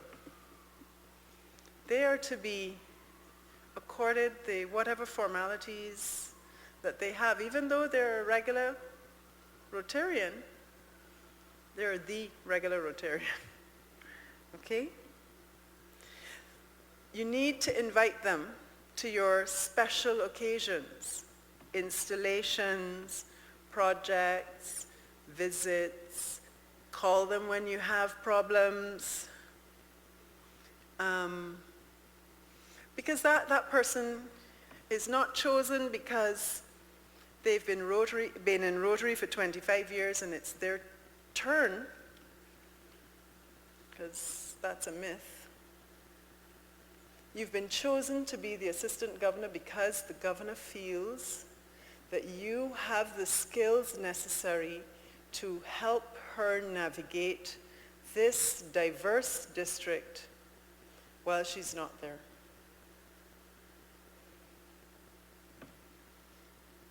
The assistant governor also coordinates the governor's visit. So that's a pretty big job. Anyone who is doing that job now will tell you that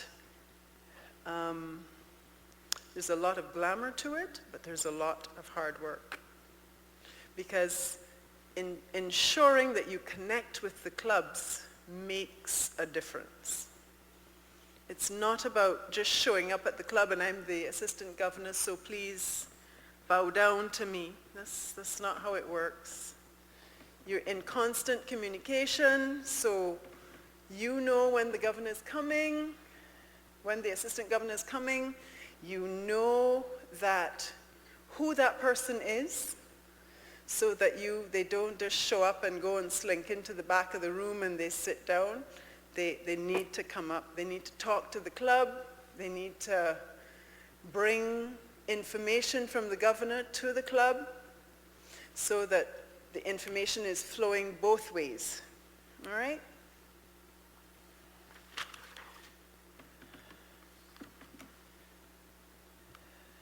So let's talk a little bit about the district governor's visit. The district governor's visit is a big time for any country, any cluster, as in the case of Trinidad. Early o'clock, you're going to be either requesting that the governor visits on such a day, at a specific time, because after consultation with your other clubs in the country, you'd like them to visit at that time. Or, if nobody gives her a date, in the case of DGE Soraya, she's going to tell you when she's coming.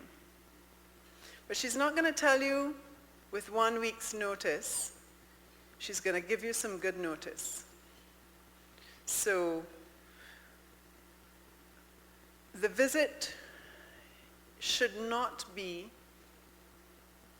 hastily put together, the activities. There is a plan. You know when she's coming. She needs to know what is happening when she comes. What should she bring? Should she wear her silk ball gown? Or is she coming and going into a project in the swamp? Right? You need to tell her what she's doing. So you got to present her with an itinerary of what's happening, what the expected code of dress is, which important person in your country will she meet? Or in Trinidad's case, in the cluster, you meet in the mayor, you're doing, but that's the kind of thing. Those are the kind of people that they're going to meet. The president of the country, the prime minister, the minister who is responsible for charities, third sector, etc.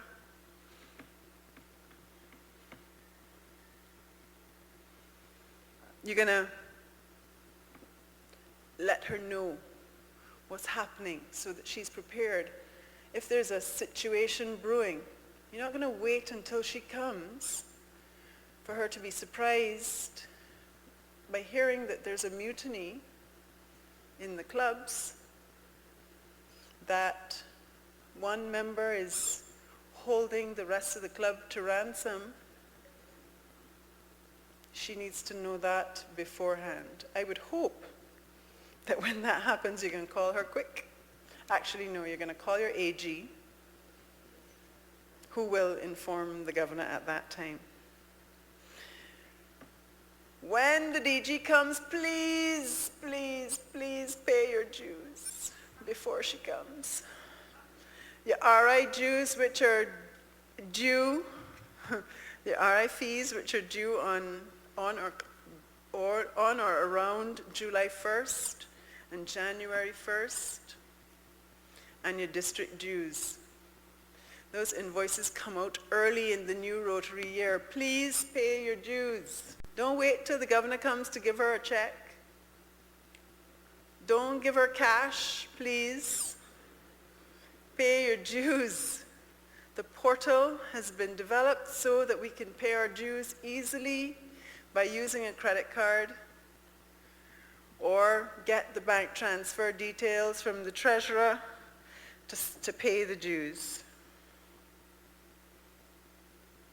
And she wants, as I mentioned before, she will be going on to Rotary Club Central to be checking on the progress of what's happening on Rotary Club Central with your goals. So you need to be updating them. If your goal is to induct 10 new people, please, unless you've inducted the 10 new people already, but the goal says you haven't done anything, please update your goals so that she sees that you're taking her stuff seriously. We have to keep her happy. A happy DG is a happy district, right? Anybody has any questions as we go? I don't mind taking questions, short questions as we go, because we want to be out of here quickly. So this secretary role, folks,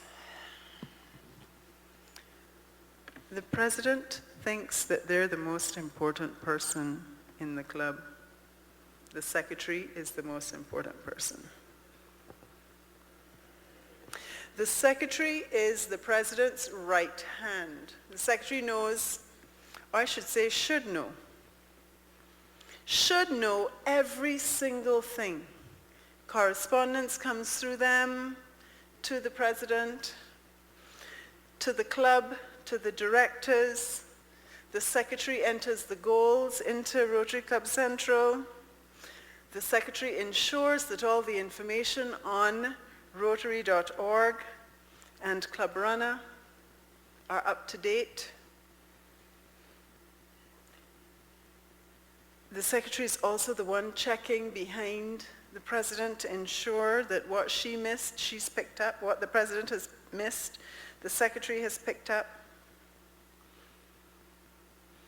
The secretary also ensures that minutes are done for every meeting, and every board meeting, every club forum, because we make decisions at club forums that need to be documented so that we can have the business of the club properly recorded. And much more. So the secretary of the club is on most of the committees, of the club committees, because they got to know what's going on. So it's no point putting somebody who does not like taking notes to be the secretary. It's no point saying, oh, she deserves a chance. It doesn't help. It makes things difficult and sticky, okay? Treasurer.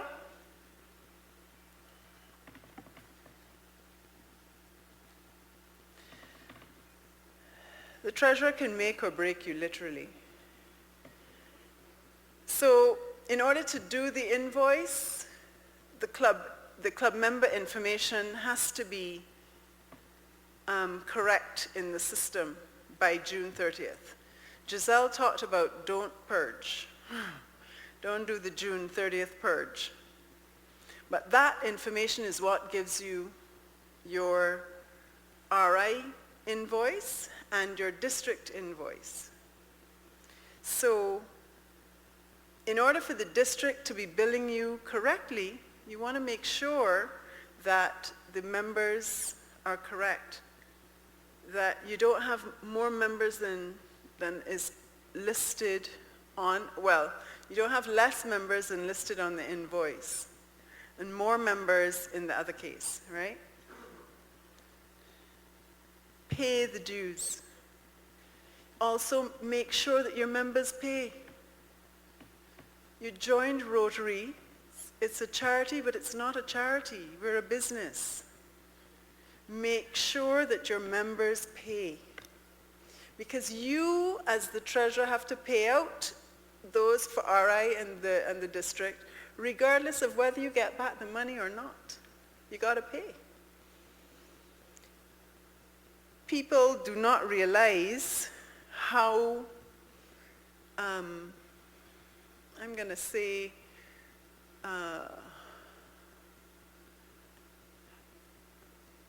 without being indelicate, how expensive it is. And they sort of don't pay the dues because it's no harm in saying what the problem is. Make an arrangement. Many clubs have payment plans to get us through, because some clubs have all kinds of things built into their dues. But we got to pay. So, treasurer, make sure that your people pay, that they account for whatever tickets they have taken. Make sure that you have to make sure as treasurer that the record keeping of your club is accurate and it's straightforward. You don't have to be an accountant to be the treasurer, but you certainly got to have a little common sense. And you got to be able to add. Okay? There are people, and sometimes accountants are not the best people to be the treasurer. Right? One has to, and that's not disparaging an accountant, because I am. I've never been the treasurer. I don't want to hassle. But the accountant can actually make things worse by the ticking and the checking. But you got to have it straight.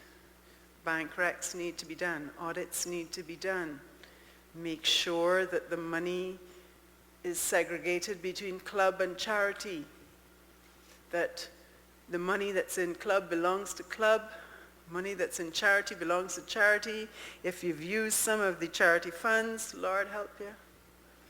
Because charity funds are specifically gotten from the public in the name of that activity.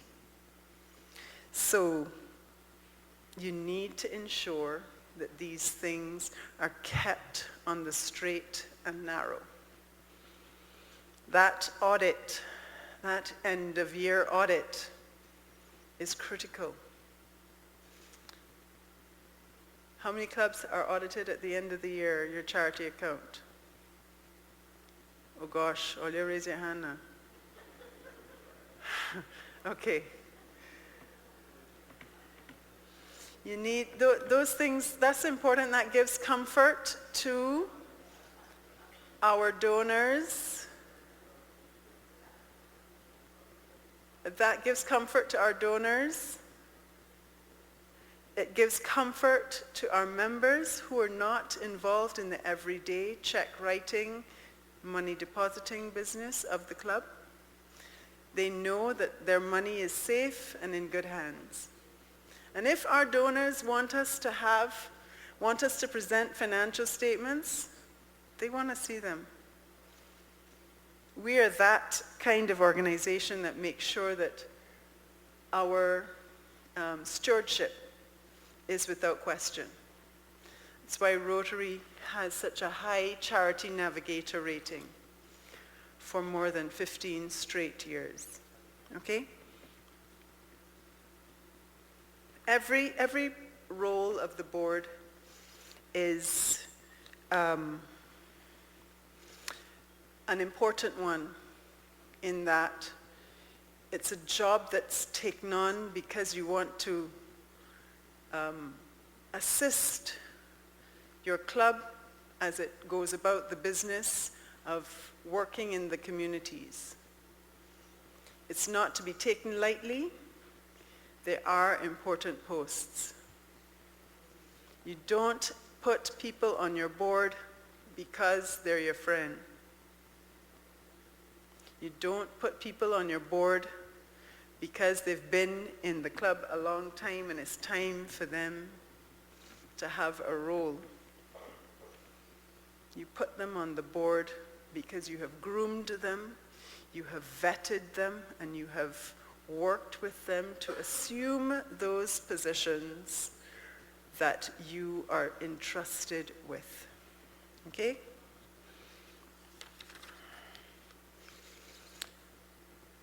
So board members. So I singled out those people, the president, the secretary, the treasurer, but board members. It looks really good on the CV to say director of the Rotary Club of. But you don't turn up for club, you barely turn up for the project, your committee members are frustrated because it's not happening. You have that responsibility, and there's no harm in saying, guys, I signed up for this job, but I don't think I can do this. My work commitment has changed. My family dynamic has changed. Please allow me to step back from this role, and when I am able to again, I'll come again. It takes a big person to do that, and the club admires that person for taking that step. And they will support you in it. But when you stay and you don't do anything, and the club kind of falls behind because that avenue of service, that committee is a key one, we're all in duck's guts. Because at the end of the day, the DG ain't happy. And we have a failing year, a failing year. So board members, you've got to attend the club meetings. Yes, work gets in the way, you can't attend all, but make the effort. These days we're doing all kinds of things, and I heard people talk about Zoom meetings. I'm not a fan of them at all, because I like this, I like the interaction with people, but you got to make it happen however you can. You got to attend the board meetings. There's no point being on a board and you're not attending the meetings, because you want to be able to present your report to the club members at the next business meeting. We forgive you when you can do it once, but we can't forgive you all the time. Attend the club forum. How many clubs have quarterly club forums? Half yearly? Okay.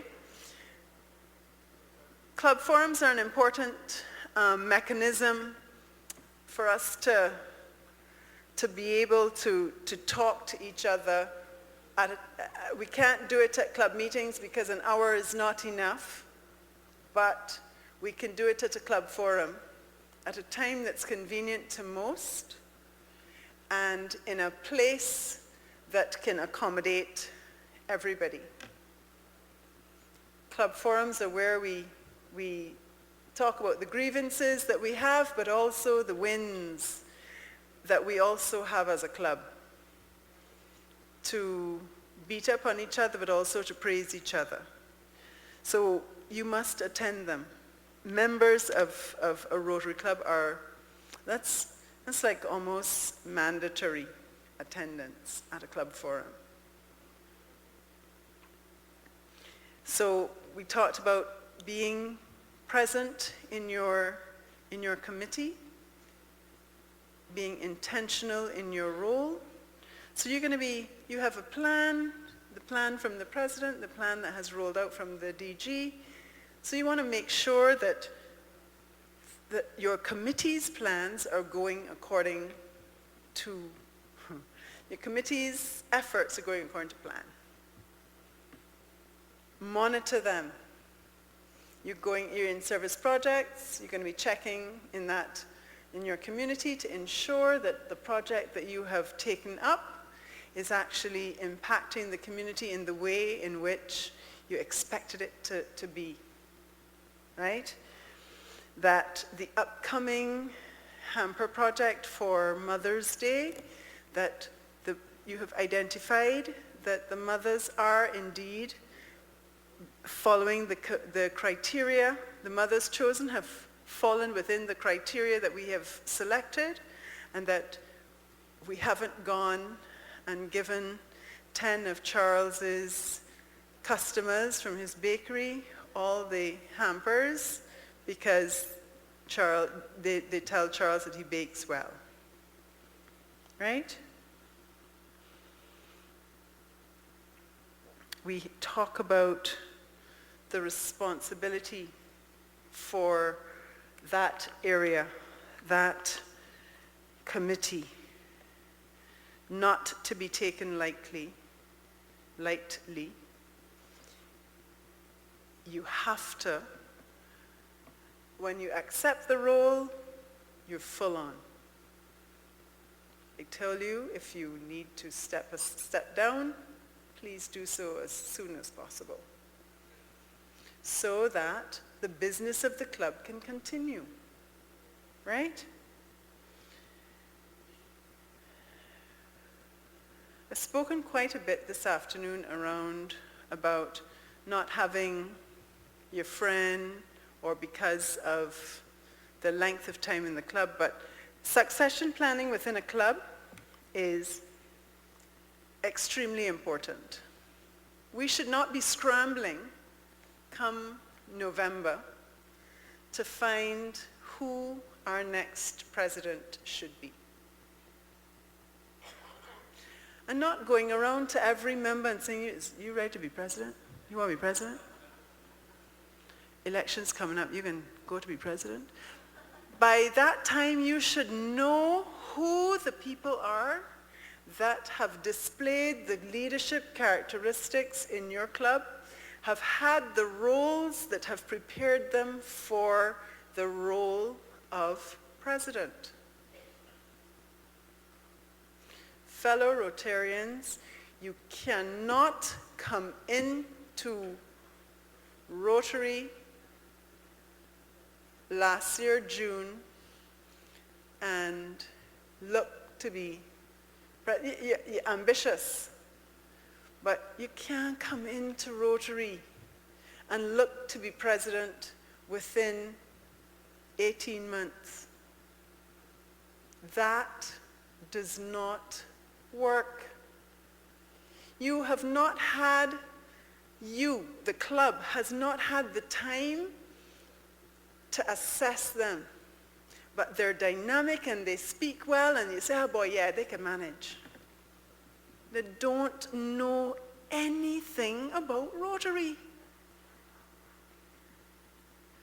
They don't know what the manual of procedures is.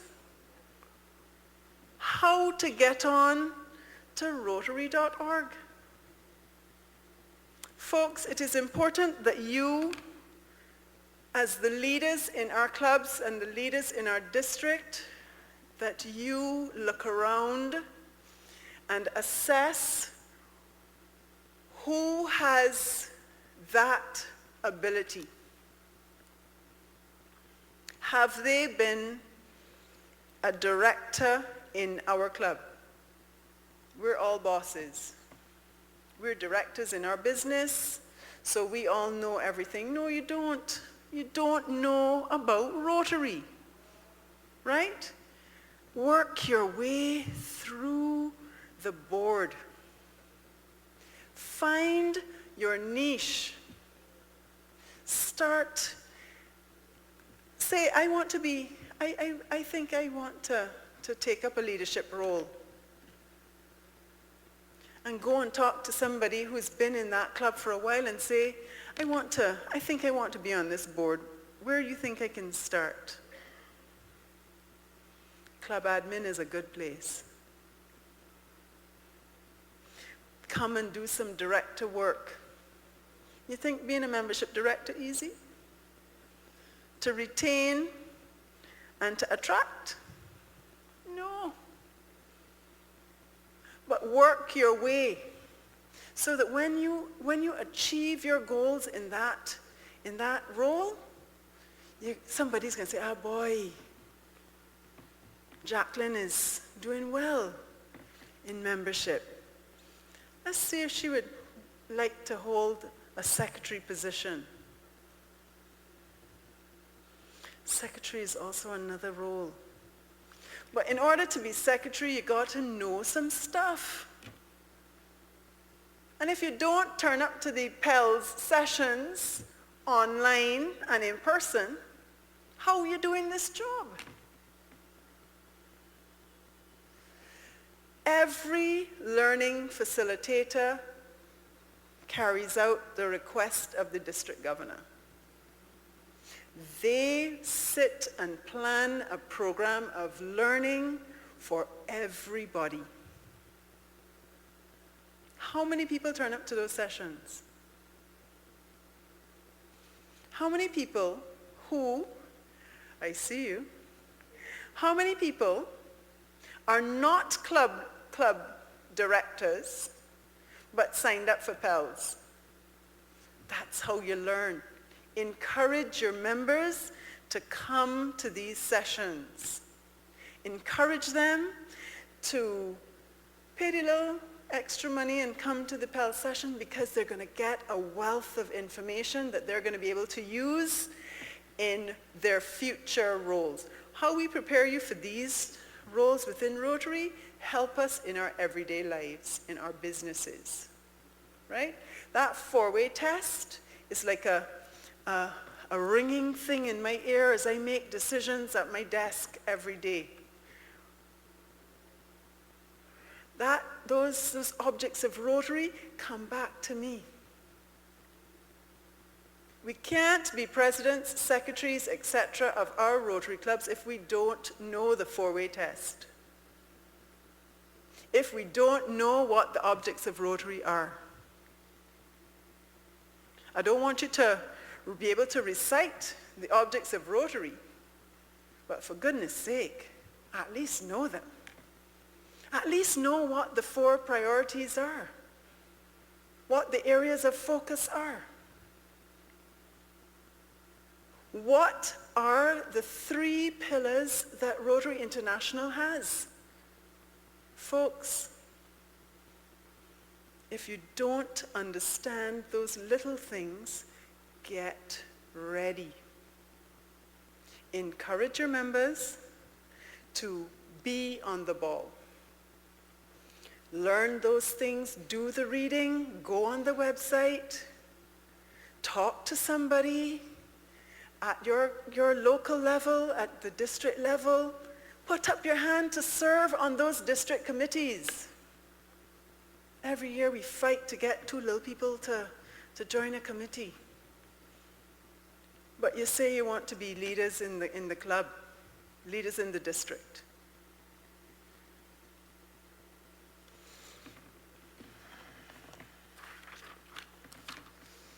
Another slide that they stole from me today. If you fail to plan, plan to fail. January, come forward is when you should be planning. But not you alone. They're saying you.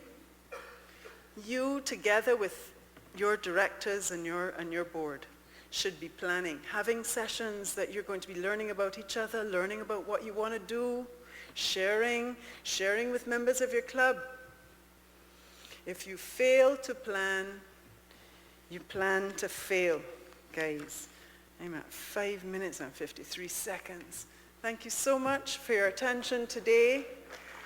I do have 5 minutes. If anyone has any questions, okay, thanks. If they have any questions, I'm happy to entertain you for the next 5 minutes. If not, I think I'm going to call the District Learning Facilitator-elect to come and take back her session. Thank you so much. And if you have a question, raise your hand now. Thank you. I'm done. That's it. Let's go to retro.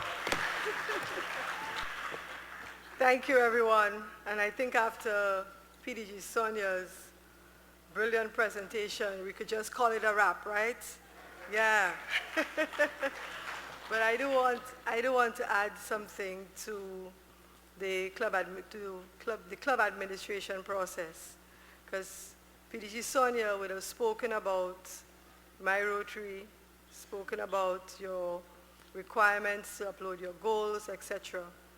And I want to say that we have a My Rotary desk to the back of the room.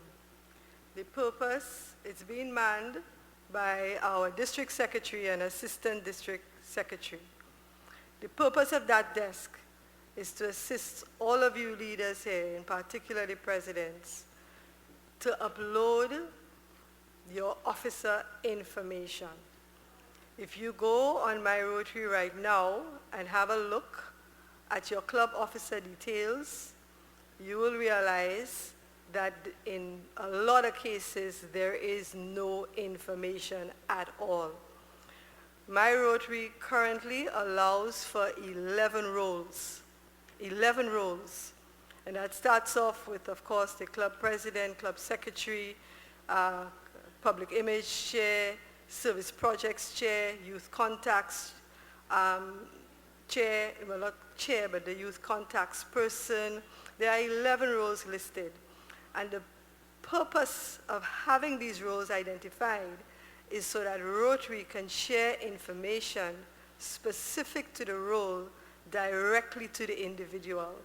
So by not uploading this information, you are really disadvantaging your club, right? Or your club is at a disadvantage. More importantly, the respective committee is at a disadvantage because they're not receiving the information. If you do not have a My Rotary account, if you do not know how to access the relevant page, please reach out to our district secretary out there Lathan, and Assistant District Secretary Chrissy. So that's my comment relative to club administration. We really want you to leave here tomorrow ensuring that all of this administrative work is done. That is the reason why we ask for you to come with your devices as well, so that we could support and assist you in that area. Okay? So thank you very much for being such amazing participants. This is day one, so we're almost there. You've been given some cards to put in your thoughts on how the day went, and I'm hoping that you found that the information shared today was extremely valuable and will help you as you complete your planning.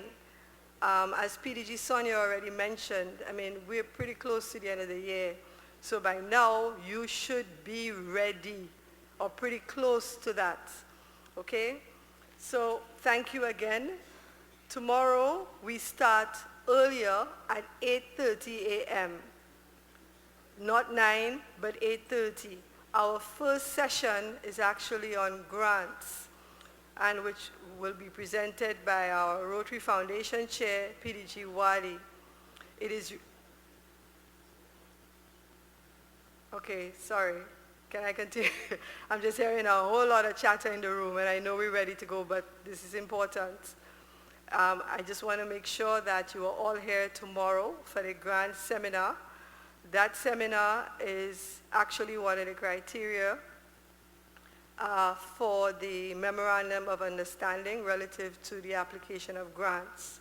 So it's actually extremely important that you show up and you participate in this. We will also have a special guest, Rotary International Director Patrick Eakes will be here with us tomorrow morning as well, right after the grants seminar or the grants workshop. Okay, I believe you all have access to the actual schedule so that you can follow through and see what we are doing tomorrow. We end at 1:30. Okay.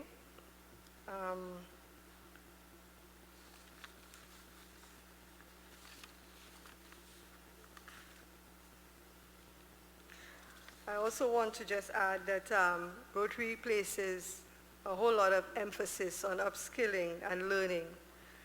And this actually starts with the Governor line, and I felt I needed to share that today.